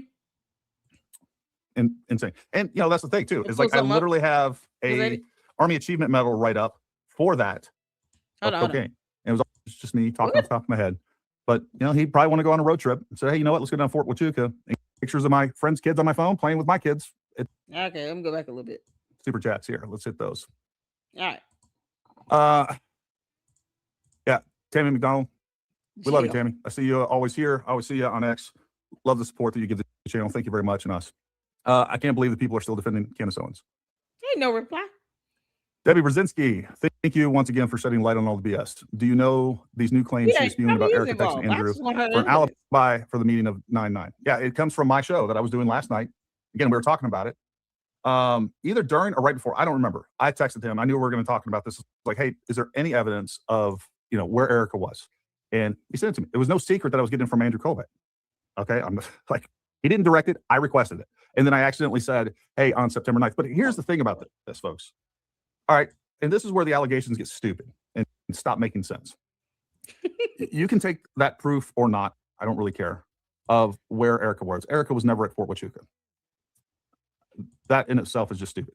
Exactly. But here, what we're saying and what Candace's crowd is saying is that, okay, Erica Kirk was involved with this meeting.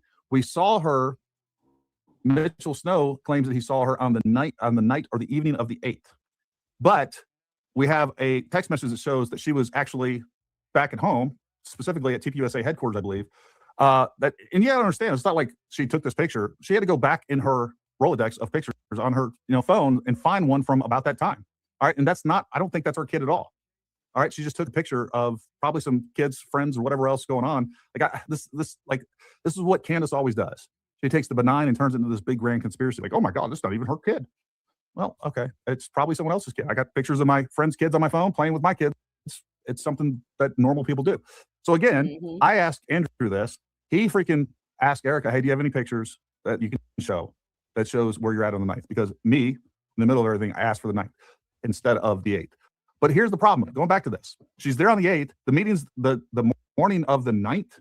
But what we need is an alibi for that. Like, why would she not be going to that meeting? Why would she be there and not actually attend the meeting or be there for the meeting? Like, you people don't even make sense. It's an incoherent nonsense. So there's that. And that's where that came from. Candace O should ditch George and marry Mitch. It's a much better match. Oh, Lord. Yeah. She could be his sugar mama. Okay. He likes sugar mamas. That's very clear. Yep. It's bad when your mom wants nothing to do with you. I agree.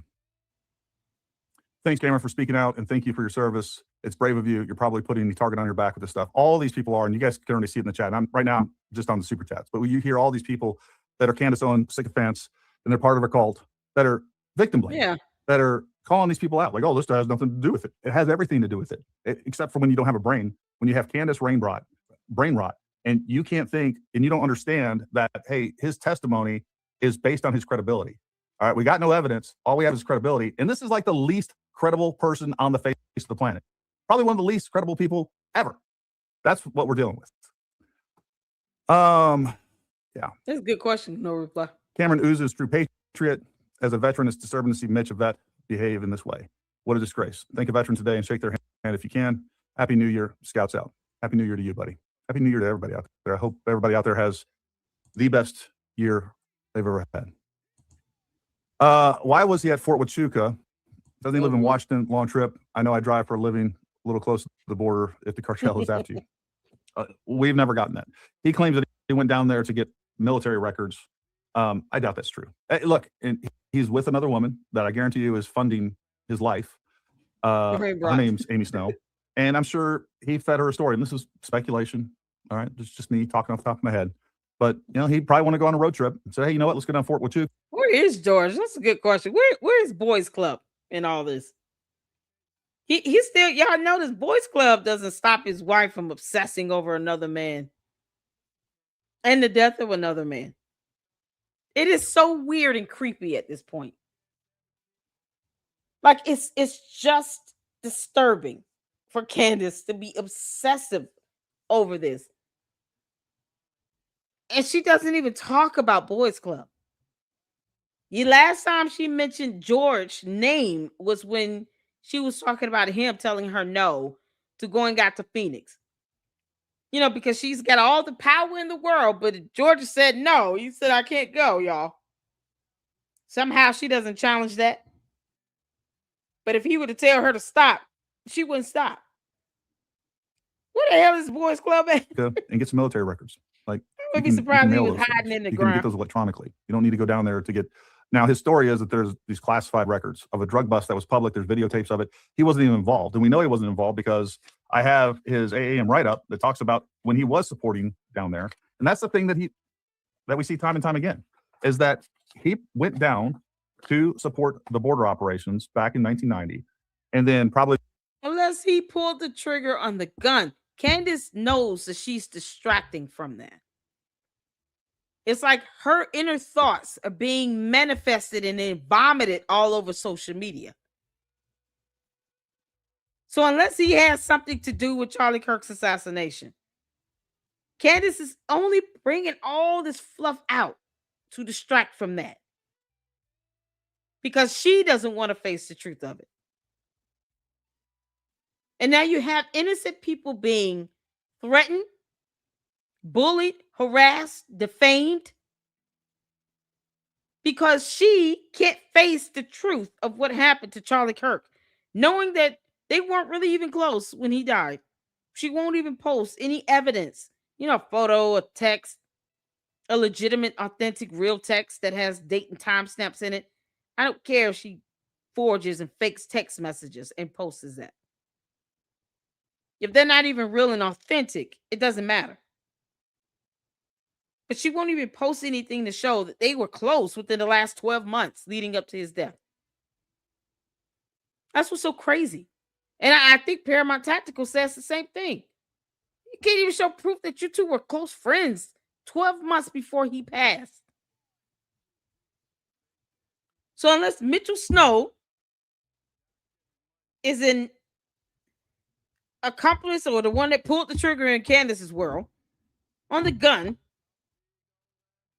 and we're going to keep asking if Candace Owens is involved because she's doing everything but facing the truth, reading an indictment, looking at the evidence, video camera footage, information that's out here. She's ignoring all of that. She doesn't want to believe he pulled the trigger. Okay, so you got to show evidence of someone else doing it. So far, we can ask about Mitchell Snow being that person. Who's stopping us from asking those questions? So we're going to ask them. Yeah, is Mitchell Snow involved? Because why else is he even brought up into this conversation? Before or after or whatever else. Look, here's one of the things that he told me when I asked him about the story. And this is where I'm talking about where you hear bits of truth, and then we go off into crazy town. Yeah, he was conveying the story to me. He's like, yeah, we got literally tons and tons. This is what he told me. Tons and tons of cocaine. And it was all in the back of the truck.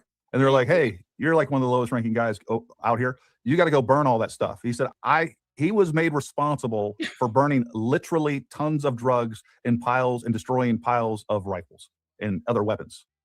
That's not how we do this. We don't just take cocaine or whatever drugs it was, heroin, cocaine, I don't know even what it was. And we just put it there and we put Private Snuffy in charge of freaking burning this while he just sits there. It's the DEA would handle that. The DEA would seize those drugs and take them off. You're not giving it to Private Snuffy and just like, put it in a bonfire. Like, this is the stuff that I'm talking about.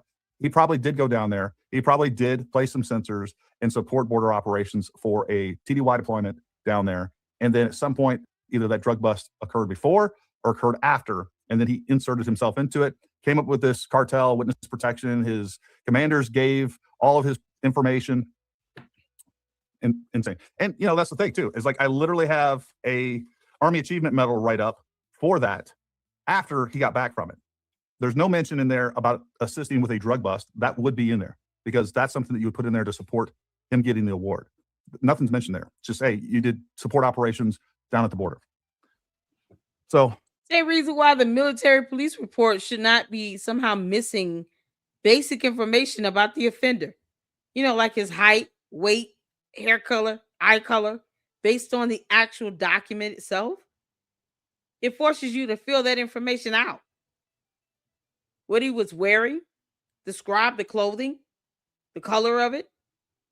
I mean, he looked like he was wearing the same black polo shirt in this selfie he took than he was wearing when he came up on her show with his clown ass. You can't make this up. There's that. I'm with you 100%. Theo is ridiculous and spins it all. At least you own your mistakes. Erica owes no one anything. I couldn't agree more. Erica is the victim in this, and what Candace Owens has done to TPUSA out of spite, envy, malice, whatever Jealousy, is motivating her. I don't hating, know. mad, It's disgusting. big man. I guess the only silver lining is that Mitch didn't beat the blonde he saw. Candace, big man. 5 more minutes. She might have been in danger. I think we have great proof that we can trust Erica and Brian H. Seems like a freaking I thought staff he was officer. going to get to that. There is a zero chance that would ever happen. Those staff officers were like, I'm not doing this. This is illegal. What are you talking about? We're going to go to jail for the rest of our lives. We're going to completely ruin our careers and go to jail. Like, it's illegal. It won't be done.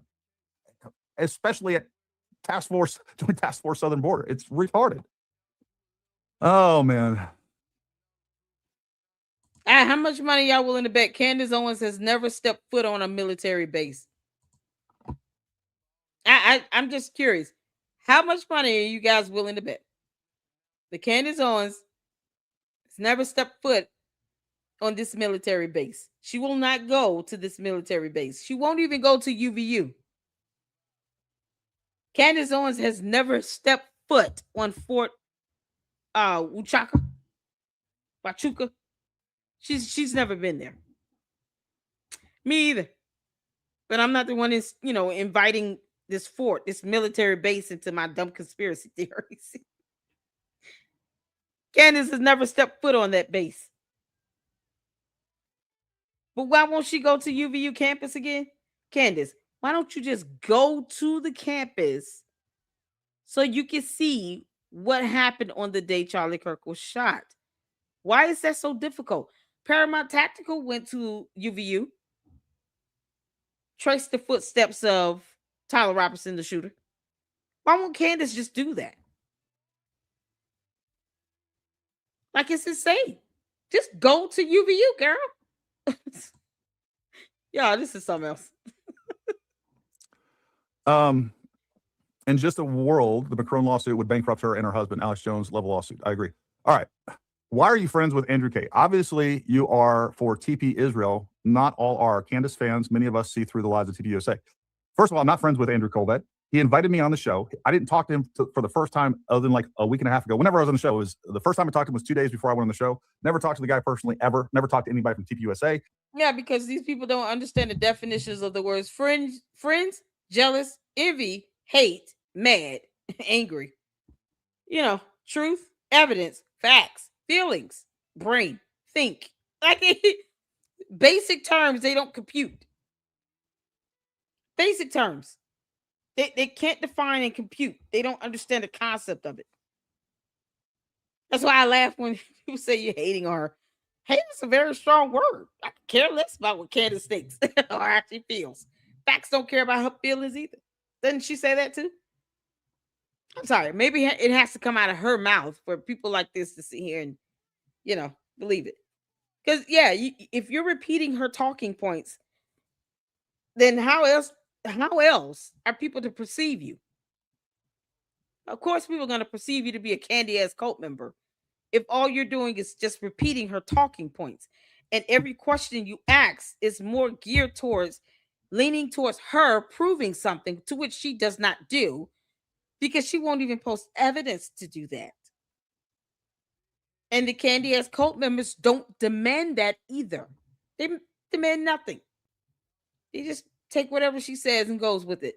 Because Candace says so. But then they get offended when you say, why are you treating Candace Owens like she's your Lord and Savior? They get mad about that. I don't know why. Just own up to it. He asked me if I wanted to come on the show and talk about a couple different issues. So I'm happy to. All right. Because I had his contact information from that, I said, what the hell? I'll take a chance. Send him a text. Hey, Andrew, do we have any proof of where Erica was on the 9th? I messed that up. Should have been the 8th. All right. Bonehead thing. We all do it. And he gave me that proof. All right. And then at the bottom there, he said, don't share the picture. That's what he was talking about. All right. I was going to tell you, I think I did. I was like, hey, I just got this text from Andrew Colbett. Regardless, the point is like, I wasn't supposed to share the picture. I messed up. I'm sitting there doing all these things. That's the honest to God truth. You guys try to turn this into some weird conspiracy. I'm directed by Andrew Colette, Oh yeah, all they these other just said I things. get paid for it. I Wow, asked I'm him waiting on this $7,000 because I had his phone number. All right. And I put him in a bad position. And now he's being accused of all this crazy stuff because of my mistake. It was my mistake. I own it. My bad. I feel terrible because now all this stuff is going around where she's giving her more fuel for the fire of making these crazy allegations. You are obviously for TP Israel. Not all are. I am for TP USA. All right. I was absolutely, for the first 2 months or so, I'd say about a month, I was completely open to the idea that maybe TP USA or other people. So is her cult member confirming that TP USA was pro-Israel? Wouldn't that still confirm that Charlie Kirk is pro-Israel? I thought the cult members were supposed to believe what Candace told them to believe. I thought she commanded you all to believe that Charlie Kirk had stopped being pro-Israel because he would be a reflection of his own company. So how do you have a whole company left that's still pro-Israel, but not the actual CEO of that company? Because that doesn't make any good logical sense at all. So they confirm things, even though Candace will say the opposite when they ask dumb questions like this, because it's a stupid question. I'm flat out saying this is a stupid question. Just like when they come in my chat and say, Candace has a lot of money. She has all these subs. So she's doing it for views, likes, money, and subs. You're confirming that. Thank you. Because they don't compute common sense and logic. So when you ask questions like this, you're confirming that Charlie Kirk and TP USA are pro-Israel. You're confirming it. So how is it a lie? They never stopped being pro-Israel. If anything, Candace Owens lied about Charlie Kirk and TP USA not being pro-Israel, or Charlie Kirk in particular. He didn't change his stance. And his company is a reflection of him. You cannot separate him from TP USA. That is his company he built. Whether you like it or not, Charlie Kirk and TP USA go hand in hand. But you get those same cult members that walk around saying, well, since Charlie Kirk died, TP USA will never be the same. You're pointing out the obvious. But who's expecting it to be? Charlie Kirk and Erica Kirk are two totally different people. So, of course, there are going to be some things that are going to be a lot different. But one thing remains the same. They're pro-Israel. So asking these dumb questions confirms what we're saying, and it actually debunks your cult leader, Candace Owens. Because funny how words matter. Involved until we saw the evidence come out with Tyler Robinson. I was open to all of these options. I went to UVU. I did an investigation. I talked to multiple eyewitnesses. All of the eyewitnesses have said the exact same thing. The shot came from the Lossy Center building. I'm asking to answer this. I was fair with Candace in the beginning. When Charlie Kirk got shot, I actually left a comment on her video to my friend Charlie Kirk, where I said it's okay to cry, and something along the lines of, waiting for your response on this.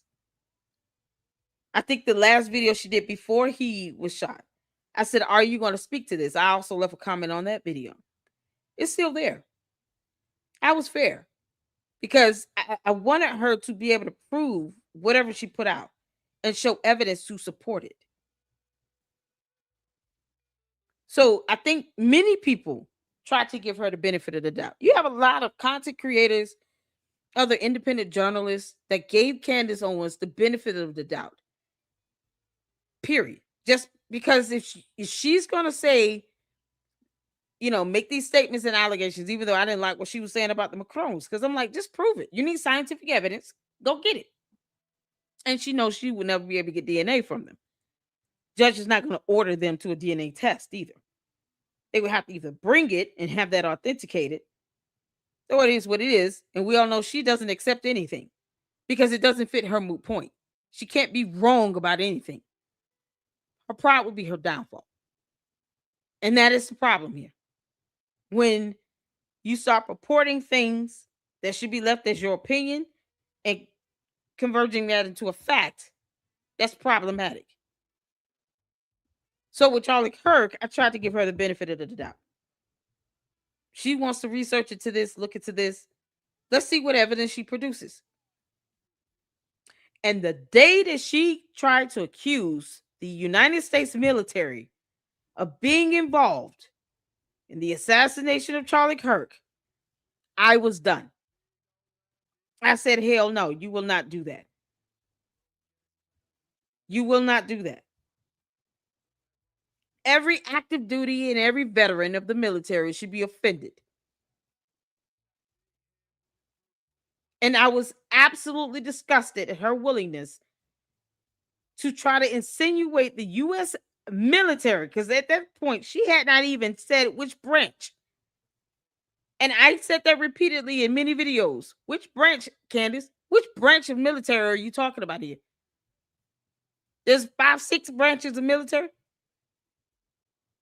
And she never even said which branch in particular. Never showed any evidence or anything. To go after the men and women that are protecting us in our borders. And then to insinuate the entire U.S. military in this. What would the purpose be for the entire United States military to be involved in the assassination of one civilian? The whole U.S. military. You're giving Charlie Kirk a whole lot of leverage here by saying that he was this high up on the pedestal to where the entire U.S. military would want to be involved in his assassination of one civilian. He's just one civilian. And she did this with no evidence and slept peacefully. It was absolutely asinine. It was disgusting. That was the moment I said, hell no, we're not doing this.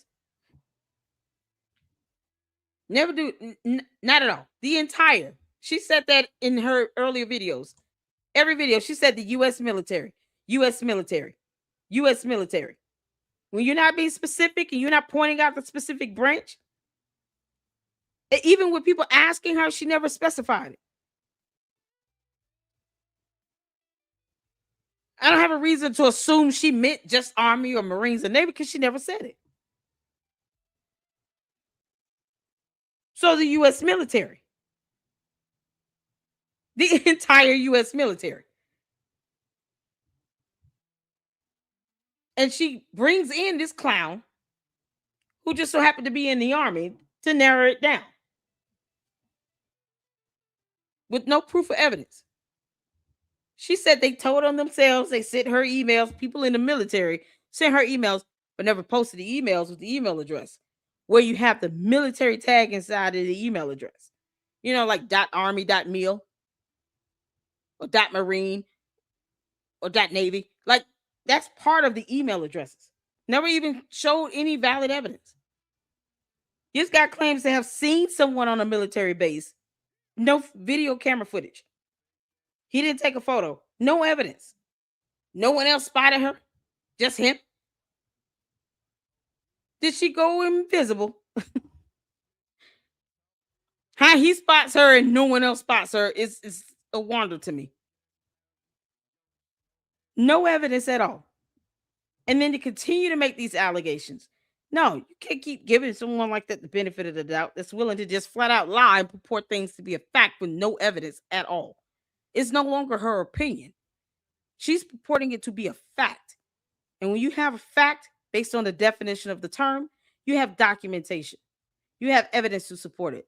These are terms that even the bots should be scanning in dictionary.com.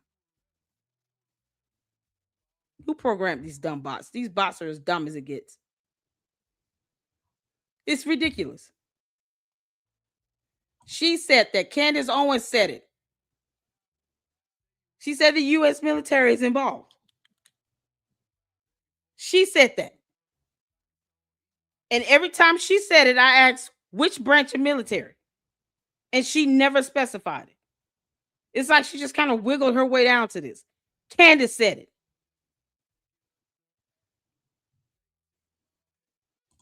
Can't make this up. And yet the bots don't scan her videos. I thought you guys scanned her her transcription. Put on the closed caption and watch her videos.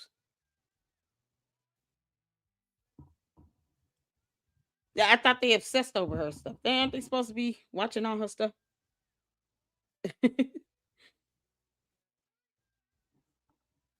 She said this stuff. And every single time I ask, which branch of military, Candace? Which branch of military? Even no reply. Remember the episode No Reply, the live we did, where you challenged the cult members and the bots to tell you just the number of the episode for us to go back. It was to pull in, because I do screenshots. That's how I know I can say this. I do screenshots as well of what she's saying. I have the closed captions up. And they couldn't even tell us the number of episodes so that we could go back and check an episode of her posting up the email from the military. No reply. You remember that? We waited for them to confirm to us the actual episode where she posted up an email from a military personnel. And no reply said, tell us the number of the episode where she posted up the evidence, the actual email, and I will go back and check it out. No reply was waiting. We waited for like 45 minutes for them, and it's like all the bots went away. All the bots, all the cult members, they left the chat. Ironically, at once. They couldn't even tell us. Asking questions that lead to an answer is perfectly fine, but continuously asking questions with no intention to achieve an answer is not okay. That's called edging. Exactly. Asking questions that you've been asking since September 10th, where your cult leader, Candace Owens, is supposed to be answering that, to me, is futile. It's moot. It's irrelevant. Candace is supposed to be telling us who the shooter is. She's not getting anywhere near that.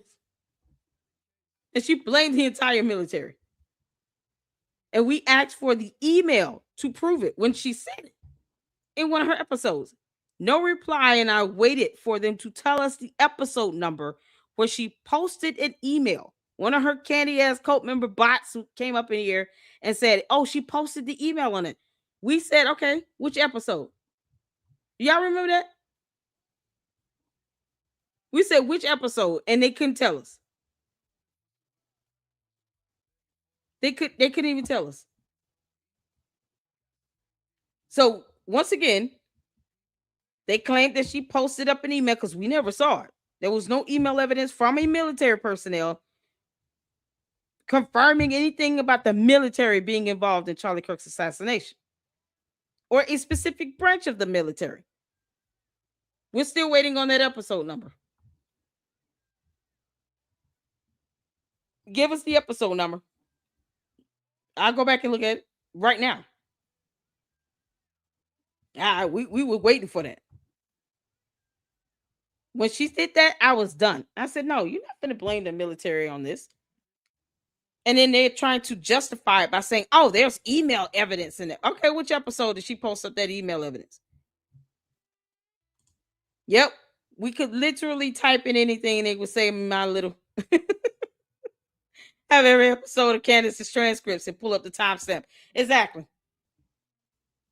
No reply said, tell us the episode number. They never did. We're still waiting. No reply. Y'all remember that episode? we were sitting here waiting. All the catty ass cult members and the bots, they got the hell on. They got quiet real quick. Boy, they got quiet. Some of them left and came back under a different profile name. We were waiting. Post the evidence. We always say that. I don't watch Candace Owens' show without the captions on because sometimes, when you just hear it, you're like, what the hell? And then you put on the captions and you're able to read it. You're like, I know damn well this girl didn't just say this. How many times have we done it? And I snip in real time. I'm waiting on this damn episode number. Well, Candace Owens posted up an email from someone in the military because, the bots, they pushing out her narrative. They just copy and paste. But they don't provide any evidence on this stuff. It's so crazy. So if anybody know the episode number, drop it in the chat. so we can go back and look at it. Because apparently there's an email she posted up where she said the U.S. military is involved and never said which branch of military until this fool came on her show. Yep. That's where we at right now. You can't make this up. All right, let's get back to it. Like, we look at the evidence we have going on there. And by the way, the reason I started doing this was because I was a huge fan. I loved Charlie Kirk before this started. Huge fan. Huge fan. Definitely supported TPUSA. I see no reason not to support TPUSA now, because all we've gotten is a bunch of smears from Candace and her ilk saying that, you know, they're guilty of this, they're guilty of this because people acted weird. No tangible evidence whatsoever. No real evidence. It's just vibes, feels, thoughts from a person that is already prejudiced against them to begin with. So yeah, I do support TPUSA. And I'm not afraid to say that. I am indifferent to Israel. I really couldn't care less about Israel. I never have. Don't really care. What I care about is the conservative politics and politics that support and defend our way of life here in the United States, traditional way of life, and support and defend the Constitution. That's what I believe. That's what I've always pushed on this channel. Shouldn't we be other than the American fact that we're a gun channel? I've always talked politics, always talked about conservative politics / libertarian. I want the smallest government possible. That's what I've always been about, and that's what I am about. And it hasn't changed. And the fact is, most people that are going after Charlie Kirk now hated Charlie Kirk when he was alive, hated TPUS Exactly, when he was Jay. alive, and Never now gets that he's dead, twisted. they're trying to do what they couldn't do while he was alive, and that is finish off TPUSA. TPUSA and Charlie Kirk are 100% responsible for us reelecting Donald Trump, and he is why we beat Kamala Harris. And I want to win the midterms, and I want to win 2028, and that's the only way that we're going to do it. There are people that are politically opposed. We also have foreign adversaries that are taking advantage of this and are definitely exploiting Candace Owens herself, pushing all this stuff because it's damaging to our country, it's damaging to the conservative movement, and we are going to lose the midterms if we're on this trajectory. And because of this, we're also going to lose 2028 if we stay on this trajectory. Those are all facts. So you can sit there and say, oh, you like TPUSA. Yeah, I do. They're one of the most positive and powerful political forces on my side of the aisle that we've ever seen. And I want them to continue doing the great work that they do. I don't care if you don't like them or not. In a world, we covered that one. To the candies, what happened to Delaware and the Red Crane that all led to. Hey, we don't care if anybody likes TPUSA or Israel. Like, you don't have to like. Nobody's mandating that you like them. I don't understand how that whole concept gets squished down to something, just some simpleton nonsense. It's who cares if you like them? And I know I've never said you must like Erica Kirk or TPUSA. Never said that once here. And yet somehow that becomes a point. That's a moot point. I don't care if you like them or not. I care less. Just like I don't give a crap what a bot thinks. Her attorney's office. What happened to the assassination plot of Candace? Is that over with? Is that gone? Did we nip that in the bud? Did Cash Patel take care of that? What happened to that? What happened to the idea that it was the French Foreign Legion, Israel, and U.S. military? She originally said National Guard, which is also crazy. And I don't know, some people in maroon shirts that were actually responsible for assassinating Charlie Kirk to begin with. What happened to that whole narrative? Now that we have this Fort Huachuca narrative, is that gone? Like, I don't even know what's going on here. None of it's coherent. Prime in the Red It's just all over the place. It's fun, you know, but it's actually serious stuff. And people should take it seriously. Ugh. It's pretty weird that Candace Owens had a live stream on September 9th and September 11th, but not on September 10th. Where the F was Candace when Charlie was killed? I mean, it's a great question. It's a great question. She should come on my podcast. She wants to prove her innocence. She should come on my podcast and answer some hard questions. Child, no. We got some more super chats. Hey, Gary, you would be probably one of few that would be able to tolerate her. Because Candace, you can't come over here, heifer. No, ma'am. I would never ever be disingenuous to my platform and my supporters. No. You lie too bad, girl. You lie like hell. It's hot. You can't come over here. All that lying. Child, please. This is enough to deal with your cult members and your bots. Hell no. Not Candace herself lying on my platform. Nope. No thanks. Go to Gary. Let's address those.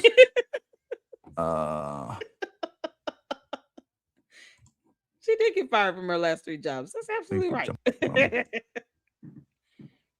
Good job. Charlie got rid of Candace Owens for a reason. It's obvious why he did it. She's a cancer to TPUSA. It's disgusting what she's doing. Hurts my heart. It is pretty terrible. Candace is involved in the murder of Charlie Kirk. This is all deflection. I'm 100% convinced. That's what she would say. Thinks she boxed me. Thinks she boxed me. It'll be the Tennessee Redneck event of 2026. Candace on a box. We can have ring guys. Mr. Gary, thanks for your service and all that you do. Said enough. He knows said exactly. Charlie asked questions, but they were backed up with facts, not emotional accusations that stem from personal trauma. That's true.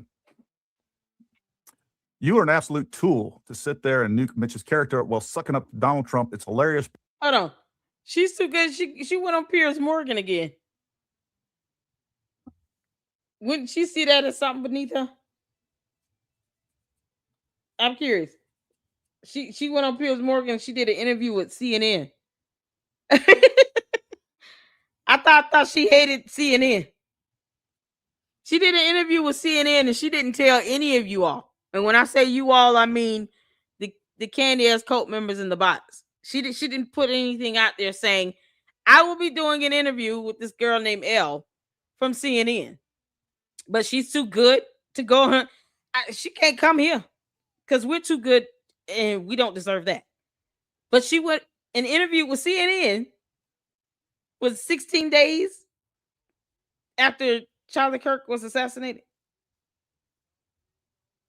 And then she went back on Piers Morgan again. And all she does is yell and scream at Piers Morgan and overtalks him because she doesn't understand the art of debate. She can't answer a question to save her life. And she's too good for something? Explain that to me. But she actually did an interview with CNN. Isn't that the nemesis of I'll say the conservative movement because I'm neutral. That's the power that I can wield being neutral. I can say what I want about either side. But isn't CNN like the arch enemy of conservatives and the right? I don't know anybody. I don't have cable, so I don't listen to any of them at all. No. But anyone that's conservative, listen to CNN because she's too good for a lot of podcasts and stuff. But she got an interview in with CNN. Make this make sense? Help me out. Is it Daisy? Daisy, help me out. Why did she do an interview with CNN? It's the arch nemesis, right? CNN is supposed to be like kryptonite to Superman. I don't get it. Exactly. Caleb said, never thought I'd be rooting for CNN until I thought CNN was a hardcore enemy. They were a member of the mainstream media. No one trusts them, blah, blah, blah, right? She's too good to go on Paramount Tactical, but she'll go and interview with CNN, the arch enemy of conservatives, right? Candace claims now she's not a conservative. I'm just trying to make sense of things. CNN is the nemesis to all alternative media. Gotcha. Yeah, I'm just trying to figure out. She went on CNN and gave them an interview. Y'all, you can't make this up. CNN pushes nonstop propaganda and still busted her out for her lies. I'm just trying to say, make this make sense. She went on Piers Morgan again, and she was yelling over him. Poor guy couldn't even. He kept saying, Candace. It's like 5 minutes of him trying to get her attention, just so she could shut up. Because Candace doesn't believe in debating. She just overtalks and gets louder and louder and louder and louder and louder. And then she has these run-on sentences and then she starts repeating herself. But she's too good to go on a podcast to show. Oh man, I'm just trying to make sense of it all. Somebody tell me. I thought CNN was arch nemesis. Oh, okay. Shout out to CNN. Be ashamed of yourself. Sell out. All right. See, this is what I'm talking about. Most of her supporters are never Trumpers to begin with. That's the crazy thing about this. Like, there is no better option than Donald Trump. A lot of things to criticize about Donald Trump. I'm with you on a lot of them. There's a lot of things that we still have questions about when it comes to the Charlie Kirk assassination. I still want to know if he was influenced, radicalized, or weaponized by somebody outside period. Whether that was via internet, whether that was by the Salt Lake City Queers with with Guns Candace groups, sounds like she's there's a liberal. lot of things going on that haven't been investigated. I I could be don't wrong. think that Tyler Robinson acted alone. I don't. I think there are other people involved. At a minimum, Lance Twigg knew about this. I think all those text messages were set up to exonerate Lance Twiggs. I think that's why one of the reasons why they look so odd. It sounds so odd. I think they were engineered by, at a minimum, Tyler Robinson to exonerate Lance Twiggs. So there's that. I support Donald Trump. MAGA. MAGA. This is MAGA country. So F off. So we should all just ignore the millions of dollars that disappeared at TPUSA and canceled Doge. We haven't seen any evidence of this. Okay, according to the IRS and everybody, look, where these allegations come from are people that are doing. Yeah, the wolves in finance who failed to look up the definition and concept of an endowment. Still dead ass wrong. He's still doing videos saying, oh, this person is wrong. That person is wrong. Based on what evidence? Based on what facts? Because wolves in finance won't even look up the definition of endowment and the various types of endowments that will actually allow you to invest in the stock market. You can't make this up. I had to do a debunking video on basic fundamental information about an endowment. Because Candace plays other people's videos based on what they're saying that she agrees to, not because it's factually based. He's the only one who's putting it out here that they're stealing money and committing fraud somehow. And then she parrots that nonsense, and then they produce no documentation or evidence. And then the tax statements do not even line up to that because they prematurely said, oh, they didn't meet their deadline and blah, blah, blah. And they didn't even look up IRS tax deadlines. They've been so far off base, it's not even funny, with basic evidence that people can read and look up. They were given an extension because the IRS said it's okay. That are outside of the organization, that are claiming to do any sort of forensic accounting from outside the organization. They're looking at all these different tax filings and things like that. The problem with some of those things, and I know this because I've seen it done even with our own businesses, is the fact that these tax filings, they don't actually hit public record in a timely manner. Like they could be behind on certain things. So when you look these things up, it can look fishy from the outside in. We have no evidence of any money being missing. And even if we did, there is zero chance that TPUSA would get rid of their cash cow that is Charlie Kirk. Charlie Kirk was TPUSA. He is the golden goose. So if there's a couple $1 million missing somewhere, number one, we don't have any evidence of that. Again, it's baseless allegations that we hear time and time again. So that's my opinion on that. You guys got to quit. Just demand some evidence. It's not that hard. Exactly. Funny how all the peeps Candace Owens accuses she has access to grind with him. Yeah, it is strange. Reading USA, Israel, the French. It's so convenient that it just all came together. That's what we got going on. And she doesn't understand the military. She has some sort of animus towards the military, just the way that she talks about the military. I pick up on that immediately. He walked it back. That's something else. Why did she only address you instead of Valhalla, who did the video and who actually supports her? I think the last part of that says it all. I don't know. So I don't even know what she says. I don't care what she says. It's not going to change what I'm doing. All right. We're in this for the long haul. So keep the arrows coming, buddy. I'm going max. All right. That just tells me I'm over the target. I don't know. Who cares? Trump is in the Epstein files, and somehow that. Hold on. I'm trying to see. Did he pull in someone else? Is up against the law firm that won the big. Okay. He just read all his supers here. I want to check out. There are two videos that I was sent. As entertaining Paramount is, it's two videos I was sent from Kaizen, Asiedu, and AT2 about the sham marriage with Candace in the boys club. Oh, I want to watch that. George Webb said something. I thought this was interesting. You guys send me these links to these, a lot of these content creators that I've never heard of. First time hearing from. So we're going to go down the list here. It started with this here. I've always suspected. I don't know who AT2 is. AT2. He's got a decent support base. He's got 91,000 subscribers. This video got 40,000 views a month ago. And y'all know we went over that dry ass, boring ass interview between Candace and Boys Club. because half the time he probably was thinking about Boys Club. So we get this interesting take on Candace and George. You know, the man that refuses to tell Candace to stop. While he stands behind the camera and just let her keep going. You can't make this up. So we gotta check these videos out, y'all. It's a watch party. And of course, I'm gonna play the people that I put in the header. So y'all let me know when you're ready to check this out. Put a one in the chat where you can see it here. Let's talk about Candace and George. Let's get to it. Well, let me just put it out there. I think Candace Owens is married to a gay man.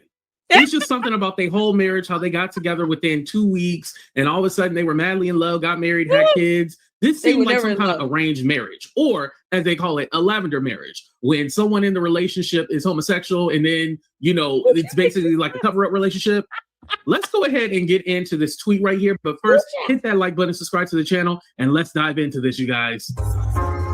Y'all, get this popcorn and Kool-Aid ready, because this is about to get real. If you don't like it, if you know you love Candace, you might want to go on. You know, with all the controversies, and especially now that Candace is claiming that her life is in danger, and the Prime Minister of France is trying to have her, the Macrons are trying to have her assassinated, and it's kind of like, where is her husband, George? Like, where is he? Well, he seems like he doesn't really care about whatever is going on in Candace's life. Like, they live two separate lives. Well, you know, according to this tweet, George Farmer like the boys. That's why he don't really care about her. He just goes for men. All right, let's get into it, y'all. Here we go. All right, so it's from this account called Colonel Kurtz. Now, they had put this. They said, yes, Candace's husband was accused of sexual assault by Breitbart editor and major conservative figure, Raheem Kassam. Now, I haven't really heard about him too much. Like, I know he's in the conservative realm, but I don't really watch him, or I'm not too familiar with him, right? So these are some old tweets from 2022. So the first one says, I know more about this world than I care to. Mercer tried to get me to tell Bannon to shut up about populist nationalism. I was the guy who hired Milo, and Milo's one of those, we'll talk about him later. Farmer was sexually assaulted me. Candace blocked me for calling her sham marriage out. I told y'all it was a sham, y'all. Allegedly a sham. I know this from all angles. Okay. Oh, goodness. Then he says she's trying to deflect from her husband's public homosexual assaults on people, but also she's being vague intentionally. Personal feelings equals personal animosity. And then he says, I'm not sure she wants to be raising the spectrum of homosexuality given her husband's conduct in public. Nevertheless, I'm not even sure she really is. She talks about personal feelings. I think she's actually referring to personal animosity, but being vague on purpose. And this was in response to this person that said, I'm talking about Ye, and she didn't say in love. She said personal issues, which is true. I've talked about it many times. I take trying to have me fired in 2016, personally, indeed. Also, addict is harsh. I'm a recreational weed smoker like her husband, talking about George Farmer, and side piece. George, you smoke weed? Oh, man.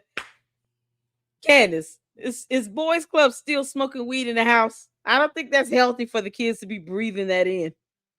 I'm just asking questions here. You can't make this stuff up. And listen, his best friend is Andrew Tate. That should just tell you a whole lot right there. His best friend is Andrew Tate, who sues people for reporting on criminal charges he's had facing him from a court of law. This is something else. Oh, not the side piece. Who's the side piece, y'all? Oh, Lord. And then Raheem, he says, don't get me wrong. I think it's cringe, and so is that fraud, Candace Owens, who blocked me for telling the truth about her sham marriage. But on balance, it's funnier to watch these big men reduced to tears over a t-shirt. Laugh my ass off. How are you all just hearing about this? I called her out on her hubby trying to grope me and kiss me multiple times. She blocked me for it. Y'all, this is my first. I was today years old when I heard about this. I've never heard about this before. Let me know in the comment section if you guys heard about this. And then a commenter said, are you gay, Raheem? Serious question. Thought you were straight, but hey. And he said, no, he is gay. I am straight. Hence the complaint. Try and keep up. So somebody was basically trying to allude to Raheem was gay. And then it said, why would Candace marry someone who is pretending? Doesn't seem like her. However, I trust you more than her after she bashed President Trump and stabbed him in the back. Then Raheem said, yes, I wonder why the perennial grifter Candace Owens would want to marry into a family of a wealthy British lord. Very difficult to figure out. So, I mean, man, it's right there. It's right there. I mean, he's right. Of course, she would want to marry into the Lord's family. Like, why wouldn't she? She wants to be rich. Who wants to be broke? You know, what person wants to be broke? She wants to be rich. And Candace seems like she'll do anything for an opportunity. I mean, all these years she sold black people under the bus for fame. She don't care about being righteous. She don't care about none of that. Then somebody was making fun of his looks and stuff like that. But then here's Raheem as of 4 hours ago. He says, I've spoken about it at length for years. Look it up. So again, and then there's a tweet in here from Milo. And Milo, who we're just talking about, AKA the white nationalist, even though he's married to a gay black man. Yeah, that guy is weird. All these people used to work with Kanye, or Ye, as you want to call him. So I believe they're all freaks. You know, Ye, he came out and said that he sucked off his cousin when they were, listen, all of them are in this. Let me just say that. But anyway, it said Candace is a wealthy woman who could have done anything and had anything. Her marriage made almost anything possible for her. But she has a fatal flaw that resurfaces anytime she's operating without strong male oversight. She doesn't know she's stupid. Damn. He continues, at the Daily Wire, this must have been around the time she got fired. At the Daily Wire, Candace was waxed, tweezed, plucked, and together on course to maybe one day be a... No, oh my God. This is the same Milo. She was defending that said Charlie Kirk was gay. He said this on Tim Pool's podcast. And then George, oh Lord, all these Georges. What's the other George? The one that got pardoned? He was on the podcast and he was like, why would you say that? You know, the man is dead. Like, why would you say something like that? And I believe that guy is gay. I don't want to say, is it George? It can't be. It's not George Soros. What's the other George name? No. It was another George that was in the Tim Pool podcast when that Milo kid said he thought Charlie Kirk was gay. I did a snippet of it. I did a screenshot of that. I couldn't believe it. I said, why would he say this? That Milo dude, his good Lord, his last name starts with a Y. He said, and I think he was gay, and I think he was gay. He said this about Charlie Kirk. So this is the same Milo person that just called Candace stupid. George Santos. There you go. Thank you. George Santos was also on the podcast. This was like, what, two weeks ago? And he said, this Milo person said he thinks that Charlie Kirk was gay. And somehow it's implausible for George Farmer, the son of a lord, with over $244 million. Yeah, it's impossible for him to be gay. You can't make this up. And he's sitting here in post calling Candace stupid. What is? Why is she defending this clown? Why did she go back and defend him again? He said this back on August 19th, 24. Anywhere in the world, I'm gonna sit here and take your side, and you done call me stupid and all this other stuff. And for what? Candace married George Farmer for money. You know, she gets the benefit of that money, rather. If they were to get divorced, she probably would ask for half. She's not going to be one of those ones where she says, no, I don't want anything from him. I want him to take care of the kids and pay child support. That's it. No, Candace is going to want property, houses, cars, money, millions of dollars of it. She's going to ask for all of that if they get divorced. And she carries on like she doesn't care what the hell he does. She just gave him 4 babies. Let's take some photos. Cheese. Yay. And that's it. You know, not studying anything else. He may love his kids, but Boys Club could care less about what Candace does. He could care less. He sees that she's bringing in all this money, saying all this crap, and he has no character or integrity or dignity. And of all people, the same one out the bunch was George Santos, who also went to jail. You can't make this up.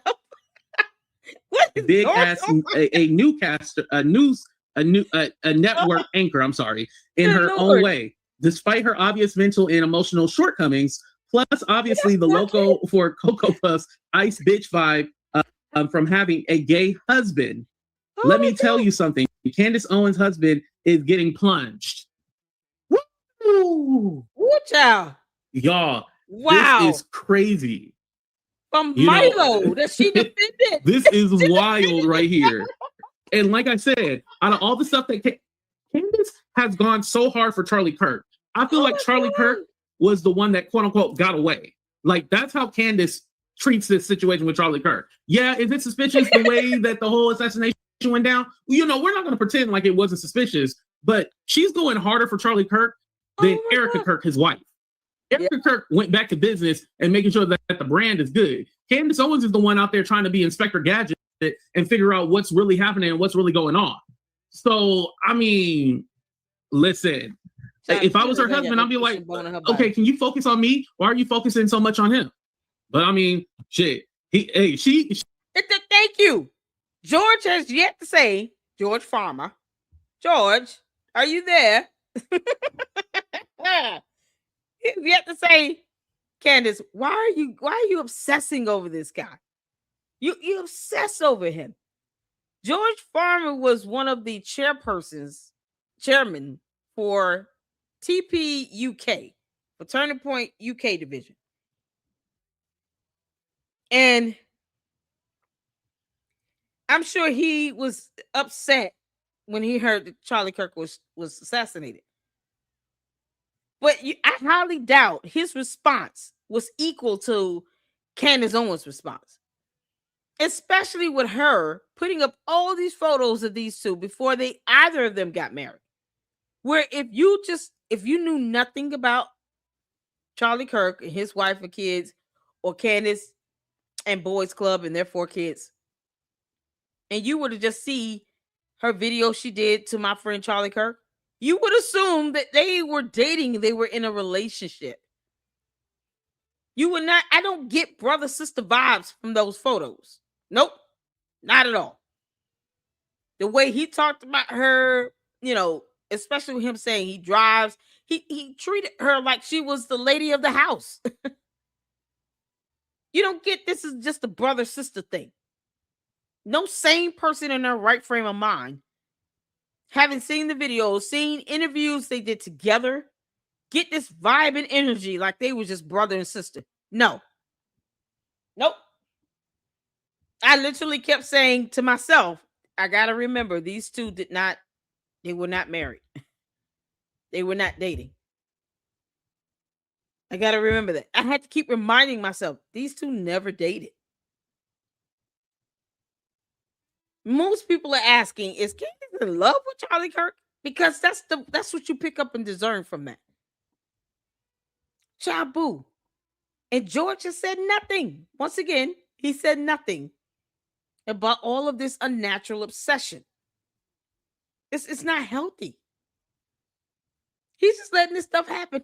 I guess because she making so much money off of this crap. She's busy looking at her other man, and he's busy looking at his man. So they ain't got time to really be caring. But I wanted to show you guys a quick clip of like their quote unquote love story. If you guys care, let's go ahead and check it out. And like I said, just the way they got together and the way they talk about it, it was always just weird to me. And this kind of confirms my suspicions. And I want to say something too. There's nothing wrong with being gay or anything like that. The thing is if you're assaulting people, that's the crime. Yeah. That's the actual issue. And you need to be held accountable for that.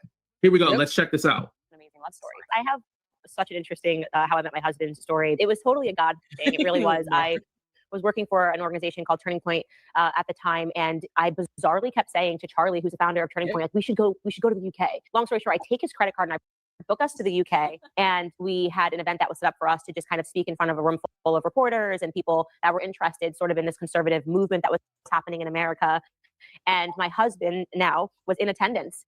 And I promise you, while I was on stage, we had locked eyes and I was just like, wow, that guy's really cute. Like, you know, what's funny now is that at our engagement dinner, his best friend, who was the best man in our wedding, read the text messages that George sent to him while I was on stage. And he was like, that's my wife. Stop. Yeah. You need to like frame We that. both instantly knew he was heading to South Africa for New Year's.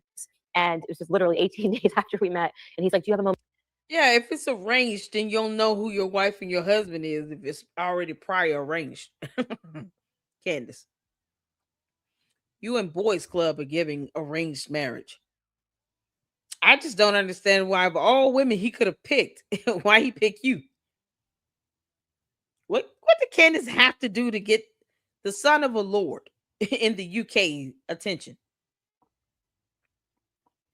Because he had to know, well, she's got a mouth on her. He had to know this. This is crazy.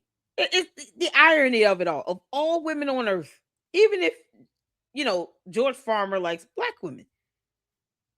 Of all black women on earth, he got Candace Owens. After 18 days, with no romance, no date, no nothing. Yeah, okay. Went to FaceTime. I said, yep. He was getting onto the plane. Then And he said, I have natural something to ask like you. I love you. Do you want to spend the rest of yes.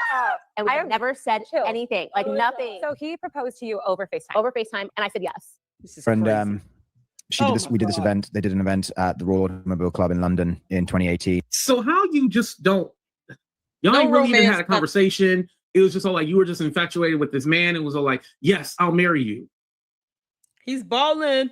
But again, I get why Candace would be down for it. You're married into the Lord family. You know, and listen, I'm American, so I don't really understand the whole Lord and everything like that. But it's high stature. It's like marrying like a Hilton or something like that. That's how they perceive like the lords and stuff like that. And it's even more like, you know, up there with the upper Old money. echelon. So yeah. Mhm. They got old money. Which was for about 300, I would say 300 to 400 people, and I was in the audience, and I just, something about her demeanor just kind of instantly struck me. I mean, it was very unusual. I remember So messaging weird. a friend of mine, you know, a couple of days afterwards, just being like, there's something different about Legs crossing. this girl. There's something different about. Had you met her yet, or just seen her from stage? We'd shaken hands, and that was it. And then the next night, I organized this dinner for a whole group of people. So it was her and Charlie as well, and they actually turned up 3 hours late because they were doing a podcast in the countryside. And so when they came back into town, it was kind of like 3 hour late, but we sort of got to know each other a little bit better. And then the next week, I flew over to the States to see her speaking at a conference in Florida, and nothing had been said. Like there'd be no romantic overture at all at any of these. Yeah, because how boring of these two, you know, to have any romance. Any of this point, it had all Can't just make been this very up. kind of above board and talking about politics and engaging in kind of philosophical conversations. And then at the end of December, we started. Oh, so boring. I called her a couple of times just to kind of chat, and again, you know, just had these long, like prolonged conversations, which were mainly about politics and trying to understand what she wanted to do in life. And at the end of December, Which is nothing. I was actually flying to South Africa. George, what does she want to do in life? We're all curious trying to find that out. I have a feeling that Boys Club has no idea what his wife wants to do in life because he's still trying to figure that out. Trying to figure that out. At the time for New Year's, and I called her and I just said, listen, I know this is completely crazy and we've just met, but Yeah. how do you feel about getting married to me? Just real quick. I missed the bit where there was any sort of. There was literally nothing romantic had been said up to this point. Okay. I mean, literally So I nothing. guess I missed nothing. We hadn't gone on a date. We had not talked about marriage or the future or anything like that. All right. And and she said yes. No. Yeah, Come on. she did. That didn't happen. Yeah, she. You're making it up. It's all fiction. Fake news. No, it was. This guy's not even Candace Owens' husband. I thought it was weird that he would refuse to go to Paris. Who is he? The shit is weird, y'all. Can we It's just so admit weird. that It's right so now? Like weird. it's a little weird. Like what? And you know I'm anti-love, so maybe I just don't get it. But reading that tweet and just knowing how he's not really involved in the day-to-day what's going on with Candace, I can't even say like behind the scenes because like when you have, and I hate to agree with Milo, but she needs a strong male figure. And she doesn't have that. Obviously, this is why Not at she's all. going off the cuss and talking about somebody's trying to assassinate her. Mind you, she wants to get help from the White House, the same White House that she said, or that she alluded to, had something to do with Charlie Kirk's assassination. She's just all over the place, y'all, and she ain't that smart and that bright. And listen, if Candace like it, I love it. If she wants to be in a lavender relationship, make your money. That's all I gotta say, Candace. Make your money. You married into the Lord family, who is very wealthy. You getting your reparations. And gave them 4 babies. 4 babies, y'all. That's guaranteed child support. And it came back to back to back to back. I don't think she's given her womb a rest in the last 5 years. One way or another. I love you, Candace. Let me get the hell up out of here, y'all. But let me know what you think about all this in the comment section. Please hit that like button, subscribe to the channel. We out, y'all. Y'all, this is something else. Hold on. The stakes of how we talk. Okay, so that was AT2. That was funny. This is Kaizen Asiedu.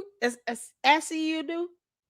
Oh God, I'm not gonna butcher his name. I'm so sorry. If you all want to tell me how to pronounce it in the chat, please do. But this was sent to me. I've never checked out any of his previous videos. He's got 39,000 supporters. I'm sorry. And this video was posted up a couple weeks ago. So we're here for this. Wait, am I watching this out of order? Part 2. I want to make sure I'm not, because I got 2 videos here that were sent to me, like to check out. So this one is, I spent 20 hours checking Candace Owens on Charlie Kirk. And then there's a second video that's a lot shorter about the bullet explanation. So we're going to check these out. I was told that he deals with facts. And so make sure you guys go support him. If I can get one of the mods to drop his YouTube channel link along with AT2 in the chat, that would be fantastic. Let's get to it, because I want to see what he has to say. The stakes of how we talk about Charlie Kirk's assassination are literally life and death. Politics has become a deadly game. And when people are even suspected of something, it puts a target on their back. So I've been watching Candace Owens' coverage of Charlie Kirk's assassination, and I've noticed some significant issues with her methodology, and I want to walk you through them. But before I do, let me say this clearly. This is not an attack on Candace Owens. Candace is courageous. She's brilliant. She's one of the most gifted orators in the world. She does tons of research. I I disagree to all of that. respect her. It's also important to acknowledge that while the world lost a leader when Charlie was killed, Candace lost a friend. I can't imagine the grief and anger that she's feeling right now. The same grief and anger that so many of you who love Charlie are feeling. And here's something important to understand. There's a reason the FBI doesn't live stream investigations. And there's a reason they don't have someone who's personally grieving lead those investigations. Grief and investigation interfere with one another. The desire for justice gets tangled up with the desire for vengeance. And live streaming investigations mixes information with entertainment. So before I go further, let me be transparent about something. Candace has put... Yes, we have laws, federal laws regarding the release of evidence for an open investigation. And each state have their own set of laws regarding the same for a criminal investigation. Laws and court rules that are based upon laws. You can't make this stuff up. It is supposed to be fair and impartial. So if we don't do it for one, we're not doing it for anyone else. You don't want a jury pool to be tainted. You don't want the evidence to end up being sullied and biased. You don't want people to have preconceived notions about it. There's a reason why the evidence should be preserved for the trial, for the jury to review, because they're the ones deliberating. They're the ones that's going to render a ruling. It is the prosecutor's job to meet their burden beyond a reasonable doubt. So if they present evidence that is sufficient for that, you want to make it very difficult for the defendant to come back and say, oh, we want an appeal, because the evidence was so tainted, because you had all these people thinking that they're, entitled to something they're not. Especially when they don't pay Erica Kirk's bills or anything. You're not entitled to it. Make it harder for the defense to clap back saying, oh, well, we deserve an appeal now because all this stuff was put out here and we never got due process in a fair hearing. There were so many procedural errors. You don't want to give them an appeal. And the state is seeking the death penalty. So let them meet that burden. If it's not met, they're not going to render a ruling for him to be found guilty. But let that happen the right way. So you don't have to go back and try to clean it up through an appeal process because a bunch of morons thought they were entitled to something. You're not. If you're not paying Erica Kirk's mortgage, I don't think why, I just don't understand why you believe you're entitled to anything in the first place. About over 35 episodes on Charlie Kirk's death. Hours of content. Tips from viewers that sometimes contradict each other. New theories every week. Questions about Israel and Tyler Robinson and bullets and exit wounds. I'm not going to address all of them in this video. This is my first time hearing this guy. Honestly, I'm not even sure if I ever will in future videos. And I want to explain why. Brandolini's principle states that it takes 10 times more energy to refute a claim than to produce one. Addressing these questions is like whack-a-mole. By the time that you finish analyzing one suspicion, 10 more have been raised. The goalposts keep moving on what you need to address before people will be satisfied. And that's the problem with live streaming an investigation. It's not like she did 3 months of research and then came back with one comprehensive thesis. She's been breadcrumbing her audience. Constant teasers, updates, tips from viewers, and now much of her audience is invested in conclusions before the evidence is complete. And the way that Candace is presenting information, steel manning her skeptical explanations while straw manning the official ones, is giving people an imbalanced view. So I'm going to address some specific suspicions she's raised in specific episodes. And she's done a great job of presenting the skeptics argument, so I'm going to present the other side. Not because I know what's true. I don't. None of us do. But to bring some balance. And you deserve to see the strongest versions of both arguments. And more importantly, you deserve frame. I got this the links emailed to me for this content creator. Who emailed me this again? I can't remember who sent me these links. One of you guys sent this to me. I can't remember. Anybody heard from Laura? Is she okay? Works to evaluate these questions for yourself. So that's the goal. Not to tell you what to think, but to show you how to think through it yourself. So Candace always brings the receipts, but is she reading them correctly? No, she doesn't. On episode 245 of her show, Candace mentions that... No, she does not bring receipts. Dude, you don't have to lie to sound balanced. Let's just be clear on that. We will never lie and cap to sound balanced. Facts and evidence brings balance. If I just need to pull up some court documents for facts and evidence, that's it. I don't have to sit here and dote on someone to be balanced. That is farcical. According to tips, Charlie was not brought to the closest or best hospital. She lists this as one of too many things that just don't add up. Received a lot of tips that the hospital that Charlie was taken to is not the closest hospital. And it also would not have been the number one choice hospital for someone that was suffering from that sort of a wound. Like it was a trauma 3 center. He was taken to a smaller regional hospital that was a little farther away and was also less equipped for the trauma that he suffered, that he was taken to Timpanogos Regional Hospital. But it does add up. If you do the math, Candace is right. Charlie was not brought to the closest hospital because that one, Orem Community Hospital, can't handle gunshot wounds. It's not listed as a trauma center by Utah's Bureau of Emergency Medical Services. Candace is also right that Charlie was not brought to the number one choice of hospital because that one, Utah Valley Hospital, is almost 4 miles away according to Google Maps. So what's the closest hospital that could actually treat him while he was bleeding out? The one that he was brought to, Timpanogos Regional, a level 3 trauma center, only about 2 miles away. Candace cited tips, said that the official story didn't add up. But did she do the math? But there's more. In episode 253, she pivots. This isn't about math. It's just simple evidence. She was wrong. Dead ass wrong. That's it. Once again, you don't have to dote on someone to sound balanced. You just don't. Just tell the truth. Now she raises a new suspicion that Charlie was treated at Utah Valley Hospital in secret, based on a leaked medical file. But then we received an email from somebody in the medical staff at UVU saying, yeah, who should have been fired for violating HIPAA privacy laws. And Candace should be sued for disseminating that information sent to her in violation of HIPAA privacy laws. Yep, that's how that should go. I'm certain that he was here.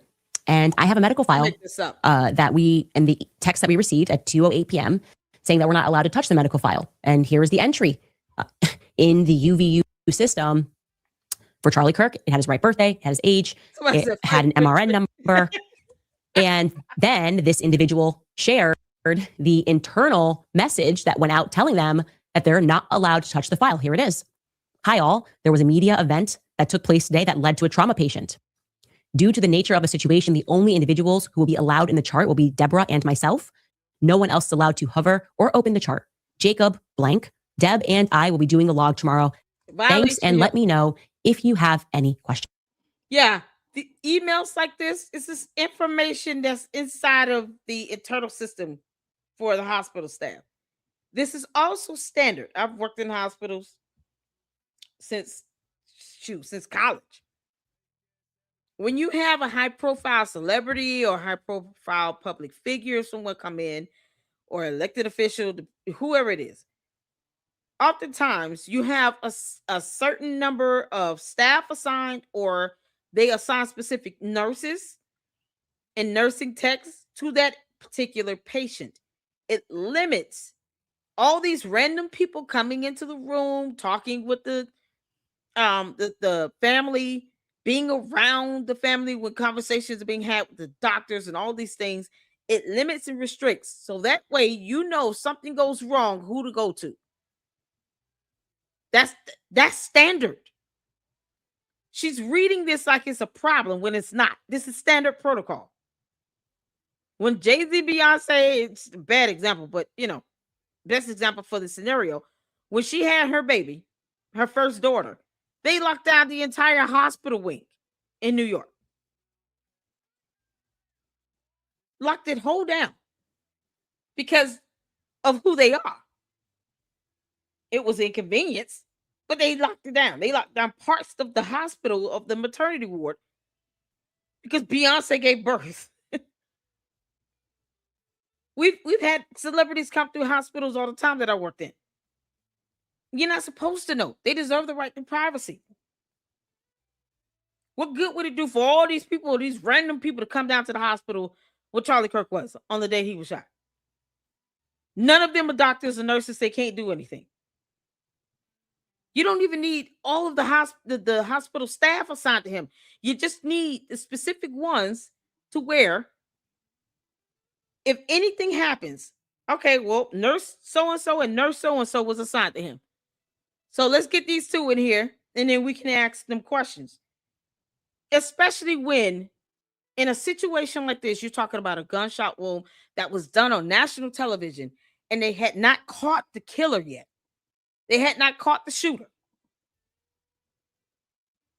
They were on a manhunt looking for Tyler Robinson for like an hour or so. So in the midst of while they were looking for him, they have to also put security measures in place to make sure that he and whoever else may be involved don't come to the hospital and finish the job. So that also helps with security measures. Now we know who's assigned to the room. So we don't just have nurses going in and out saying, I'm the nurse, and we already got one assigned to him. There's a reason for all of this, but Candace never even researched that information and looked it the hell up, because she doesn't read and she doesn't research. Just like she refused to look up the definition and concept of an endowment or IRS tax deadlines for a nonprofit organization. Things like this, she doesn't research or read. That's why I vehemently disagree with him saying that. It's garbage. So first, the tips were saying that Charlie wasn't brought to the correct hospital, when in fact he was. Then the tips imply that Charlie was brought in secret to a different hospital. So which one is it? Is the issue that he was brought to the wrong hospital or brought to the right one in secret? The goalposts were moved. She also shows a screenshot of a medical chart from Utah Valley Hospital and a message to staff that they should not view the chart. But look closer at that first message. It says the only individuals who will be allowed in the chart will be Deborah and myself. Think about that for a second. If Charlie Kirk was actually there with a bullet in his neck, surrounded by a trauma team trying to save his life, why would the chart be locked to only 2 people? Security measures. That's how it goes. A standard process standard protocol for a hospital when you're dealing with high-profile celebrities, public figures, and elected officials. It's just how it is. It's not that they're discriminating against anyone, but they don't want people like his information to get out. And look what the hell happened either way. So this guy doesn't know anything about how HIPAA privacy laws work, because he would know Candace Owens getting that information illegally and then disseminating that is still a violation that can hold her liable in court, because it's an invasion of his medical privacy. She was supposed to get Erica Kirk's consent, to which she will never do that, because she acts like she's Erica Kirk herself. Candace, Charlie Kirk did not pick you. He didn't marry you. You're going to have to get the hell over it. Go somewhere, sit down, girl. You were not his wife. You don't take it upon yourself to disseminate medical information without consent. She's the next of kin because she's the spouse. He married her. Whether you like it or not is irrelevant. No one cares. But she failed to do that. And she disseminated that information. I have no reason to sit here and share private medical information from an EMR with anybody. Why? This is insane. Something we did not need to know. We did not need to see that email or see any confirmation that he went to a hospital. That would have made it to the public either way, as far as what hospital he went to. That would not have been secret information. It would not have. Candace just is not patient. Just like when it comes to the evidence related to an investigation, she already said she doesn't care about. Candace Owens has already said she does not care about the investigation going on with the state of Utah. She does not care about that murder investigation. So why does she want to see evidence for an investigation she doesn't give a damn about? You know, it's the hypocrisy for me. What is he talking about? A trauma about? response requires a whole team: surgeons, nurses, anesthesiologists, and they all need immediate chart access. They would have access to it. Consider this theory. Those received. Did he not read this email? They would have access. They just limited the nurses. That's not to say that those are the only two people that were going to be providing care. The only individuals who will be allowed in the chart will be Deborah and myself. For nursing staff. Think about that for a second. If Charlie Kirk you can't was make actually this up. Individuals, tips were saying that Charlie wasn't brought to the correct hospital, when in fact he was. Then the tips implied that Charlie was brought in secret to a different hospital. So which one is it? Is the issue that he was brought to the wrong hospital or brought to the right one in secret? The goalposts were moved. She also shows a screenshot of a medical chart from Utah Valley Hospital no one needed and a to message see. to staff that they should not view the chart. But look closer at that first message. It says the only individuals who will be allowed in the chart will be Deborah and myself. Think about that for a second. If Charlie Kirk was actually... He didn't even read the whole thing. You cannot make this up. Why didn't he read the whole message?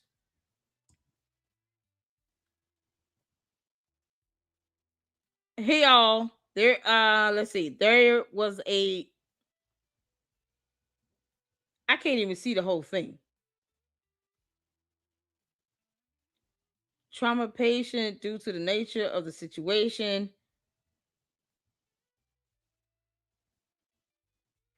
That's for the nursing staff.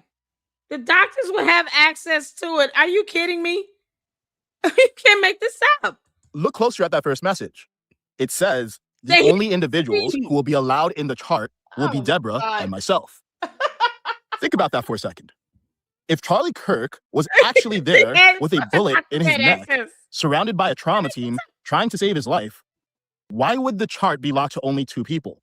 It wouldn't. A trauma response requires a whole team: surgeons, nurses, anesthesiologists, and they all need immediate chart access to save a life. So consider this theory. Those receipts aren't evidence of a secret treatment. They're evidence of a HIPAA lockout. Here's how that would work. Step 1.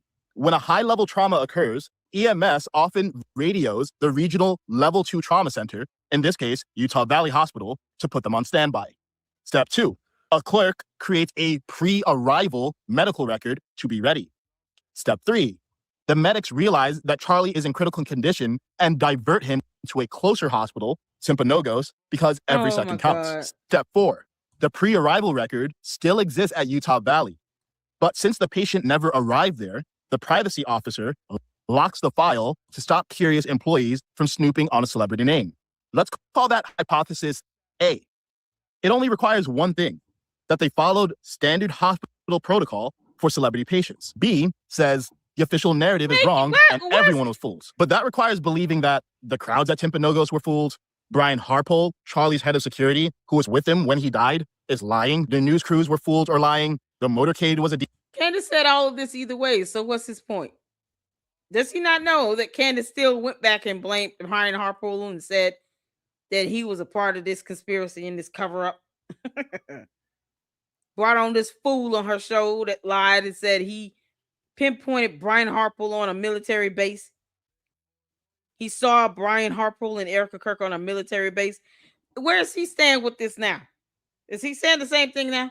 decoyed, the police are lying, the senior staff at Utah Valley Hospital are lying. Everyone was fooled or lying except the said she's person smart who and she broke researches. federal law to leak a private medical file to a podcaster. Which hypothesis requires fewer assumptions? Now let's talk about the ambulance. Candace finds it suspicious that the Which one has more evidence to support it in a court of law? It's not even this difficult. You can't go to court theorizing why you violated federal laws. The judge will not care. Neither will the jury. It's a matter of law and evidence. Good grief. there was no ambulance on standby at the event. Typically, the states dictate the protocol, All right, I give 'em and time. you're required to, after you have a certain number of attendees at an event, you are required to have an ambulance on standby. And I don't know Utah state law, but I also found that weird, course she doesn't. that there wouldn't have been an ambulance on standby. Again, correct me if I'm wrong, but seemed atypical to me. She's right Let to me go back again. Let me go to That weird. or lying, except the person who broke federal law to leak a private medical file to a podcaster. Which hypothesis requires fewer assumptions? Now let's talk about the ambulance. Candace finds it suspicious that there was no ambulance on standby at the event. Typically, the states dictate the protocol, and you're required to, after you have a certain number of attendees at an event, you are required to have an ambulance on standby. And I don't know Utah state law, but I also found that weird. So she doesn't know Utah state law, which means she has no idea what the requirement or the mandate is as far as having ambulance on standby. What the number, the size of the crowd needs to be, none of that. Because he was not forthcoming when he said that she researches, because she doesn't. Because that's a Google search. Utah state law, yeah, you can just research that. And she didn't know it. So she goes out and does a video where she has just said, I don't know Utah state law, that she could have researched. Because he said she researches. All right, I give her some time. There wouldn't have been an ambulance on standby. Again, correct me if I'm wrong, but seemed You're atypical wrong. to me. She's right to raise this because that is a genuine No, failure. she's not. She didn't And read the Turning law. Point bears significant responsibility for it. But that could just be incompetence, not malevolence. Here's another way to look at it. The Turning Point student chapter at UVU, the campus club that organized the event, filled out the planning forms. They initially estimated 200 attendees. That low estimate didn't trigger UVU's Major Events Assessment Committee, the body that would have required enhanced security and medical coverage for large gatherings. Now, they eventually revised the form to estimate that 600 students would come. And they did that based on a neighboring school's Turning Point event the previous year that did draw about 600. Later, Turning Point Corporate got involved and told the students to revise expectations to 1,500 to 2,000 people. And it was still wrong, because over 3,000 people showed up. The result was that only 2 EMTs were on site, and there was no dedicated ambulance for a crowd 5 times larger than anyone planned for. So was that negligent? Right. But they didn't plan for it, because how did they plan for it when they don't have, a ticketing process? They have no way to do an advanced head count. That's a matter of them putting a policy or procedure in place to start doing something like that. But it's not a matter of right or wrong. They just underestimated the number of people that would be there because they don't have a way to do something in advance to give a more accurate number. I mean, that's what we're coming down to here. All right, y'all said give him a chance. Okay. Arguably, yes. Turning Point Corporate should have ensured that proper protocols were followed. UVU systems should have caught this. The student organizers were in over their heads. But here's the question we have to ask. Does inadequate planning indicate a conspiracy, or does it indicate incompetence? There's a principle in philosophy called Hanlon's razor. It essentially says that incompetence is more likely than malevolence. And if you ever organized large-scale events, you know why students might lowball these forms. Bigger estimates of crowd size means more restrictions, more mandatory costs, more scrutiny. And saying yes to controversial topics might even get your event flagged or denied. So this might look like malevolence, and it could just be incompetence. This is students trying to get their event approved without jumping through hoops that they don't have the budget or the experience to handle. Corporate didn't ensure proper oversight. The university's review process never got triggered. A cascading series of failures. And that's tragic. And it might even be legally actionable. But security failures don't require a plot. They require understaffing, underestimation, and insufficient protocols, which is exactly what happened here. And here's the hard truth. Charlie was doing something genuinely dangerous. Open-air events with polarizing political figures, minimal security, crowds of thousands. The security didn't match the risk. And that's a failure worth examining without the need to invoke conspiracy. Now let's talk about claim 3. Candace. You're asking about a bullet and not thinking about the grain of the bullet. I thought we tackled this already. I don't know if you're new. We've tackled the various grains of bullets that have varying sizes and then determine the firepower and the damage that's done, because it does involve science and human anatomy. So grains of the bullets dictate also the damage done to the human tissue. And if you understand and respect, science and biology and human anatomy, you wouldn't underestimate the strength of your bones and the spinal cord. So if the bullet has a smaller grain in this, a smaller bullet, meaning it's easily fragmented, it wouldn't take much for that bullet to break up and fragment, which would slow down the bullet itself, and then of course keep it from exiting in one piece, because that's science. So you look up the grain of that bullet, and then you can ask your question again. That way it can make more sense, because when you're only asking questions based on half the information that you have, it comes off like it's selected to be choppy. Look at the grain of the bullet. It's a 30-06, but they come in various grains. So let's say it's the smallest grain possible. How much damage that you think the lowest grade grain on that bullet is going to do? Because what you don't see is a bunch of videos of people firing a 30-06 with the lowest level grain possible to see what the damage of that bullet would be. We don't care about the high end. We care about the various grains. So why not just pick some samples, right? Yeah, we did talk about that before. I just want to make sure. All right. This has pointed out that the FBI Salt Lake City field office had a leadership change right before the shooting. Is also interesting to know It's irrelevant because they're not leading the Utah actual investigation. FBI also got a new set of employees. The state FBI. Who cares? If FBI change leadership all the time. The FBI is not spearheading the investigation. It's the state of Utah, the attorney general. They're the prosecutor. They're in that office. They're spearheading this. The state investigators are. The state medical examiner is going to come in and testify to the autopsy and all these things. Not just FBI. They're supporting them. Kash Patel went ahead and fired not only the chief of the Utah borough, but also some other people. You can see this in the Daily Mail article. They recount this after Charlie's death. Kash Patel questions grow as it's revealed he gutted the Utah FBI leadership before Charlie Kirk's assassination. That is true. He fired the chief, among other people, and replaced her with Robert Bowles in August. I think Robert Bowles, actually, it was his first week when Charlie got shot. And he's somebody who has been in D.C. for decades. So it seems to me to be an unusual placement to then want to re-up your entire life, assuming you have a wife and kids, and move to Utah But whatever. Again, everything just feels a little too brand new to me. This sounds suspicious Oh, until you God. consider the following. This wasn't unique to Utah. It was part of a nationwide purge. According to reporting from August 2025, at least 18 of 53 special agents in charge, that's the people who run FBI field offices across the country, were pushed out under the new administration. That's more than a third of all field office leaders. The Salt Lake City change wasn't a targeted operation to remove someone before an assassination. It was one data point in a massive, well-documented nationwide leadership purge that was happening everywhere. So when you zoom out and you see the pattern, suspicious timing in Utah look a lot less suspicious. It looks like a coincidence because sometimes things that happen near each other in time aren't actually connected.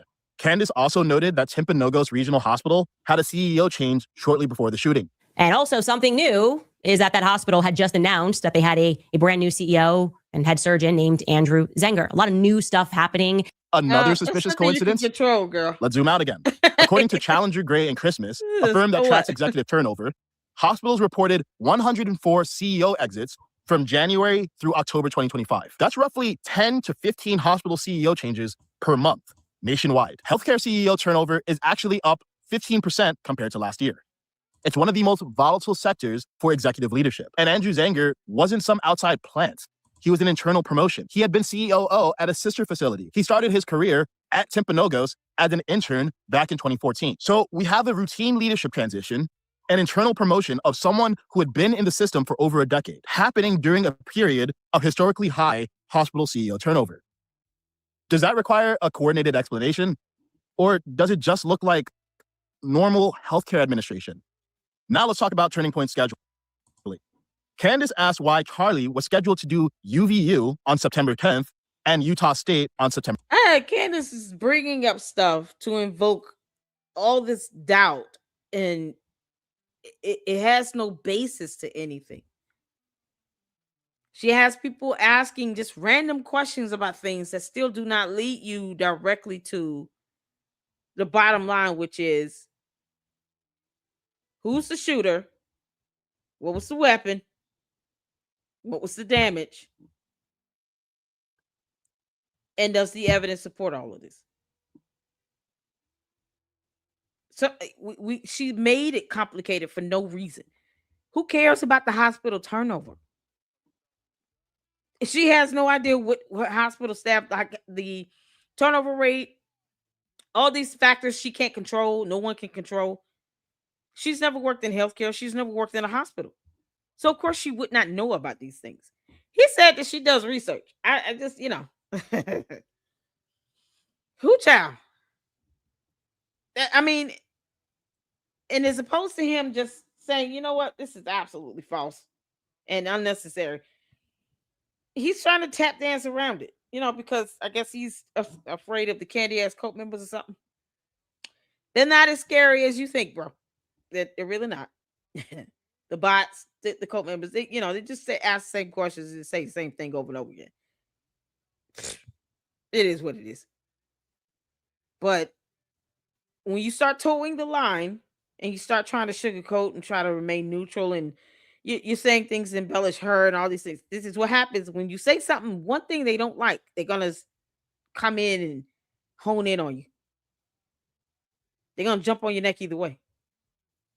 That's why I don't care about candy ass cult members' temper tantrums. I don't care about that. I don't care about Candace's temper tantrums. Don't bother me.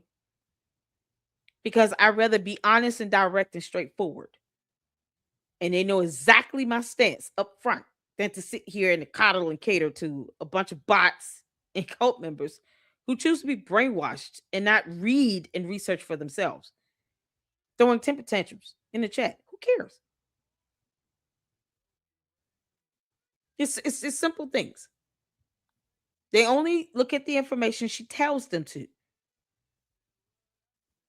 So when you try to do this is what happens. For those who are content creators, you speak your mind and give your commentary. Don't let anybody dictate it. Now, I said I would give him a try, but boy, it's becoming harder and harder to do because None of the stuff he said in the beginning about her, which is a flat out lie, because she literally, there are examples where I can give where she did not research at all, and she should have. And he literally pointed it out in this video that were completely false and off base. He didn't need to say any of that to do this video. He could have just said, well, that's not correct. Here it is. Here's the evidence. Here's the information. Here's what a Google search can do for you. Reading Utah laws. Why it's imperative to do it. But if you don't understand how hospital processes and protocols work when it comes to high profile patients, here's how they work. None of the stuff he needed to embellish about her at all was irrelevant. It never needs to be done. And it's not an attack. You're just pointing out the facts. So it muddies the waters with what he's saying, and it's hard to kind of, focus in on what the point he's proving, because he's trying to sugarcoat things and beat around the bush. It's not necessary. Don't ever do this. If you're neutral, stay neutral. If you lean one way or the other, take a stand on it and stand your ground. Stuff like this, it's so hard to tune in as an independent journalist, because it's like, dude, you're trying too hard to not be, oh, I'm not attacking her. I'm just trying to give another perspective. Just give your perspective. They're going to think what they want to think. November 30th, 20 days apart instead of back to back. Something else that is really bothering me, just because I have done these campus tours, hit the like button, is the question of why Charlie was set to do I got a video for that. two events in Utah a mere 20 days apart. Okay. He was supposed to do UVU, and then today was scheduled to do just 20 days later, USU. Now, those two campuses are just under 2 hours apart if you're driving. Why on earth would he schedule these events apart? It's not how Turning Point USA normally decides on their events. If you're going to do 2 stops in one state, they make it happen back to back because it doesn't make sense. But it just because it didn't make sense to her is irrelevant. You see, bringing up irrelevant things that mean nothing. It could be their new process and their way of doing things. It's based on what he wanted to do. That's what it comes down to. She doesn't, get to inflict on free will or infringe upon that. She doesn't get to influence that. He did what he wanted to do. That was his company. So if that was his decision, that was his decision. This is what they're calling doubt here. Her reasonable doubt. It's not even reasonable. It's her trying to dictate a situation because she doesn't think it should be going that way. Look, we don't care about that. That's not even reasonable to expect that. They get to do it the way they want to do it. That's not her company. From a fuel perspective, from a traveling perspective, for you to go in and out of one state. Plus, they only have a limited number of events, right? Yeah. So they want to make sure they can go all over the United States and see as many students as possible during every tour. This is how it works. I know how it works because I came from Turning Point USA. Okay, I have toured with them only every year, months. with the exception of this year, since I started working for Charlie. So that just struck me as very odd. She says this isn't how Turning Point normally operates. When you're going to a state, you cluster events to save on travel and logistics. And she's right. Clustering is their preference when it's possible, but exceptions have happened before. In fall of 2023, the TPUSA tour went to California on October 2nd, then Florida, then Georgia, then Texas, then New York, and then all the way back to California on November 9th. That's crisscrossing the entire country over 38 days, including returning to the same state they started in. Campus event scheduling depends on venue availability, student chapter readiness, academic calendars, and university approval processes. Each school operates on its own timeline. The student clubs at UVU and Utah State had to independently organize, get approvals, and coordinate with their administrations. Sometimes you can't get the dates that you want. Sometimes venues aren't available back to back.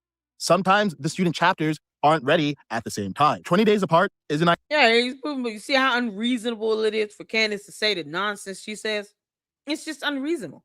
There are a lot of factors that would dictate why they had to plan the way they did. She didn't work there when she made that video. And she wasn't working there in 2019. She did one appearance and Charlie Kirk wasn't even there. So she's going based on how she assumed they should have operated still from 2019. And what she did last year on this so-called whatever appearance that was, Charlie Kirk wasn't even there. This was July of 2024. June or July. It's this persona, as if it's this mindset, as if they should not have changed to any way they operate at all. It should be the same since I was last there. No, you were only there for 19 months. You're about, Felicia. Ideal, but it's also not unprecedented. It happens when logistics don't align. Now for the next claim. Candace has also raised questions about Charlie's bulletproof vest situation, that his supplier contract was canceled, that he wanted an army vest, and something was off. One person who emailed me said, hey, I've been supplying bulletproof vests to Charlie for all of these campus tours. And suddenly last spring, the last campus tour, they canceled my contract with them. They did not want to renew. When I asked them why, they told me that Charlie wanted to go a different direction by getting an army vest instead, like a metal army vest, I believe is what he says. And he said, she doesn't know how army vest works. This made no sense to me. I didn't understand it. Okay. So Charlie decided to use a new Why wouldn't it make company, sense? even though I don't think he was actually wearing a bullet vest on that day. So what happened there? I'm not sure. But hold on. An army vest is actually better than a normal bulletproof vest. It actually would be more likely to stop a rifle round like the one that Charlie was hit with. Candace also admits she doesn't know if Charlie wore vests regularly. She confirms he wasn't wearing one that day. And the change was Charlie's decision. So what's the actual suspicion here? None. Security consultants had warned Charlie he could be killed. His own team noted he didn't regularly wear protection despite the threats. Erica Kirk confirmed he wasn't wearing a vest that day. Candace's identification of this just creates atmosphere, a sense that something is wrong without making it falsified. Yeah, no, because she didn't dictate his actions. Candace, you weren't his wife. I'm sure his own wife told him, I think you should be wearing a vest. Probably two. Including helmet gear. I mean, wear everything. And he was like, no. What can you force him to do? I mean, that's where we're coming from with this. Her willingness and her desire to be in control. Maybe that's one of the reasons why they told her kick rocks, because she got to the point where she's just overly demanding and controlling. Candace, you don't dictate and control anything except what you can control. That's your household. And you're not even doing that, because what the hell doing that? Claim. Was there a conspiracy to remove Charlie's vest? Or did Charlie, like many high-profile people, make calculated risks about his own security that, in hindsight, were tragic? We know Charlie was brave. We know he put himself in confrontational situations. We also know that he had been warned. And sometimes the explanation isn't a conspiracy. Sometimes it's a man who knew the risks and accepted them for the sake of his mission. So I've walked you through several of Candace's suspicions and offered alternative explanations. Maybe you're thinking, sure, each one has an individual explanation, but isn't it suspicious that there are so many coincidences? New FBI leadership, new hospital CEO, no ambulance, scheduling anomalies, vest changes. Doesn't it add up? And I understand that instinct. When you stack them up, it feels like something must be going on. But let me off. Yeah, but when you read and research evidence, facts, and information, Utah state laws, I mean, and it's simply his decision not to do certain things or to do certain things a certain way. There's no competition against that. It's not a matter of anyone else finding him to choose to do two different areas in 20 days, right or wrong. It's what he chose to damn do. And you don't dictate anything beyond that. Because Candace Owens does not pay Charlie Kirk's house mortgage. So she dictates nothing. For you, another way to think about it. And to be clear, when I say conspiracy, I'm being descriptive, not dismissive. A conspiracy just means multiple parties working together. I'm not using it as a slur. I'm just using it as a definition. The conspiracy theory requires some combination of hospital systems conspiring to fake records, UVU students conspiring against a man they invited, the FBI timing a nationwide purge around one event, hospital boards coordinating CEO changes, TPUSA sabotaging their own founder. All of these separate institutions with different incentives, different people, different oversight, all coordinating without a single leak, a single whistleblower, a single piece of direct evidence. Contrast that with the lone actor explanation, which requires one disturbed 22-year-old with a rifle exploiting security failures that were well documented before the shooting at an event that was understaffed due to bureaucratic incompetence, which requires fewer assumptions. Occam's razor tells us the explanation requiring fewer assumptions is more likely. One explanation requires coordinated action across multiple unconnected entities. The other requires a lone gunman exploiting predictable security failures. And I'll say something else. Here's the hard truth. Part of why conspiracy theories are appealing is emotional. It's hard to imagine that a titan like Charlie Kirk could be taken down by some random 22-year-old with a rifle. We want the explanation to be proportional to the man. A grand conspiracy feels appropriate, worthy of him. A lone gunman feels insufficient, unsatisfying. But sometimes the unsatisfying explanation is the true one. Charlie was doing something courageous and dangerous. He knew the risks. Security experts told him the risks. He kept going anyway because he believed in the mission. And one day, those risks materialized. That's the tragic cost of courage in a country where political violence is escalating. Everything I've covered so far has been about specific claims. But there's a bigger conversation I want to have in part 2 about methodology. Because even if you disagree with my interpretation of any particular claim, it's not a matter of interpretation. Some of it's just supported by facts, evidence, and the law. You know, that Utah state law, Candace did not understand or read about. Everything's not a theory. There are certain things, it's just a simple matter of fact. Speaking of which, the definition of the word conspiracy, because we got to do this. The act of conspiring together, an agreement among conspirators, a group of conspirators. Synonyms: mafia, network, game, syndicate. A plot. Intrigue, conspiracy, cabal. These are words that are synonymous. That implies something that's not positive, it's harmful. There are more definitions. We can look it up. Let me go back to the screen. A secret plan by a group to do something unlawful or harmful. As a noun, this is conspiracy, this definition. So this is what the fact that people want to believe in conspiracies means that you want to assume that the worst or the negative, something unlawful or harmful, as opposed to researching. Candace didn't do that. She created all these dumb conspiracy theories that are unlawful or harmful and leads to more unlawful and harmful things being done to others as a consequence, such as cyber crimes. You know, people being doxxed and bullied and harassed. Claims of stalking by whole countries with planes. False information being put out. Misinformation. Dumb bots that refuse to scan the internet and keep copying and pasting everything. That's what it's leading to here. There's a reason why getting knowledge and getting information of things, getting evidence of things is the best way to go. You don't need a conspiracy theory. You can just sometimes Google and read. That's what I say here. No reply. I got a video sent to me about this 30-06. Let's check this out.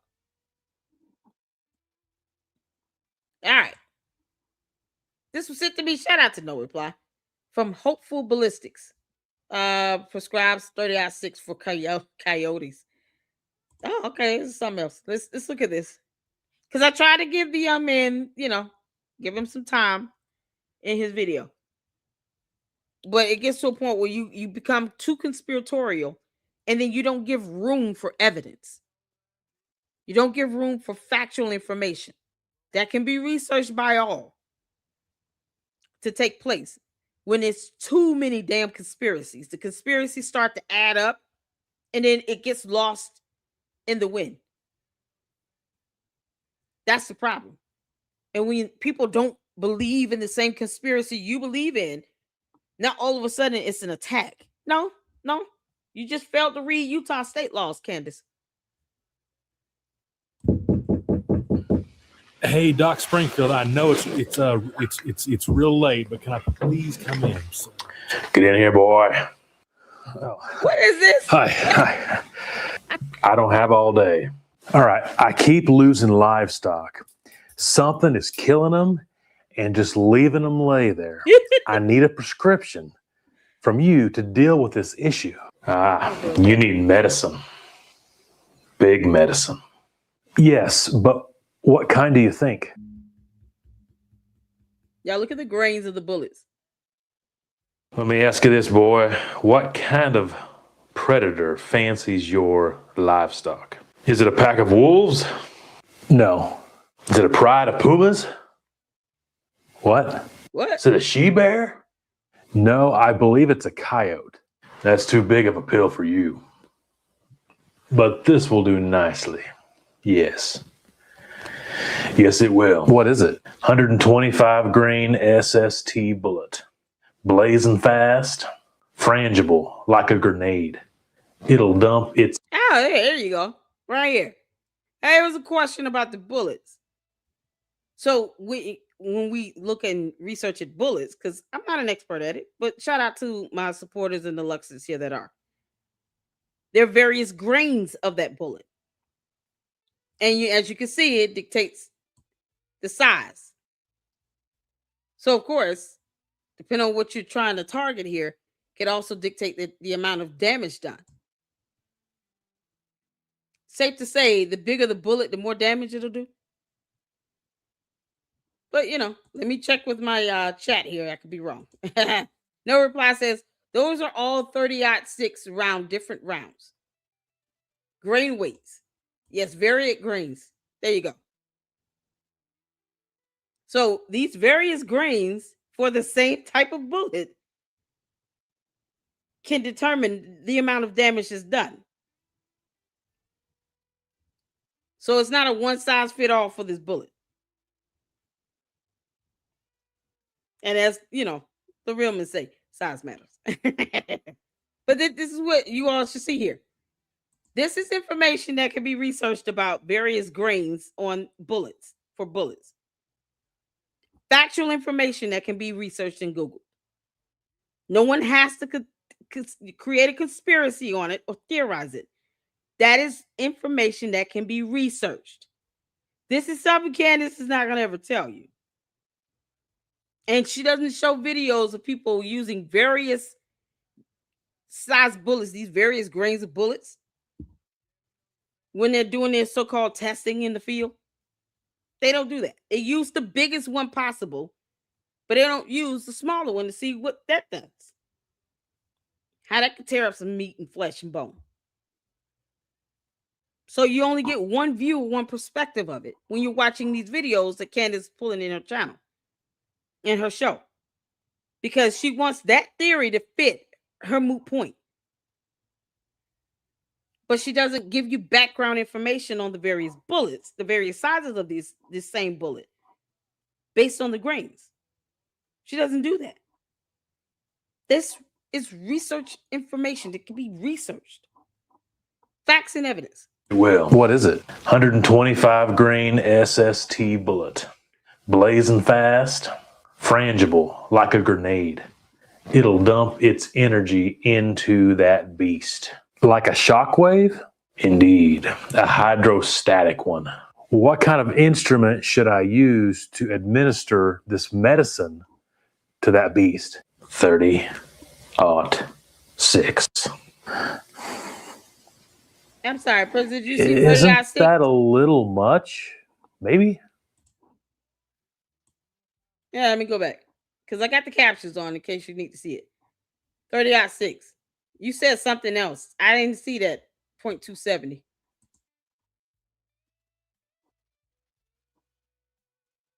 You said 0.270. Where do you see that at? He just said 30-06.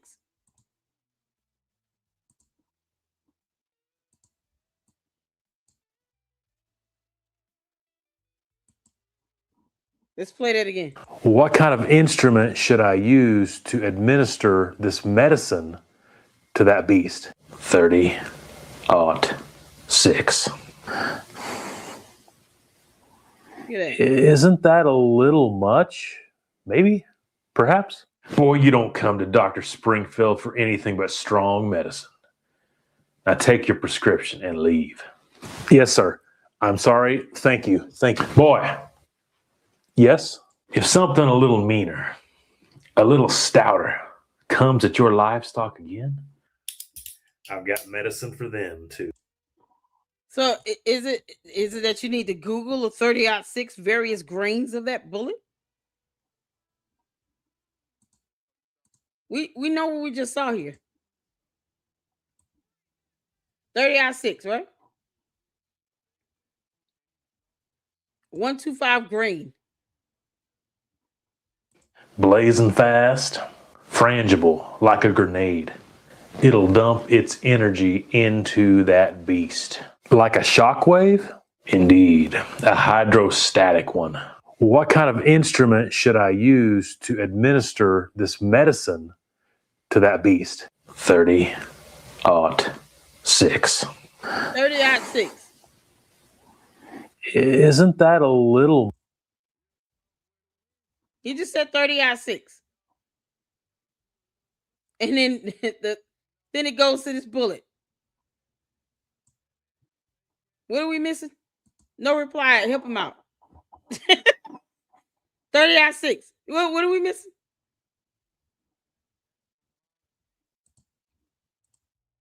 Take my banner off.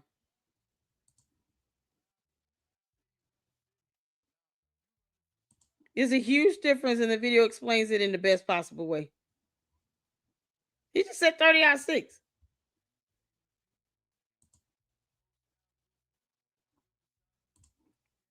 That's a 30-06 round in 125 grain. He's pointing to this bullet here. I don't need to go back in the other ones, because if this is a possible bullet, it could have been used from Tyler Robinson's gun. Why would you be dead set on the bigger one? If that could be a 30-06, that's a smaller grain. That's a 125 grain. He said, this guy better not enter my dreams. You mean the guy in the video? This makes sense. The little bullet is the same diameter as a big bullet, just a smaller weight or grain. This is, I mean, I'm trying to figure out what is he confused about. I don't see anything 0.27. I don't see that. I see 30-06. I'm not the expert here. No reply is the expert here, and for this video. He sent me the video link. He's the expert. You might want to ask him about these various grains of bullets. Unlike many other, especially Candace. I let the Luxters who are experts in this, add value to the conversation here, because there's nothing wrong with that. They teach me. I'm not the bullet expert, but I'll let the bullet experts help explain something to you. Yeah, I'm just trying to make sure, because I'm like, what is he talking about?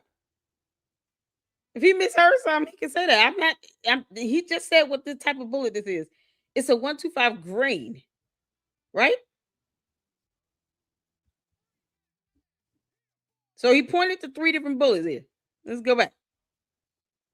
I believe it's a coyote. That's too big of a pill for you. But this will do nicely. Yes. Pointed to the little one. Yes, it will. What is it? 125 grain SST bullet.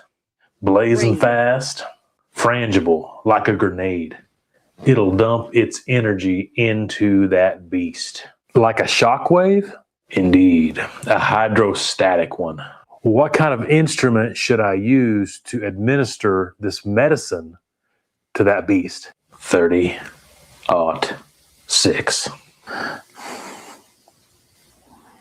Isn't that a little much? Maybe, perhaps. Boy, you don't come to Dr. Springfield for anything but strong medicine. Now take your prescription and leave. Yes, sir. I'm sorry. Thank you. Thank you. Boy. Yes? If something a little meaner. Okay, because I think he was just trying to show him that this video is just proof that there is various grains of that same bullet of the 30-06, right? I think that's what we're supposed to be getting out of this. So let's get to George Webb, because this is something else. I was told this guy was a huge Candace fan, and then he has I guess he went and talked to someone, got some documents on something. I had to, pull this in. So he went and got both sides of the story, even though Paramount Tactical did too. If we're talking about the fool that was on Candace's show. So I want to check this out. This will be the last one we do for the evening for our marathon. And then I'll be back at it tomorrow. And we'll also be tuning in with my brother in Christ, Jay Witt podcast. He's going to be doing a huge marathon as well. So we'll be hopping in over there for a little while, and then we'll do a live tomorrow. I got to get in Umar because I got a couple more videos with Umar, because he's like the twin brother to Candace Owens at this point. So let's get in this George Webb so you guys can check this out, and then that'll be the conclusion. What is this? Well, hello everyone, you beautiful people all over the world. It's been the devil's day. It's been the devil's day. We've had the devil's day. Try to be neutral. Started at 2 a.m. this morning, 9 o'clock here on the West Coast. We've had the devil's day as I think it was Sherman at the end of the first day of Shiloh. He went into the tent, huge losses. I think it was the biggest day of losses in the Union up until that time for sure in the Civil War. And Sherman said, well, we've had the devil's day. And Grant said, well, we'll lick them tomorrow. So midnight Eastern time. I didn't mean to get everybody up on the East Coast with the notification, but we had the devil's day. There's no question about it. Today was a disaster. I was here at the courthouse because all of the information knew what was in the courthouse. I knew what was going to come out. I knew it was going to be bad for Candace, and I thought there was maybe a chance of disavowing before all this information came out. And if you're just a brief recap of the information that did come out, Oh my God. there were 7 civil protection orders from former wives and girlfriends. There was 5 restraining orders. There was several domestic violence testimonies. There was several falsifications of what his wives did, like an acid attack that didn't happen, and heinous stories that he attributed to his wife that were not true. So it was threatened a federal judge with murder right where I'm. So George Webb is supposed to be a journalist that he seems to, do a lot more content that is more favorable towards Candace. Like he just said, he was trying to see if, I guess there's some way to try to defend her, but it's like, that fool she brought on her show just, oh man. I don't know why he expected him to be credible. Candace doesn't even research definitions of terms. Sitting in this county, threatened 2 of his wives with murder. My first video on him. Massive fraud throughout his 30-year career. Some of the things he said were true. He was a Green Beret for a year, but he didn't fall during, it wasn't an injury during service like he said it was. Constantly threatening and yelling and screaming and abusing his ex-wives and then blaming it on them, then getting law enforcement on them. So just a horrible expose tonight that Valhalla did. Valhalla VFT, Gary Melton also kind of played that. Not a good night for the witness. And remember, if you're making these kind of accusations, you have to have some kind of proof, right? And I'll turn the notifications down. Sorry about that. Those are federal informants getting their credentials at those are federal informants getting their credentials at Fort Huachuca that you're hearing in the background. I don't see how you can have a good stream. They say, what did you say? Yeah. What? Federal informants getting their credentials? Is he joking? informants getting their credentials at those are federal informants getting their credentials at Fort Huachuca that you're hearing in the background. I don't see how you can have a good stream. They say Barron had a good stream. I don't know how you could on a day like today. You have to have with Danny Rothschild, for instance, we have him, placed with informants with their IP addresses at Fort Huachuca.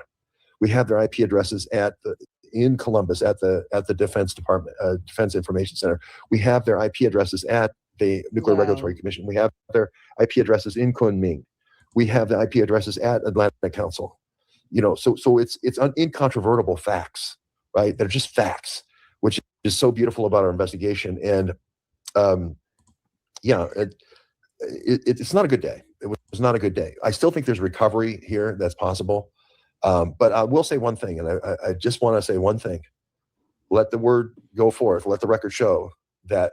So he thinks there's a recovery here. I don't know what recovery who is he talking about? Because it's definitely not for that fool. And Candace never really had any credibility. I mean, she doesn't believe in facts either way. So whatever.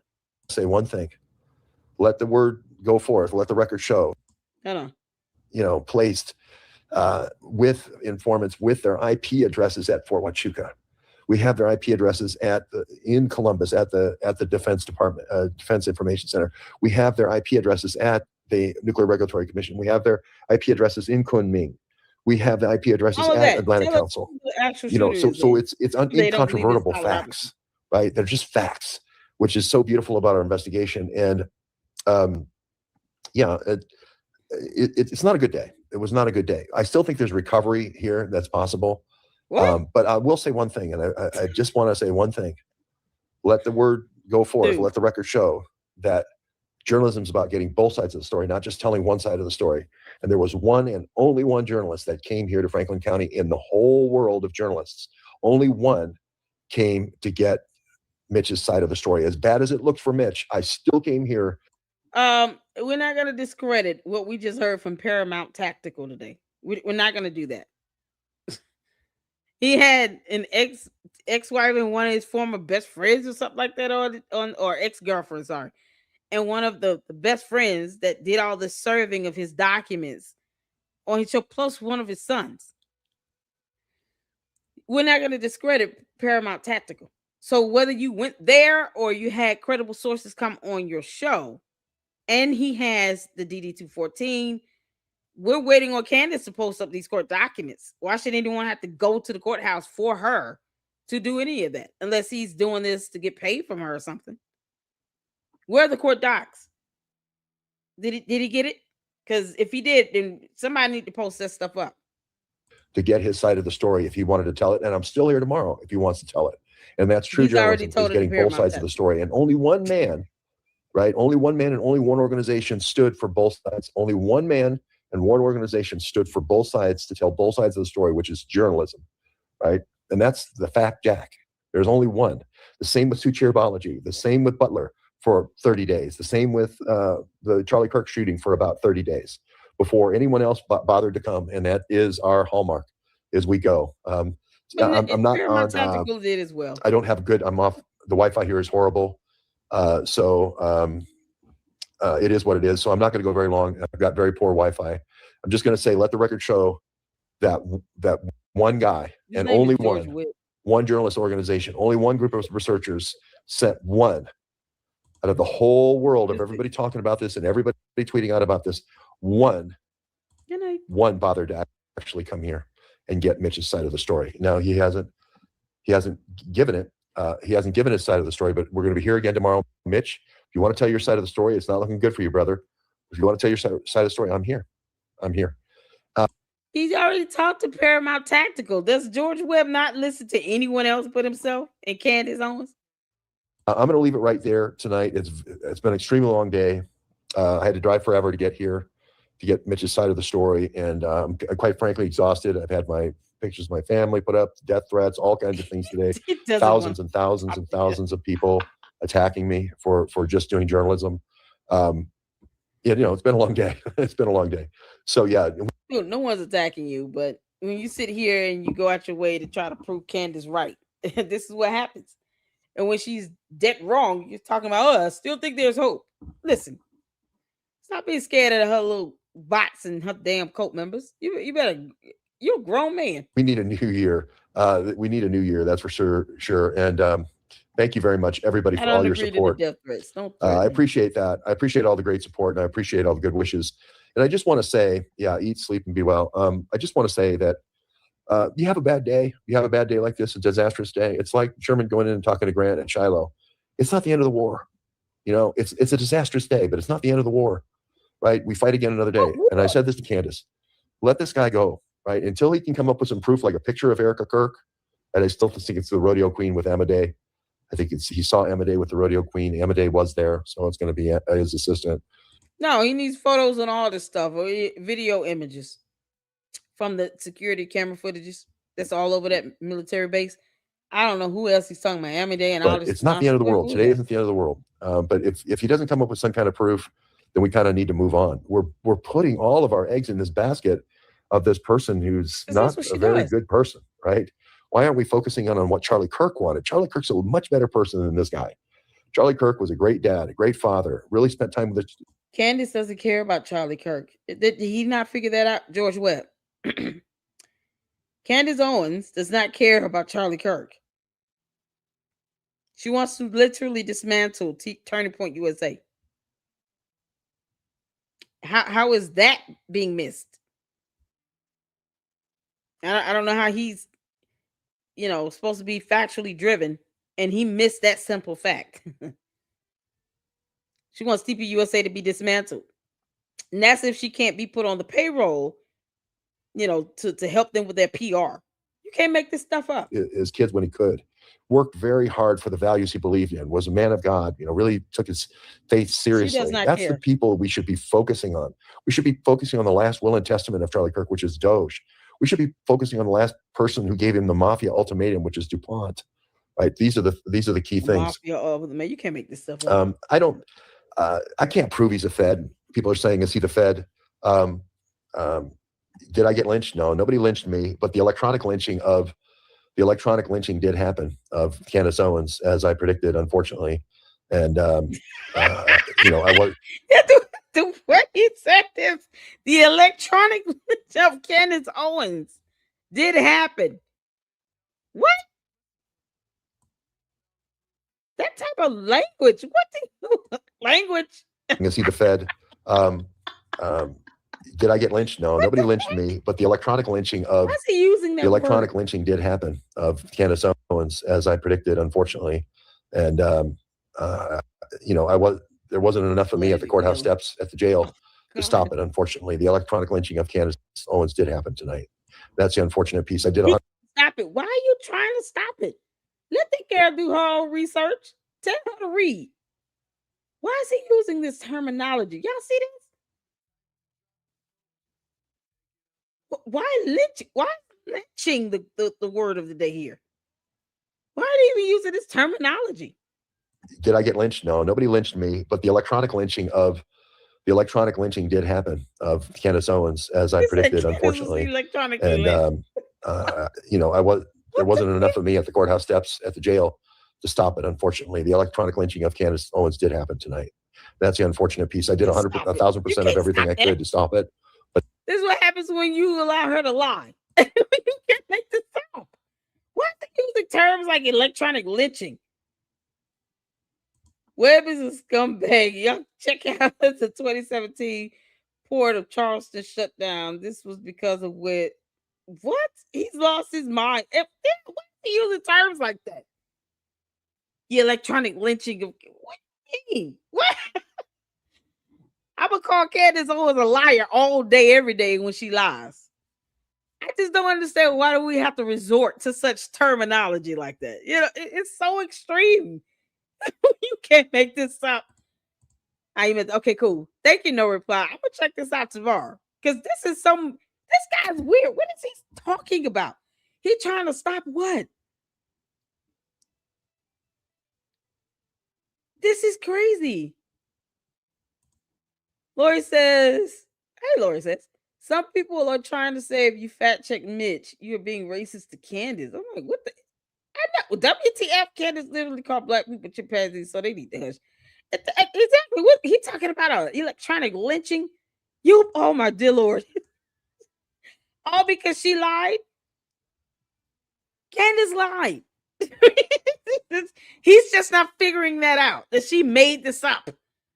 She dug this hole for herself. No, big girl falls in and she's got to pull herself up out of it. Candace, You heifer. You dug this hole for yourself. Good luck to coming up out of it. Why is some grown man named George Webb trying to say, why is it always somebody named George? We got George Farmer, George Webb, George Santos, all these Georges. You can't make this up. Then there's a Milo in this. George Webb cannot rescue you out of this. George Farmer probably doesn't even care that you fell in that hole you dug for yourself, Candace. And George Farmer agreed to marry you and gave you 4 babies. Y'all procreated 4 times.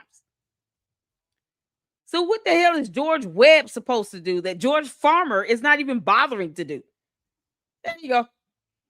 George Farmer doesn't give a damn enough to care about the woman he married falling out his hole. Somehow a George Webb feels like he needs to rescue Candace Owens Farmer when George Farmer could give 2 craps. You can't make this up. That's insane. This is strange number. What do you guys? Is she willing to speak? Is she willing to speak? I would love it if she wants to talk. I will have to do an interview with her. Is it strange current wise? Yeah, if she wants to speak with me, absolutely. If she's okay, if she approves, yeah. You don't have to put in the chat, but you can email it to me if she would love to. I would love to talk with her. This is crazy. She playing the racist card. I know, right? This is playing the racist card. We're technically talking about all that stuff before Gary and BFT said any of it. And this guy is just going to the courthouse to read the court documents, essentially, just to find out the same thing we saw on Trellis Law earlier, virtually. I didn't have to fly anywhere to see these cases about these protection orders and the abuse of any of that. It was on that Trellis Law website. You can't make this up. He's talking about she's being electronically lynched. What is she? What? Yeah, she's willing to speak. I'll send it to you, LLC. Thank you. I would love to interview her. Absolutely. He's using the word lynching with Candace because of her skin color, and she will cause a bigger shock reaction from his audience. Portray Candace as a bigger victim. It's so sad. It's like, why? Candace is not a victim, y'all. She's not a victim. Candace lied. She lied.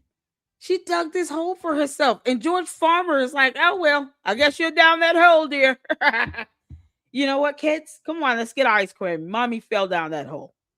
He's leaving her hanging out to dry. Binary 0 and 1 row. You can't make this up.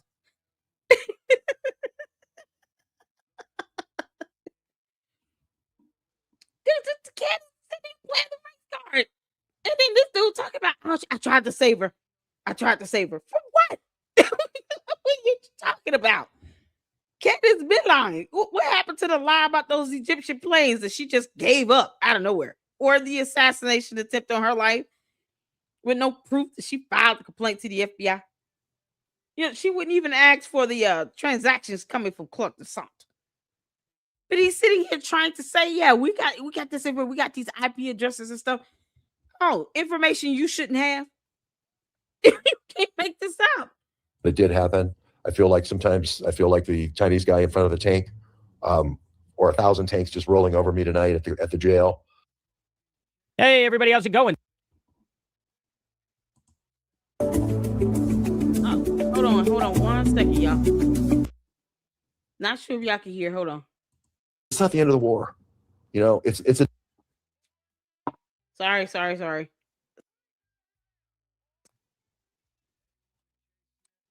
Somebody said you are definitely a true journalist. Stay armored up, George. Armored up.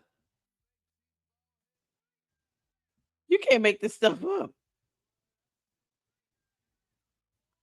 Okay, the sound wasn't connecting. Can y'all still hear me? Let me know if you can still hear me. Y'all, this disastrous day, but it's not the end of the war, right? We fight again another day. And I said this to Candace, let this guy go, right? Until he can come up with some proof, like a picture of Erica Kirk, and I still think it's the Yeah, and video footage, because the military bases have cameras everywhere. You would think for someone who's saying, "Oh, I've got IP addresses," he would know. Yeah, military bases are riddled with cameras. So I I don't know how she thought this was going to go well. This is proof Candace doesn't vet anything before she puts it on her platform. She didn't even Google this fool's name. What about those ID cards that were heavily redacted? Is he going to show us the unredacted version?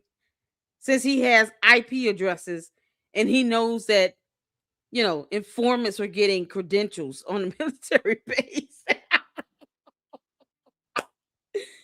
Oh man, I think that was a joke. I can't take that seriously what he was saying about that. rodeo queen with Amadei. I think he saw Amadei with the rodeo queen. Amadei was there, Rodeo so it's going to queen. be his assistant. The hell But is it's that? not the end of the world. Today isn't the end of the world. But if he doesn't come up with some kind of proof, Okay. then we kind of need to move on. We're putting all of our eggs in this basket of this person who's not a very good person, right? Why aren't we focusing on what Charlie Kirk wanted? Charlie Kirk's a much better person than this guy. Charlie Kirk was a great dad, a great father, really spent time with his kid when he could, worked very hard for the values he believed in, was a man of God, really took his faith seriously. That's the people we should be focusing on. We should be focusing on the last will and testament of Charlie Kirk, which is Doge. We should be focusing on the last person who gave him the mafia ultimatum, which is DuPont.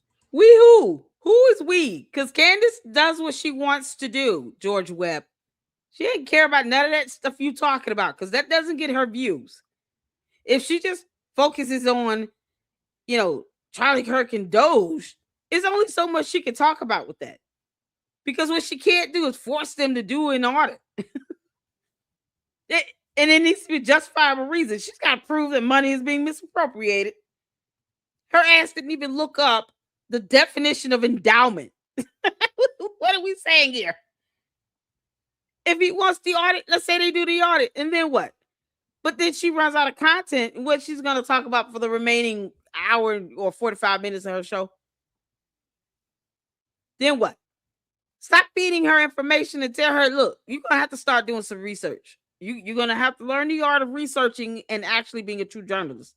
This guy is not a true journalist if he's sitting here trying to spare one side over the other, because journalism is not supposed to be biased. See, Candace, you lie because you have no factual information to support anything you say. And then when factual information is presented, it debunks you. And then you say it over and over again, which shows intent. You intentionally lie. This guy is trying to bail her out. For what? This is Candace's MO. Let me just put dumb things out there and then figure it out. If it turns out to be some nothing burger, oh well. He's literally traveling, trying to kiss Candace Owens' ass. And for what? George Farmer doesn't even do this. Right. These are the key things. The last person who gave him the mafia ultimatum, which is DuPont. Right. These are the key things.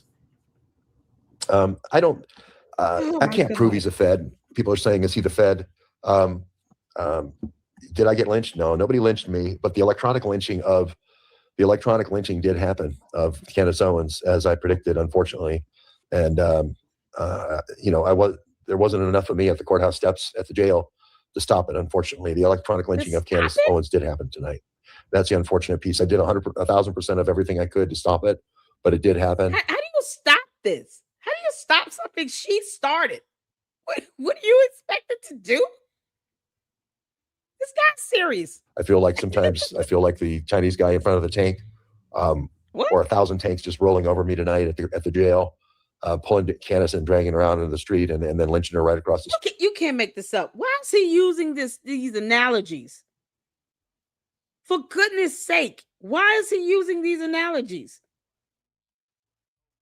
Candace started this dumb nonsense. Get on her if you're a true journalist and tell her you're going to have to stop lying, vet your tips, and research information before you put it out to the public. Don't disseminate something you don't have any evidence to back up. Because this whole Mitch thing would not have been an issue had you not concocted this stupid ass story up 2 weeks ago, last week. With this letter you said he wrote to you because you went and prayed about something. And somehow Satan answered. Now you're talking about it was the day of the devil. He's literally admitting it was the devil's day. Yeah, because when you lie like hell, this is what happens. You give the devil domain and power. Does he not realize what he's saying? The words coming out of his mouth are just, you're a grown man and this is how you're talking. And you're trying to give Candace a bailout and paint her as a victim while saying this is a devil's day, while she herself talks about, all things evil now. What are you talking about? Street. I think it was an electronic lynching tonight, but she didn't have to have that happen. She could have let Mitch go here at the courthouse steps. It's so weird. So it is what it is. And we'll go on and fight another day. We had the devil's day, but we'll lick them tomorrow. We'll lick them tomorrow, as Grant said. What, you gonna lick the devil or what? Who are you licking? What is it saying? Why is that the analogy? It said he was drug out. And oh my God. There wasn't enough of me at the courthouse steps at the This jail is crazy to stop it. Unfortunately, the electronic lynching of Candace Owens did happen tonight. Absolutely. That's the unfortunate piece. I did 1,000% of everything I could to stop it, but it did happen. Can't stop I feel court like sometimes I feel like the Chinese guy in front of the tank, or 1,000 tanks just rolling over me tonight at the jail, pulling Candace and dragging her out into the street and then lynching her right across the street. I think it was an electronic lynching tonight, but she didn't have to have that happen. She could have let Mitch go here at the courthouse steps. She could have never brought him up. Maybe you should start with looking at her stuff before she talks about it. Think you gonna tell her what to do? I would love to hear her cuss you out on national television. Because one thing Candace is not gonna do is let somebody tell her what to do. It's mighty funny how he think he can sit here and tell her to change topics. She don't even listen to George Farmer. And she didn't. So it is what it is. And we'll go on and fight another day. We had the devil's day, but we'll lick them tomorrow. So we'll lick them tomorrow, as Grant said. Okay. Have a great night, everybody. I don't care. Merry Christmas. Enjoy the time with your family. Be present. That's the best presents that you can give your family. Love your kids. Don't worry about your situation with the ex-wife. Focus on your children. Focus on your children. Pay your child support so that you. He's not going to do that because he's a con artist and a scammer. His son is old enough to have gone to the military himself, and even said how he was there over 6 or 7 years. Who is George Webb talking to? You can't, y'all. This guy, he literally is talking about it's the devil's day. We're gonna lick it tomorrow. I don't think certain things should ever be repeated, especially if you're talking about some historical context where your example is something from the Civil War. Don't use those idioms that were stated during the Civil War from either side. Pick one. One of the bloodiest wars we ever had in U.S. history. And he's talking about the Devil's Day, and you're going to lick it tomorrow. What? Child. Yeah, love your kids. And don't abuse or neglect them like Mitch did with all of his. Exactly. This is so creepy. Webb knows Mitch, and they are scamming Candace together, and Candace is in on it. Oh, I do believe. Candace, you concocted this whole BS scheme with that fool on your show. And now this fool named George Webb is sitting here talking about he tried to save you from some electronic lynching or something with dealing with Chinese, blasters or what. You can't make this stuff up. Why is he talking about the Devil's Day and licking boots? These are the people that are sitting here supporting Candace. If you had to look at her inner circle, look who's in her inner circle. Candace has to feel like she's the smartest person in the room. So you can imagine if she believes that she's the smartest person in the room, everyone else around her has to be dumber than she is. God help us all. It's George Webb. Here's where we are. George Webb, Candace is a narcissist. She's not going to sit here and listen to you. In her world, in her reality, she is the smartest person in the room. And if you're trying to be on her best side, you, like Mitch Snow, have to be dumber than she is. That is just how that works when you're dealing with a narcissist. So if we all know Candace's level of intellect, imagine where his is. He has to be dumber than her. You can't make this up. Candace, this is crazy. This dude try to 140,000 is nothing compared to what she is making off this Mitch stuff alone. Exactly. She's trying to help Mitchell Snow, raise $250,000 tax free, even though he should be reporting that money. These are all donations and contributions from a website. If he hits $250,000, it would be donations and contributions. Unless people start specifying this money is to go towards legal fees, and we want to see accountability with expense reports or a receipt that this is going towards legal fees, he gets to do whatever he wants to do with it. This is unbelievable. Anybody here a tax expert? Will Mitchell Snow be required to report the $250,000 donated money from that website on his taxes as revenue? Because it's certainly not wages. The Civil War was literally family members fighting family members in some cases. Exactly. It just depends on where they live. It's so crazy. Love y'all, mean it. Love you too, Cheryl. Honey, go kiss on that baby. We love the babies. These three people did it all together. I can believe that. He's on his way to getting $250,000. You can't make this up. This is what we are. There's no saving her from what someone else did that's documented in court records.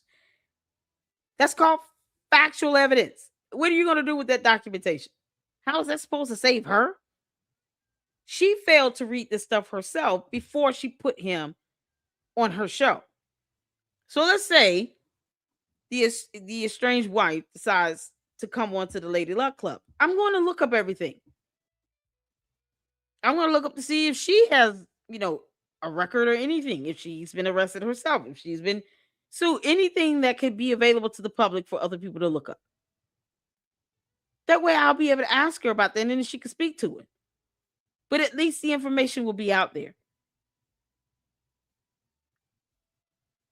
You can't make this up. She put this clown on her show and someone else named George is trying to clean this up. Why? She's grown. Weirdos and freaks of nature. Who's ready to watch fragile people get offended by opinions? I know I am. Get some popcorn, comfy, and enjoy the show. Now, George Webb is definitely, feeling electronically lynched. His words, not mine. He's trying to spare Candace from being electronically lynched. Who would be lynching her, I presume? If she dug this hole for herself. She's got to learn. She's a grown-ass woman that's procreated 4 times. Where's George Farmer? That's interesting. That's an interesting dynamic. George Farmer is where now? That money is tax-free. It's all considered small gifts. There you go. Because I want to make sure if I when I say this, I'm correct in saying this, factually speaking. Mitchell Harrison Snow will not have to report that $250,000 if they hit the target as revenue on his taxes. It'll be tax-free because they're all donations and contributions. It's not going to even considered wages. But it was supposed to be for legal fees, right? Legal fees. For what legal matter? Because this one, no longer exists. This is going back to May 11th of 2023. Yeah. Failure to prosecute in accordance with the rules, so it was dismissed. Yeah. Because this isn't based on a theory. This is facts. You can't make this up. But okay, cool. Thank you, Cheryl. I'll check it out. $140,000 plus dollars tax free. Tax free. Candace is a clown. I've said several times she's dumb. I don't know where you been. Yeah, Candace is an idiot. She does not research. She does not read. She herself says she's an alien. She doesn't vet. So if Candace has to be the smartest person in the room, and people like George Webb is in her inner circle, what do you think their level of intellect is? He just admitted he has IP addresses he shouldn't even have. That's invasion of privacy. Why does he have other people's IP addresses? For what? And he's proven that he goes and gets into people's information, their personal details, to get something like that. Why would he need it? I hope he's ready for it, because boy, them candy ass cult members, they want you to give blind adoration and worship to Candace Owens. You can't question anything. You can't say Candace is dumb. No. Don't do that. Yeah, she's dumb. Because something like this, why she couldn't look this up? Mitchell Snow versus Department of the Interior respondent. But she said she was going to post up court documents. Candace, you're welcome. I gave you one. A Google search. So what court fees or legal fees is she paying for? The money he's raising is supposed to be for legal fees. Based on what? This case is dismissed. This is the only one I saw that he had filed against the government. Where are the other court documents? Where are the other court documents? So I might be mistaken, but I think George Webb went to Orem to investigate the DQ that photographed Tyler Robinson, only to find it was out of business. Only it was the wrong DQ.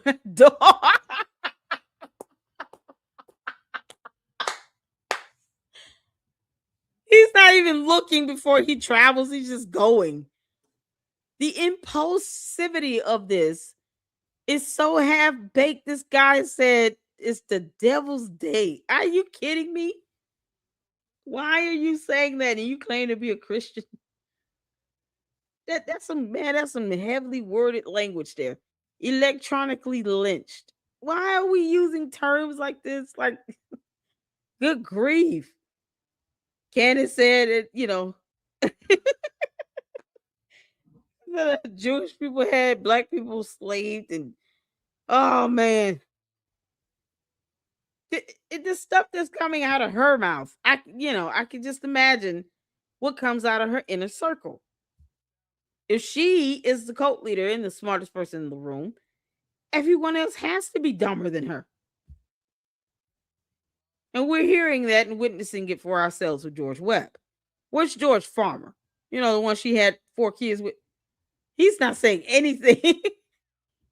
So you can give $16K to everyone each year without reporting it is a way people clean money. Wow. Wow. He does not have to report the $140,000 he's raised. This is crazy. He doesn't even have to. He didn't have to report it. Oh no, because reading is fundamental. Yeah, God bless your heart, Jamie Burlington. God bless your heart. Yeah, and this is the Stapleton here. Copy paste the same old thing over and over again. I've seen the same comment 16 times today. But yet, you guys still won't ask Candace to post up simple evidence. Let's start with the video camera footage from the military base. Because that would be the simpleton thing to do. It's simple. If you want to talk about someone being bright, and she said she would post up court documents. Why didn't she read them first? It's not very bright to have someone on your show who's a deadbeat, who said that he did all these things and he's been hiding and camping out from cartels and stuff. Why you post up photos of him and his child? That's not very bright. It's not very bright to just copy and paste either. Also not very bright for a bot to not scan and make sure, just basic terminology, basic understanding of information that she's putting out is being understood and computed. Is bright the only word that you people know how to use? Or not smart? They say you're either not smart, you're not too bright. But then they don't offer any evidence to support any of this crap she's saying. Or challenge her, the cult leader, in actually presenting the evidence herself. They won't ask her that, because cowardly. You can't make this up. It's copy paste. I've seen it 16 times already. His poor children should get it for what he's done to them and their mothers. Exactly. The $140,000 plus dollars. You can't make this up. Oh my God. We got court documents up here. Really? Is that it? This limited terminology is almost just, it's so boring. Can you be creative just a little bit? Oh God. And the bots come back for the banter. Why they still copy and paste? Really? Yeah, no. Get your cult leader to post the evidence up. Really? Do that. Ask her. Show us spine. Show us how brave you are. Can't make this up. You have to pay taxes on that and report it. Yes, ma'am. That's what I'm asking. I want to make sure, for $140,000. I'm gonna look that up. It is in the same tax as gambling winnings. Question is why George Webb at the museum, 10 minutes away from Mitch's house, on the day of the fundraiser money is able to be withdrawn, while everyone else was communicating online. Webb is there. He is. So is the fundraising still up? That's something else. So is the website still up, or is it withdrawn? Did it go down? Is there a limit?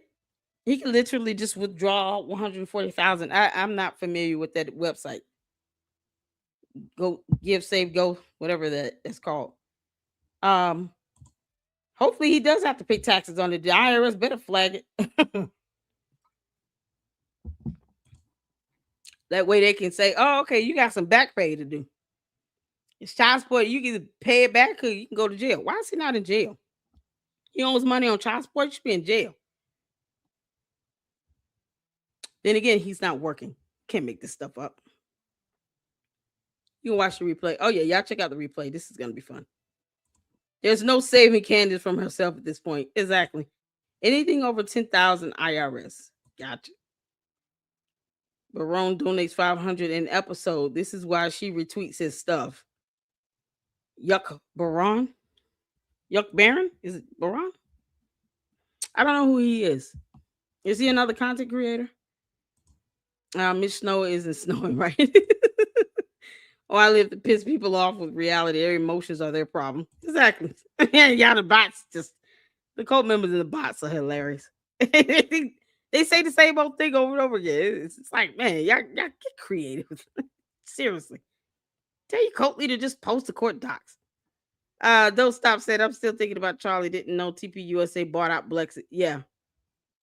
Oh, we got to go over that last consulting firm that was connected to Blexit, getting paid over that $554,000 a year that Candace refuses to talk about. Like, things she could talk about with the money that was spent through Blexit, through those LLCs. Nah, she ain't gonna talk about that. But this nonsense here, she's just gonna keep digging deeper. Yo, we're so close to something. And the cult and the bots won't say, what are we close to? So we know what to copy and paste back in Lady Luck Close videos. What exactly are we close to again? Ridiculous. Candace and her craziness has created a whole economy of people making money off social media conspiracy ecosystem. Exactly. Webb wants the money It sounds like it. I mean, electronic lynching. Good Lord, you can't make this stuff up. Medicaid will attach to your home for certain situations. Yeah. Lynching equals asking her to provide proof for her accusations. Exactly. Or they say you're not too bright for asking, I guess, because they won't ask, because, cowards and all. They won't even ask her. You can't make this up. The fact that TPUSA does not have a business registered in Delaware, and Candace Owens does, is all you need to know. There you go. We should call Candace Lisa Douglas Green Acres. Allegedly at LLC. Okay, allegedly, I got it. But he is behind the child support, so is that legal to go after? If he's got income, like any type of money come in, once again, I don't know why he's not in jail. He's not working because the court would have ordered him to get a job. You got to show proof you're working. And that whatever money he gets, naturally would be expected if he can get $140,000. Maybe that should be reported to the court. Someone just report that to family court to say, this guy's got a whole thing here, raising $140,000 plus dollars, and he's behind on child support payments. Y'all might want to look into that. Or not necessarily the courts, maybe the Department of Children's Services, whatever the equivalent is in the state of Washington. Y'all might want to look into that. Recover that money. Because he's got a whole thing here with $140,000 he can just withdraw out. This is so crazy. I don't know anybody that would be able to get away with not paying child support. And then they get over $100,000 raised. And that's not the first thing that the Department of Child Services or Family Services or whatever it's called there in Washington. It's not the first thing they're going to say, okay, yeah, we'll just make sure, as soon as you withdraw, we'll make sure we go ahead and do a garnishment, something. I don't know. Something need to happen. They need to go after him. All right, yeah, of course she's stupid. I know, right? Oh, Candace, you're an idiot. That's set with love. You can't make this out. Candace is painfully and dangerously low IQ. Nerve on top. What are you doing? Candace is the final boss of dumb, and that's still flattering to her. They can't believe I'm saying she's dumb. No, Candace is dumb. Kidding me? Yes, you can't help but to let George Webb, y'all. All right, y'all. I thank you all so much for tuning in. As you all can see, this is the court document here. I'm still waiting on her to post court docs up. Who knows what? And she said he gave her court docs. So tomorrow we'll go live. I'll finish up the Blexit court documents with the Optimization Consultant LLC, which is another social media fundraising website. Ironically, something Candace is using to help Mitchell Snow raise $140,000. Social media fundraising. And she paid out this LLC over $550,000 for one tax year. I believe tax year 2022. So we'll finish going over that because I said I was going to finish that up, and I want to finish that up because it goes to show how she spent money when she was the boss of something. And she wants TPUSA to put her on their payroll for PR. Hell no, girl. They not put you on that payroll. You couldn't even barely handle Blexit. You can't make this stuff up. No, they not. No, they said no, thank you. No thanks. She knows he has issues. I don't know why she's listening to these clowns. Like listening to somebody talking about an electronic lynching. What? Jesus Christ. Today was the devil's day. Now you and the devil can have your day and leave the rest of us out of it. That's insane. All right, y'all. Thank y'all so much. I appreciate all of you all. If you're just now tuning in, hit the like button and make sure you go back to the replay. As you all can see, we're concluding on this order here because Candace, this is how it's done when it comes to court documents. So why don't you post the other court documents you claim that you were given? This is issued as a mandate May 11, 2023. So what the hell is legal fees are we paying for here? are people paying for with this donation to this website? What legal fees are they taking care of? This was dismissed 2 years ago. What are the other court docs? We're waiting, Candace. Your move. I appreciate you all so much. Thank you all so much for your support. And I will see you all next in live tomorrow. I'll also be hopping over to Jay Wood Podcast, so make sure you tune in for that. Let me get in, make sure I got all the. Oh, we got some more supers. Hold on a second. Jacqueline, how you doing? 199 super. What would a vest have done in this situation? Nothing. For where he was shot, it wouldn't have done any good. But Candace makes an issue about things that are not issues because she's not able to put two and two together. Yeah, he was shot in the neck. Unless the vests are created to where they cover the neck area, it wouldn't have done anything. So maybe they have vests that, bulletproof vests that do have, neck coverage, perhaps, but I haven't seen them. So in this scenario, it unfortunately wouldn't have done anything. But thank you so much for the 199 super. Thank you for your generosity. I appreciate it. And Carolyn gave the $2 super. See you tomorrow, Love LLC. Thank you so much for your generosity and contribution. I appreciate that. Thank you, all of you all, for the support. I appreciate all of you. And I'm going to go through my emails tomorrow, and we'll get in some more videos and the rest of the Blexit tax documents and go from there. All right. So I'll see you all in the next one. Lady Luck Club out. Deuces.